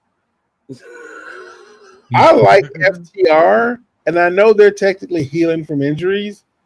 They don't need to be on TV every week. They don't need to be on TV every week. All right. I mean, I understand the push for him. Who's in charge of TV film? Yeah, so overall, this night I gave a B+ too. I thought they did a really good job with it. And Jay was good. There you go. Mortos was good. Overall, I think everyone who played their part really well. Every character did a good job, and honestly, I was like, just okay. This looks like it's brilliantly planned. But truth be told, while those two matches were match of the night, Tony Storm's segment, I think for me, was the most fun. I mean, yes, the Wizards do suck, but I mean, MJF got some fucks by force, but I don't know. I Logan James, we appreciate you. Wow. So yeah. I mean, overall, I think they did a good job with all the stuff. Like this Wednesday alone, this honestly reminds me first year AEW when they actually was like trying stuff. So yeah, like I said, I'm curious. Ricochet storyline makes me curious because I truly believe they're treating him like shit for him to turn on the Hurt Syndicate and join Swerve to fight against them. Mm-hmm. Which is what I hope is the direction they're going. Because if it just ends up with Ricochet joining the Hurt Syndicate, I'll be very disappointed in that storyline. I'm fair. I'm gonna hold myself, but go ahead. I'm good. That's it for me. I'm really trying, like, fuck, but go ahead, Redeemer. I'll hold myself. Yeah, so overall, I really enjoyed the show. Like, it was, I feel like Dynamite's been picking up like the past few weeks. Like, the past two, I would say, the week, like last week and the week before, honestly, was the start of it feeling like Dynamite kind of getting its groove back again. And tonight and last night was like literally no exception. Like, it was a very, very, very good show for like a themed kind of show. Like, I actually enjoyed Mercedes and Anna Jay. I did. I feel a little disappointed for Anna Jay because it's like she went over to Japan. She got to do like her a really damn good showing over in Japan. Then she came over here and now she's lost to Mercedes. She lost to Mariah May. It's just like, that's so cool. You spent all that time in Japan to basically come back and just lose a bunch. Like, I feel bad for her in that situation because it's kind of that situation where I'm looking at the women's division right now, and it's like they finally kind of start building some women up, and then they take it away from them, and then they build these women back up, and they take it away from them. It's just like, if it's not Mercedes or it's not Mariah May, the rest of the women are just scratching to try to get up in those positions, and it's really kind of shitty for them. I feel kind of disappointed for a lot of them, but I really enjoyed the match. Actually, for like, it feels like I haven't been able to say that about a Mercedes Monet match in a long time. It's been a long time you haven't said that on it, by the way. I know. For you to enjoy the match for Monet, I'm in shock, but I know why though. I do know why. Yeah, it was actually, like I said, it wasn't as bad of a showing for her as usual. Like, it feels like, again, I've been saying it a lot. Mercedes right now at the state she's in has been really bad. Like, the promos haven't been good, matches have been rough. It's just basically been that same exact trend for a while, but then you get these sporadic good ones where it's like, okay, that wasn't as bad. This one was really good. This one wasn't like half bad. This was decent. Like, this was one of those matches where I was like, okay, good job by both women tonight. Like, it was an actual, I would say, passable match, which is, I'll give them that. I'm not going to really delve into the things that I really didn't like patriarchy stuff with Hook. I'm not invested in it. It's just weird. Like I said, I don't see much coming out of this good for Hook. So I feel bad for him in that situation. Cole and MJF, I'm sorry. It's not, I'm over it. I'm at the point where we are so deep into this that I wish we didn't even go back to it. And I hate that, because I love Adam Cole and I love MJF, but this feud, after so many injuries and the start-stop, and now we're at the part where the interest in this entire feud is just ice cold. Nobody cares at this point. Like, the pre-taped video package that basically is just telling us that the Kingdom is going to turn on Cole. Honestly, I could see like everybody that Adam Cole's associated with turning on him, where they're, like I said, this whole thing just going to basically turn into this situation where the whole roles are reversed. I don't care. I don't care to get intrigued by it, and I don't care to see it. It's just so uninteresting to watch. Benjamin and Mordos, I was intrigued by that. As soon as they announced the matchup, that was a really good matchup. Yes, I loved it. Beast Mordos, like, I'm happy with that. He's in this. I guess he's clearly just in there to basically fill the Commander spot, where he's just there to take a lot of losses. But if he can go in there and at least still have some good showings, I'm fine with it. You know what? That's what he's doing. Shelton Benjamin, guy literally doesn't age, I swear. He's just that damn good. I love Shelton Benjamin right now. I do too. I question fucking piece of shit McNugget why they don't use him at his level that he's I don't get it either. I don't get it. Like, outside of when he was teaming up with freaking Chad Gable, like, that was something like great for him. But that was awesome. I enjoyed that shit. Right. And now it's just, I don't know. It's the way they used him in WWE, outside of a sporadic, like, random pushes where they're like, oh, I'll invest in this tag team he's in now all of a sudden. Like, it was been weird for Shelton, but they've done a hell of a job with him in this little bit of time so far in AEW. So good for Shelton Benjamin. I'm intrigued to see more with him and Daniel Garcia. That should be really damn good, honestly. I think it's going to be interesting. I think so too. I hope it's the start of this getting to where Shelton Benjamin's going to challenge for the TNT title. I think it'd be friggin' wild. I have a feeling it might be that way, but I'll save myself when was my turn. I'll tell you what. Right. The Ricochet stuff, honestly, I've been weirded out with this, how they're handling Ricochet right now. It just feels very off, dare I say. Like it's just say you don't like his battle cry. What even is that? I swear it's like a mating. I don't know, man. The Tomatonga got over. I guess he thinking maybe trying to do something on the same level. I don't know, bro. Apparently wrestlers nowadays just think animal noises is going to get them over. It is the and I know I want you to finish what you're saying, but we have to admit this is the most interesting Ricochet has ever been. Honestly, I mean, outside of the weird thing of him just going like, "Oh, hey, AEW wouldn't exist if I didn't." If it weren't me, and I'm like, okay, you know what? Like, I get it. Maybe he's trying to test this new character. I get it. Maybe when he said that, he was in character, which is interesting. So yeah. It's an interesting way how they're trying to take it right now. Like I'm with you, Phil, on the whole.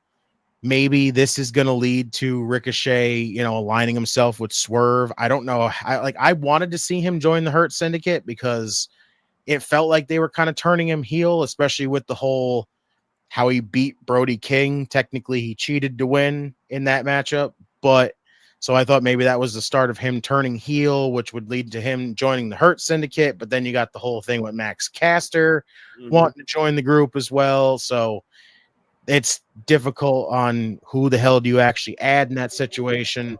So I get that, but I'm intrigued if this is going to be like, maybe they're just going to throw that out the window, keep him babyface, have him align with Swerve, so that way Swerve has some backup. That's fine. Either way, it's kind of like 50-50 for me. Like I'm intrigued, but I'm just kind of like, okay, what are we doing here a little bit at the same time? But I don't mind having that little topsy-turvy kind of feeling about it. It's just been like, it's still giving me a chance to get fully invested into it. So that's fine.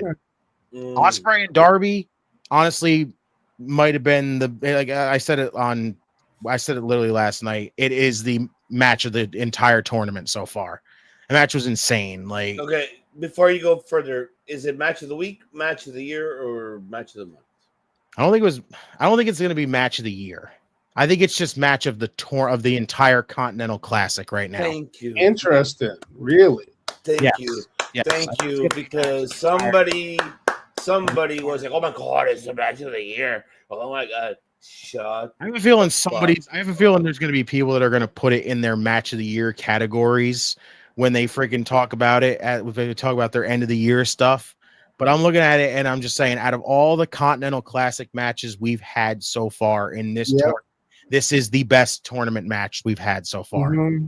At this point, like maybe the closest that's going to top this is going to be Ospreay and Ricochet next week, which I understand.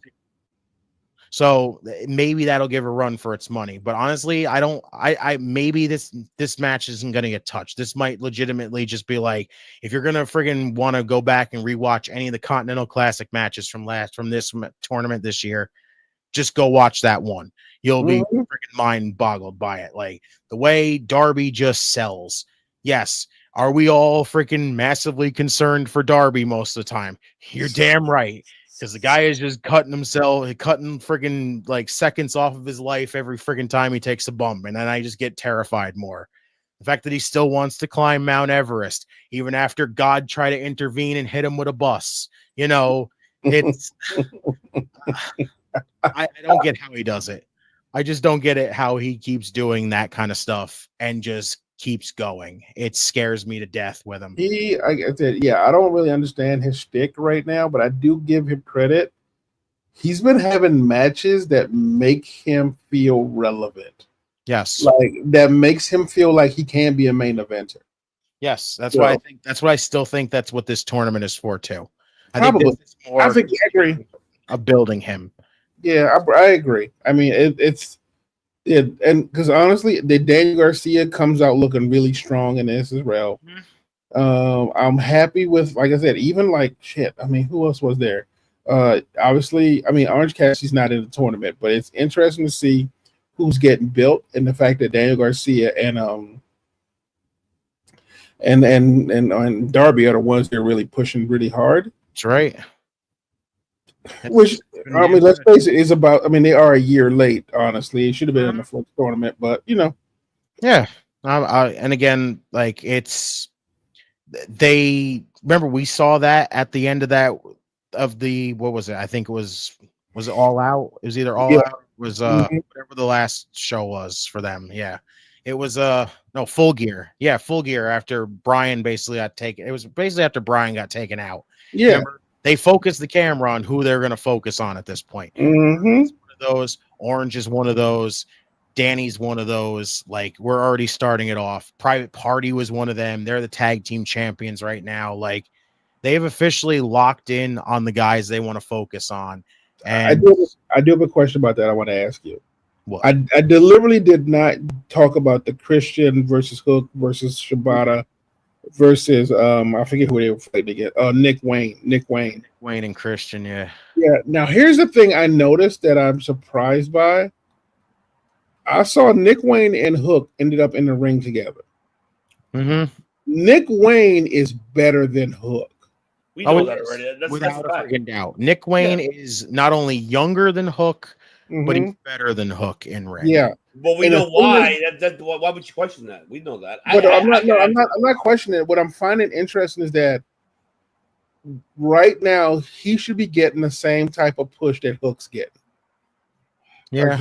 He should be getting the same type of hook. Because let's face it, at this point in time, like I said, it's been a while, and like the way he's improved from the very first time to the last time we saw him till right now, right, is miles apart. And I saw Hook, and for the first time, Hook was not the youngest guy in the ring, and not the quote unquote kid with the most talent and potential in that ring. Here's a shepherd.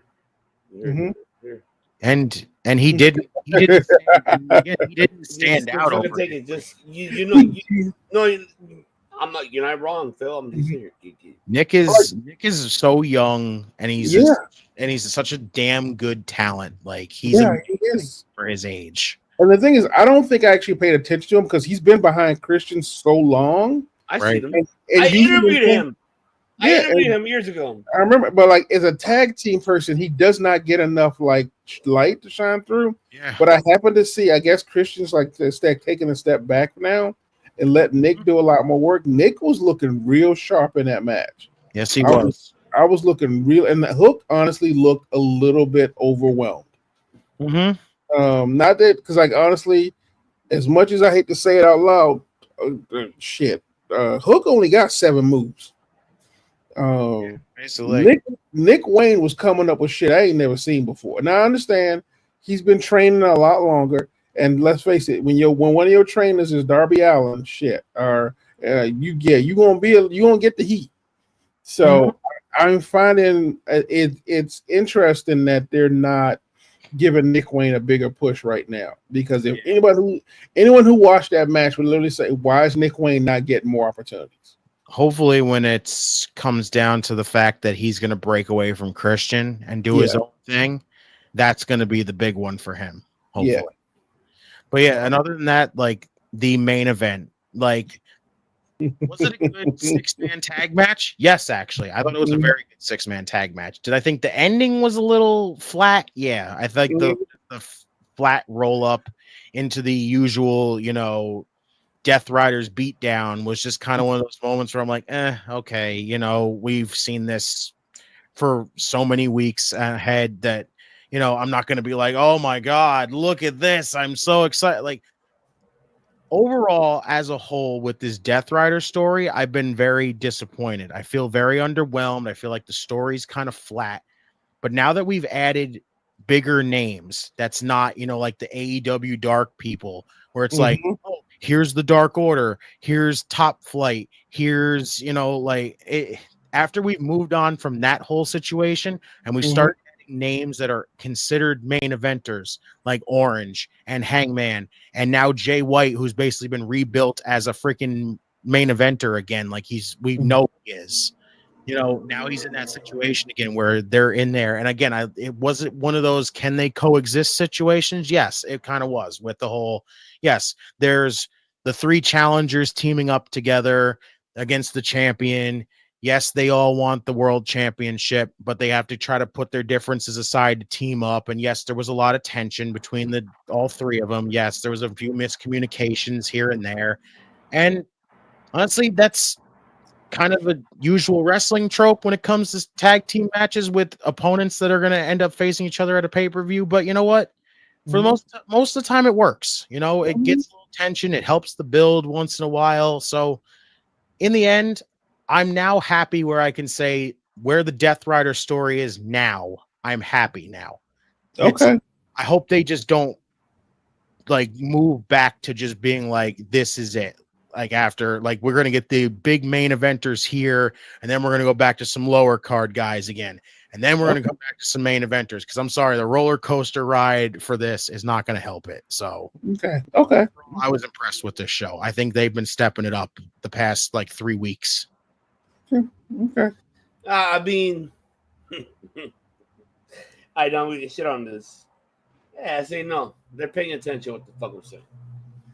Marketing, and you're doing a right good job.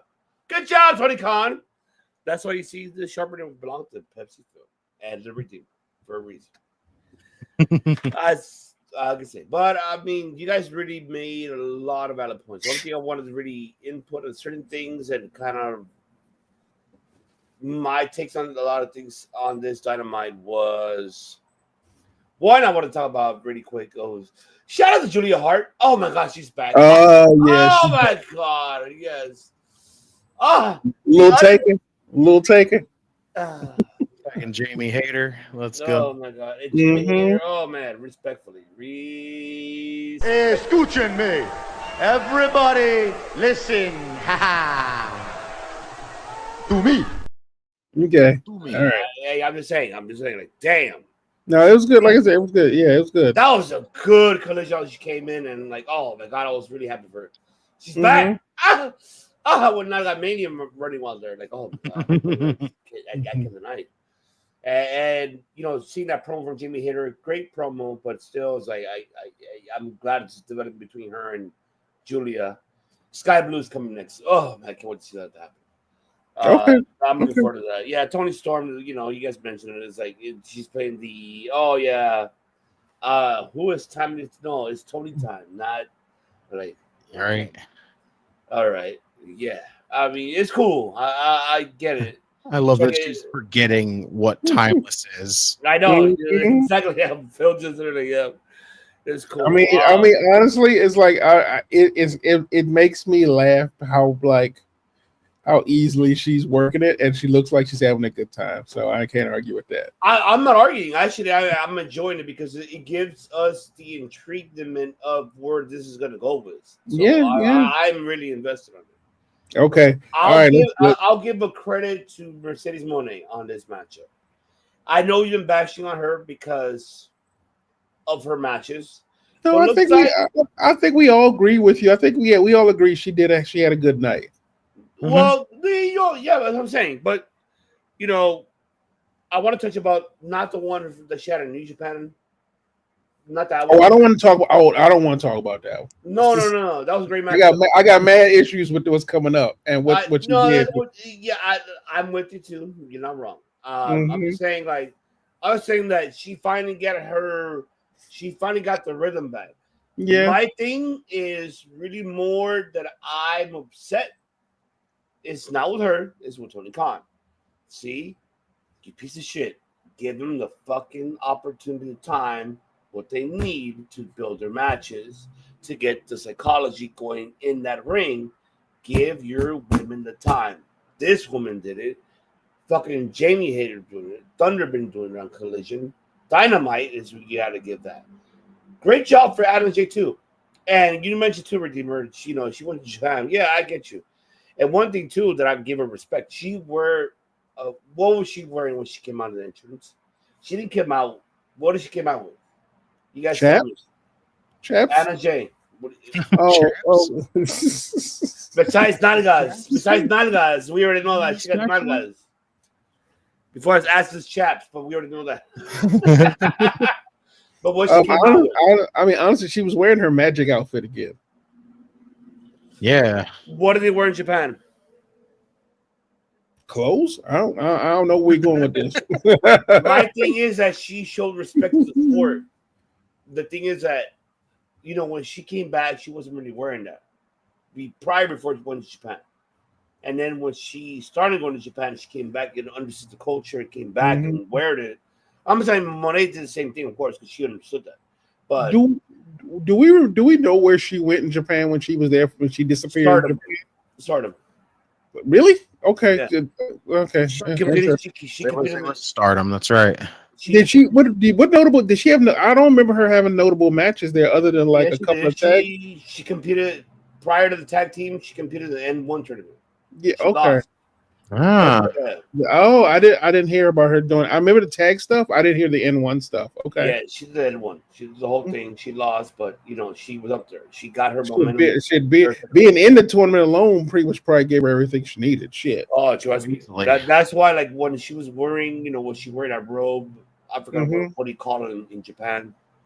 But I apologize if you don't listen in Japan. But I'm just saying, I know there's a different. It's a respect for women in professional wrestling. And she wore that, and I really vouched for that. The match was fucking great. I think Monet really sold a lot for her. And we noticed there was a lot of selling. Yeah, there was 1 or 2 botches. No big deal. It is what it is. Everybody makes mistakes. Don't even. Can we just not mention any botches? Because I mean, I understand what you're saying. I understand what you're doing, but like this point, I don't like mentioning botches because like this is live action. I'm amazed people don't walk out on stretches every day. Shit. No, you nailed the coffin. I was going to say that. So no, yeah. I mean, no, you're right. I'm not saying you're wrong, but you're right. I even hate using the term that word too. I'm just saying there was a couple of things. That was it. But, other than that, it was a great matchup. Like you said, it was a weird chemistry thing, but they were like really trying to feel each other out, and it was a little bit weird, kind of adjusting to it. Like it's like when they don't have any practice matches or like warm ups before it that they were figuring it out. But it went away quickly. It went away quickly, and they were like, yeah, they got a good rhythm, which is a good thing. Yeah, I feel like what I saw from both of them, I saw really more. The input of a mixture of American going strong style because they both understood now the psychology of strong style in the women's division up there. And now Mercedes is bringing that back within herself as well. So she's kind of like, okay, now I see it. Now I know what I'm doing. The only thing I'm worried about is what happens to Anna Jay now. No, that's a big concerning thing. I think all of us, even Lauren said in the chat too, I feel the same way too. It's just I don't know what's next. That's where I'm at too. I'm not saying you're wrong about that either. I'm curious too because I think she proved herself what she could do, and she's capable of what she do. And I'm glad that she went to Japan and understood the culture and got a better understanding of professional wrestling more in the ring. And Monet to finally sold way how she sold to her, like compared, like I know Justin mentioned it yesterday on the watch along about how she did with Queen Aminata. Yeah, she did the same thing. So now Monet's understanding the psychology in a different promotion, not WWE style. You're understanding now. Yes, it takes us time, but it's still you're learning at this course, and we're giving you the credit. But I still won't give you credit on your promos. Woman, you still got to work on that. I don't give a damn when you guys get the baby on that. I don't care. She still got to work on the promos. She do. So, now you guys are giving me a shit about the Ricochet promo. Yep, I don't. We're like Ricochet. I'm gonna tell you this right now. Suck a big old bag of donkey dicks. I'm sorry. I am not convinced. That is the most geekiest stupidity promo. Aha! Get the fuck out of here. That's all you get. I'm sorry. That is literally the shtick, and you're like, it's annoying you. Yes. No, it's not annoying me. No, it's not. For me, it's it's not on me. That I hear, bro. I hear that with my own son. For God's sake, I'm not even like I already know. But it's like, really, like, aha! I mean, if it's just a laugh, I don't know what to tell you. I want to know what you think about the character work he's bringing this time. It reminds me of when I want to say this person did it that way, but the way how he was proceeding to join the faction, and that is Nick Wayne. Remember when Nick Wayne who didn't want to join? Yeah. And honestly, I mean, honestly, I understand. I understand the issue. It's very weird, and like I said, honestly though, the boy, he's like, if you think about how long he was in NXT, how long he was on the Indies, how long he was on the main roster, the entire time his only job was to job to everybody. Because they put just because he got tag titles does not make him. I am not talking about tag titles. I'm talking about no. But either way, like when one of your most notable moments in WWE is going against Logan Paul, God help you. But here's the thing, though. But here's my thing, though. Okay. This is the most interesting that man has been in his time. Mm-hmm. Not like I thought. Not that I think it's like the most top shelf character work. Like the laugh thing is a little bit weird, although it does make me laugh myself. But the truth of the matter is that he's actually like emoting and doing something when he's on the mic. Like usually, remember when he first came to AEW and they had him speaking, and we all said the same thing. Renee, don't talk to that man. We literally said that. Watching it. Or I think it was a Dynamite. I actually think it was a Dynamite watch along. We literally all typed in the chat, Renee, please stop talking to that man. It was a collective wish. I almost feel like his character's so freaking bizarre that everyone's just kind of like, what is this? That's why it's so interesting. Exactly. That is exactly it. That's where I'm at with this situation. I'm more like this. Huh? This is whack. I can't get jiggy with this shit. You are correct, sir. You are correct. I can't get jiggy with the fucking mating call. Okay, I just can't. Like, bro, how the fuck are you like with that? Okay, you mentioned about that. Mentioned about him, his NXT, like, or Phil. Do you remember when he showed up in the gold back in there? Do you remember when he showed up black and gold? How like his promos were like very intriguing but very short. Like it was just like, oh yeah. You said it best. Intriguing and short. Yeah. This was not intriguing and short. This was more like, well, yeah, you know, like I don't know. I'm trying to like him. I mean, I'm trying to be like, oh, you know, but you know what matters to me? I'm gonna beat Will Ospreay on Collision. I'm like, aha! Can I provide you with an example? Go ahead. When Timeless Tony Storm first started, get the fuck out of here. No, don't. Y'all only remember the good parts. Y'all forgot before. Like, watch for the shoe and tits out. Y'all forgot about that period. I did not. It was still the dumbest gimmick until she said those lines. That's when that gimmick got over. It was a bad gimmick. Exactly. It was a bad gimmick until that moment. But y'all don't remember that part because she was. I don't know. I remember. Yes. So I'm sitting there going, like I said, the thing about, but in your defense, that is not always the case. Because look at the learning tree. That was for you, Justin. And the God, like I said, gimmicks don't start all great. It just takes them a minute. We just gotta let that shit flow. Sometimes it works out. We get Tony Storm. Sometimes we get the learning tree with Jericho. So I get your point, Phil, on that. However, there's a difference to it, though. Like, no, it's annoying as fuck. You ain't wrong with what you said. So I'm not saying you're wrong. You're not telling me that. No. It is hella annoying. But the thing is, he's at least, and I mean, he's doing something. He's doing something. Oh, I'm not disregarding that. I'm not disregarding none of that. My thing is more like how the approach is really like. I think he's doing a fine job. He started off on Chris Van Vliet talking about I made AEW, and then just went downhill from there. Talking about, and then like you all of a sudden you being held up talking about we don't like his. Like ass. I said, the only thing is the heel. My thing is really more like in order for him to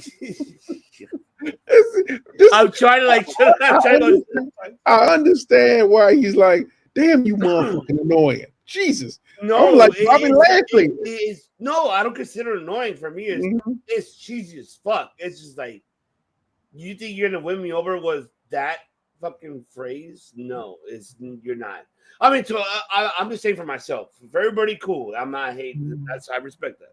No. I understand, I'm sorry, but for me, it's not. Like, he is being annoying. That's his gimmick. He is being very annoying. Like, that's the point. You're telling me those two fucking little things is supposed to be annoying, and instead of being look, I'm right here. Yeah. Fly me. Honestly, why would he like think about it? They're already serious. Him being like kind of like a wild man is at least different from the pack. Like I'd rather have him be egotistic. Oh, I'm better than you. You know what type of style that I did all this. Than being like You mean just like MJF? I'm not just like Adam Cody.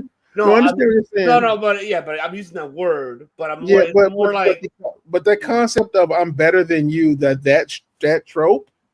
Honestly, at least 6 people use that at AEW already. I agree. Moxley uses it. Jay White uses it. Adam Cole uses it. MJF Hellier uses it. Right. I mean, Christian uses it. Christian uses it.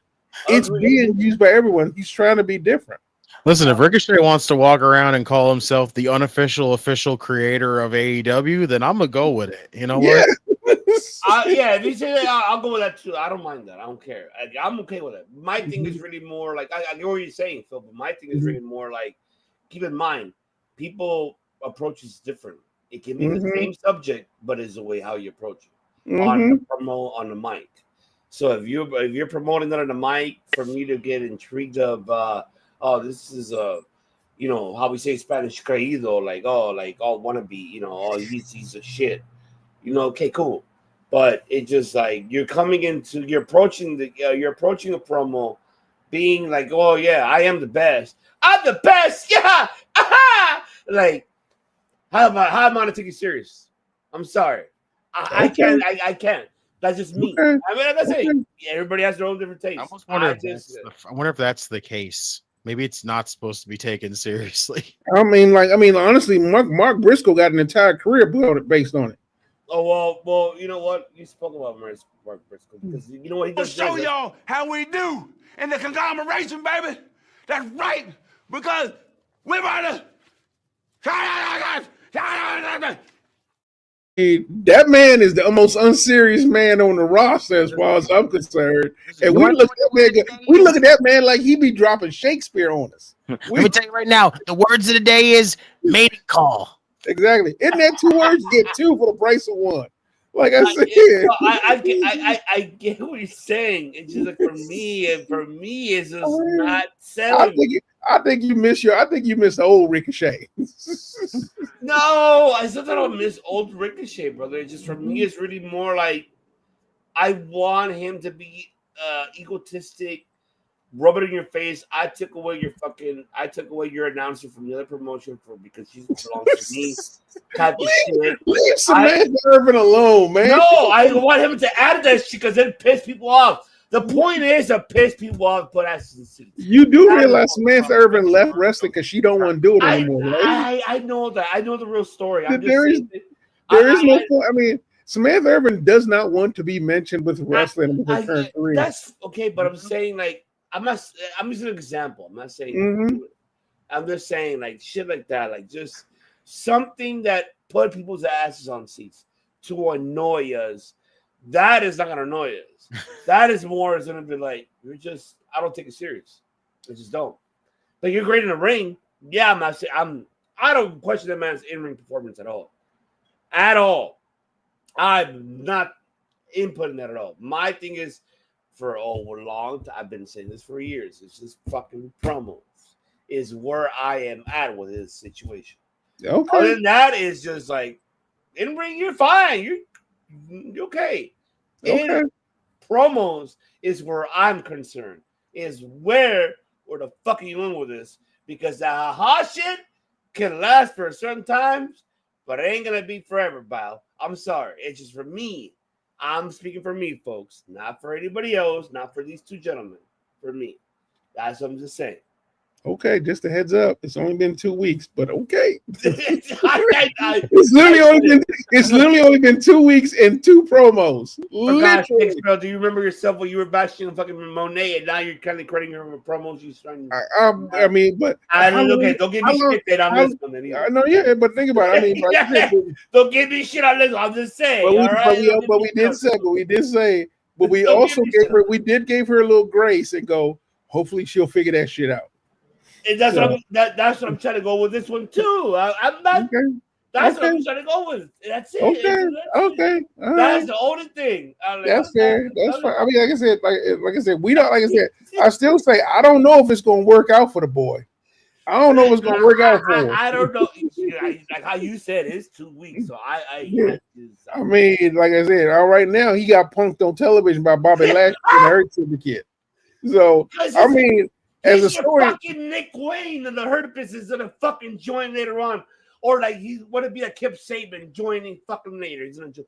Honestly, join. There's what did Justin? Did we talk about this 2 weeks ago that he's gonna join fucking Hurt Syndicate? Did we say this? So, honestly, I mean, here's the thing though: are we sure he's joining the Hurt Syndicate? Yes, he is. It felt like it. Like him. He was another one, just like Caster, waving around the card, going like, "Oh." Like I said, are they going to take Caster and Ricochet? Yes, they will.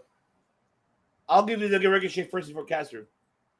Okay. Because and we'll talk about it right after this, and I'll show you why. But we can't. Well, I mean, it's going on one. So. I know. I'm trying to like rush this quick so we can very quickly. So yeah, I mean that's all I can really say. Everything else you guys added. Chris Sandler, Justin, you nailed it on Wednesday yesterday. You said it. Sandler busting the Bret Hart, looking at the screen at Monet. So that's how you know that she's next for that belt. Mm-hmm. I think this time Sandler might take it. I think this time she will, and if it is, then good for her. Okay. There's no, of course, match of the week for me. Match of the month could be is of course Will and Darby. I like the Will that Styles Clash sell in the knee. He sold it very well. He did a great job. Man, these guys. But what did I tell you? What did I fucking tell you? What I tell you about Darby about the fucking classic? What did I tell you? I told you. I said it, and I'm gonna say it again. I told you that Darby. There has to be a way for Darby to win the situation, and he just got his 6 points, right? Mm-hmm. So, who came out right after the matchup? Of course, Claudia Castagnoli, right? Because why? Because he's going to face him on Saturday, right? Mm-hmm. There you go. See, this is what we're getting tomorrow. Rampage, that's the only collision matchup is Commander and Brody King. You got Willow versus Hardy Cameron. Poor Hardy Cameron. You got Leo Rush and Action Grady, who won the number one contendership from this past weekend. Don Callis. Then you have Mark Davis and Jesus Christ, I forget his name. Parable Hobbs versus Konosuke Takashita and Brian Cage. You got Saturday Collision. You got these are the ones you have for the Continental Classic. You have Daniel Garcia with Shelton. You have Ospreay and Ricochet. That's what I'm telling you. And right here, this is one of the important ones. and you guys MJF and Adam Cole. Nobody cares about that one. I really don't. I'm really lost interest, like how Redeemer said. And right here is Darby versus Claudio. What did we say? War is gonna be in this situation at Revolution. And the way how he came in with his promo that yesterday. What did he do his promo, Redeemer? He said it's showtime, right? Did he say that? Always. He did his head. And there you go. Okay. All right. But hear me out, Phil. Kid. Mm-hmm. This is where we're gonna find out if he gets screwed or not. If John Moxley or anybody gets involved from the Death Riders in the situation of Darby's, that's how he knows what's gonna happen at Revolution. That's how you know. He needed that win with Ospreay, and he got it. The Ricochet and Ospreay, I'm excited to see that matchup. I want to see how this is going to turn out to be. I don't know where this is going to go with. Is either MVP really helps him, or they don't, or he cheats to win this one. I don't know where they're going with that one. So my major concern when it comes to this 2 nights is really the Darby situation. What did I say? Darby has 6 points. He needs one more to get, 9 points, right? Yeah. So he might be into the semifinals. I'm telling you. What did I say last week? If Darby wins this one with a barely beating Claudio, that means at Revolution you will see him going after that belt. And mark my fucking word, at World's End, John Moxley's going to pin Orange Cassidy. He's not pinning Jay White or Hannah Hangman Page. He's going to pin Orange Cassidy. Because that's the 2 people we saw on camera that when we saw what happened to Bryan Danielson. He got rid of one. There's one more left. And that is that man. And he is going to win that title at Revolution. Mark my fucking word. Go ahead, Williams. What I didn't put in this one.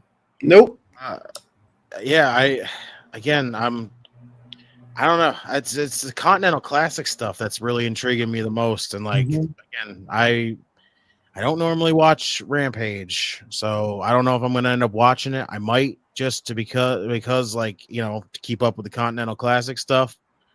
Collision though, that Darby and Claudio stuff intrigues the hell out of me. Honestly, all 3 of the Continental Classic matches really intrigues me.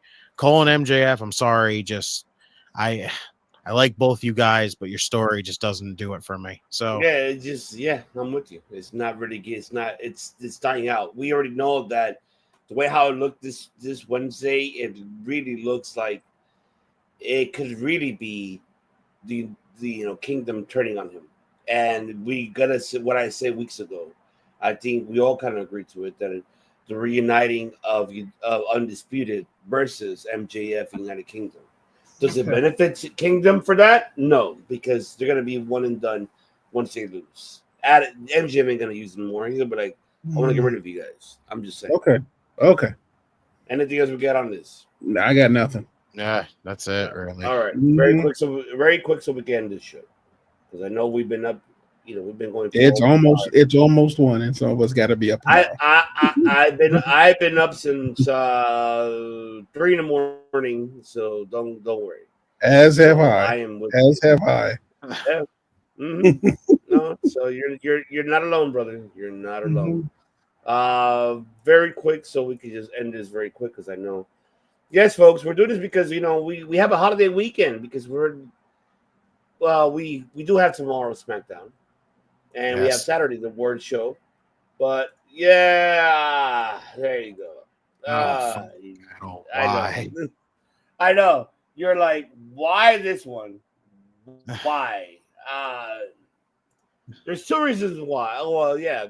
Well, there's 3 reasons. I could have put all of them in an overlay. But the one that really I want to see, if it's Sammy and Dustin lose a tag team belts to... I can't believe I forgot the name. See, this I'm fucked up.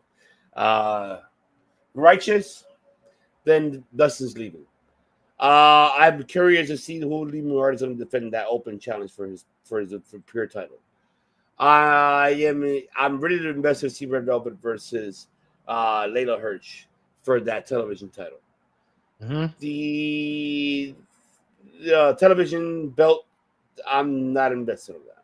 QT Marshall and Jay. No, what I do want to see is these two matches.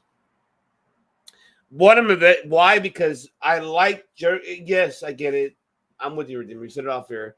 It's bullshit. How come Willie Mack, anybody else couldn't show up, but Jericho showed up at GCW here, and like he literally was like a couple blocks away from me, but he showed up and caused Matt Cardona to lose his matchup.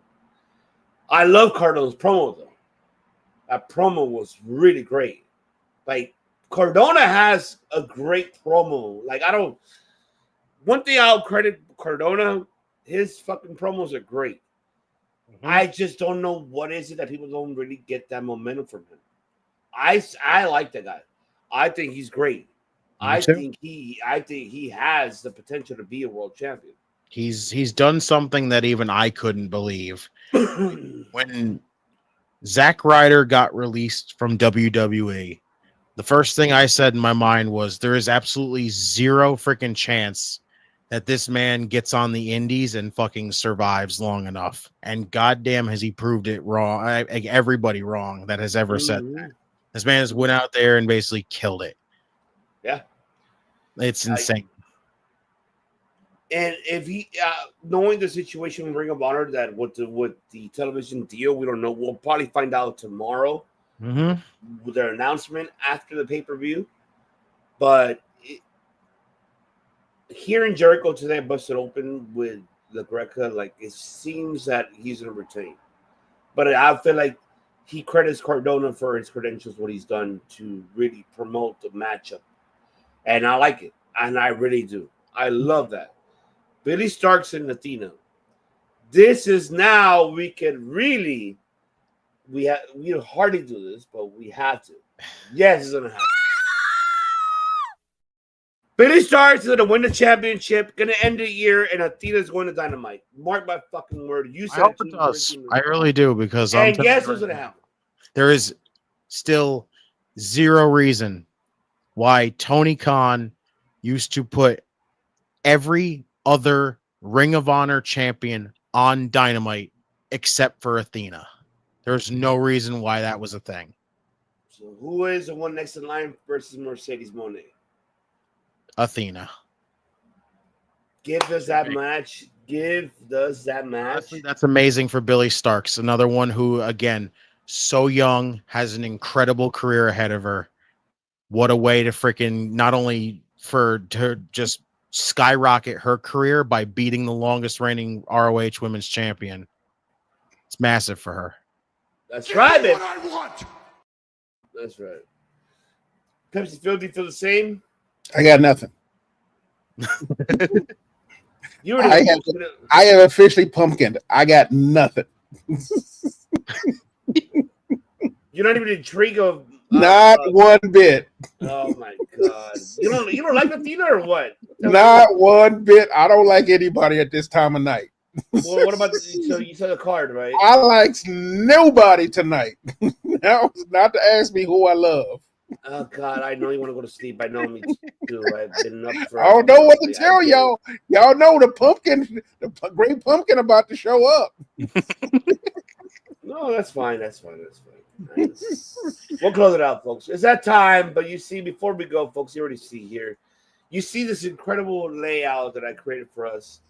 See Pepsi Phil with his Santa, and I have my Santa, and you see Redeemer has his Santa and his logo. You see, he has Santa Claus right there, and of course, yeah, Phil and I were the friendliers here. But you see how we do this for you folks, and you see the snowman's right there in the middle because that's three of us right here. The three honchos that runs in every Thursday here, and of course the one that runs every day here. And for God's sake, Santa Claus, I know you came out from there to over here to Justin. For God's sakes, you got to be careful how you stick your stomach in there. You gotta be careful. And you see, Attorney at Law has all the presents there. I love how the Karen has a hat. That's amazing. That's how it is, folks. That's how we do it here. But you already know, folks, we really appreciate everybody who are listening, watching around the world, especially the keeping us going. We're not ending the year 2024 as of yet. We still got tomorrow, which is Friday for everybody. the SmackDown watch along with Kayla, and of course the Redeemer himself with the Chef Brian Cook. Saturday, I'll be back with Redeemer. Hopefully, Kevin Silva will join us as well, and Kayla and Notorious will be joining us to give the presentation of the Debate Network Awards. And I know people want to know what are the awards and what categories? I heard you, Jordan. I love you, Jordan. If you're still watching. I know we've been doing this for hours, but we're doing those categories. The Tag Team of the Year, male, female, male Rising Star of the Year, male and female, Storyline of the Year, male and female, Star of the Year, male or female, and Funniest Moment of the Year, male or female. That is our category that we're having tomorrow that we're going to give. Pepsi Phone and I started this shit last year. We did tremendously great. We're going to do it again tomorrow. Saturday, excuse me.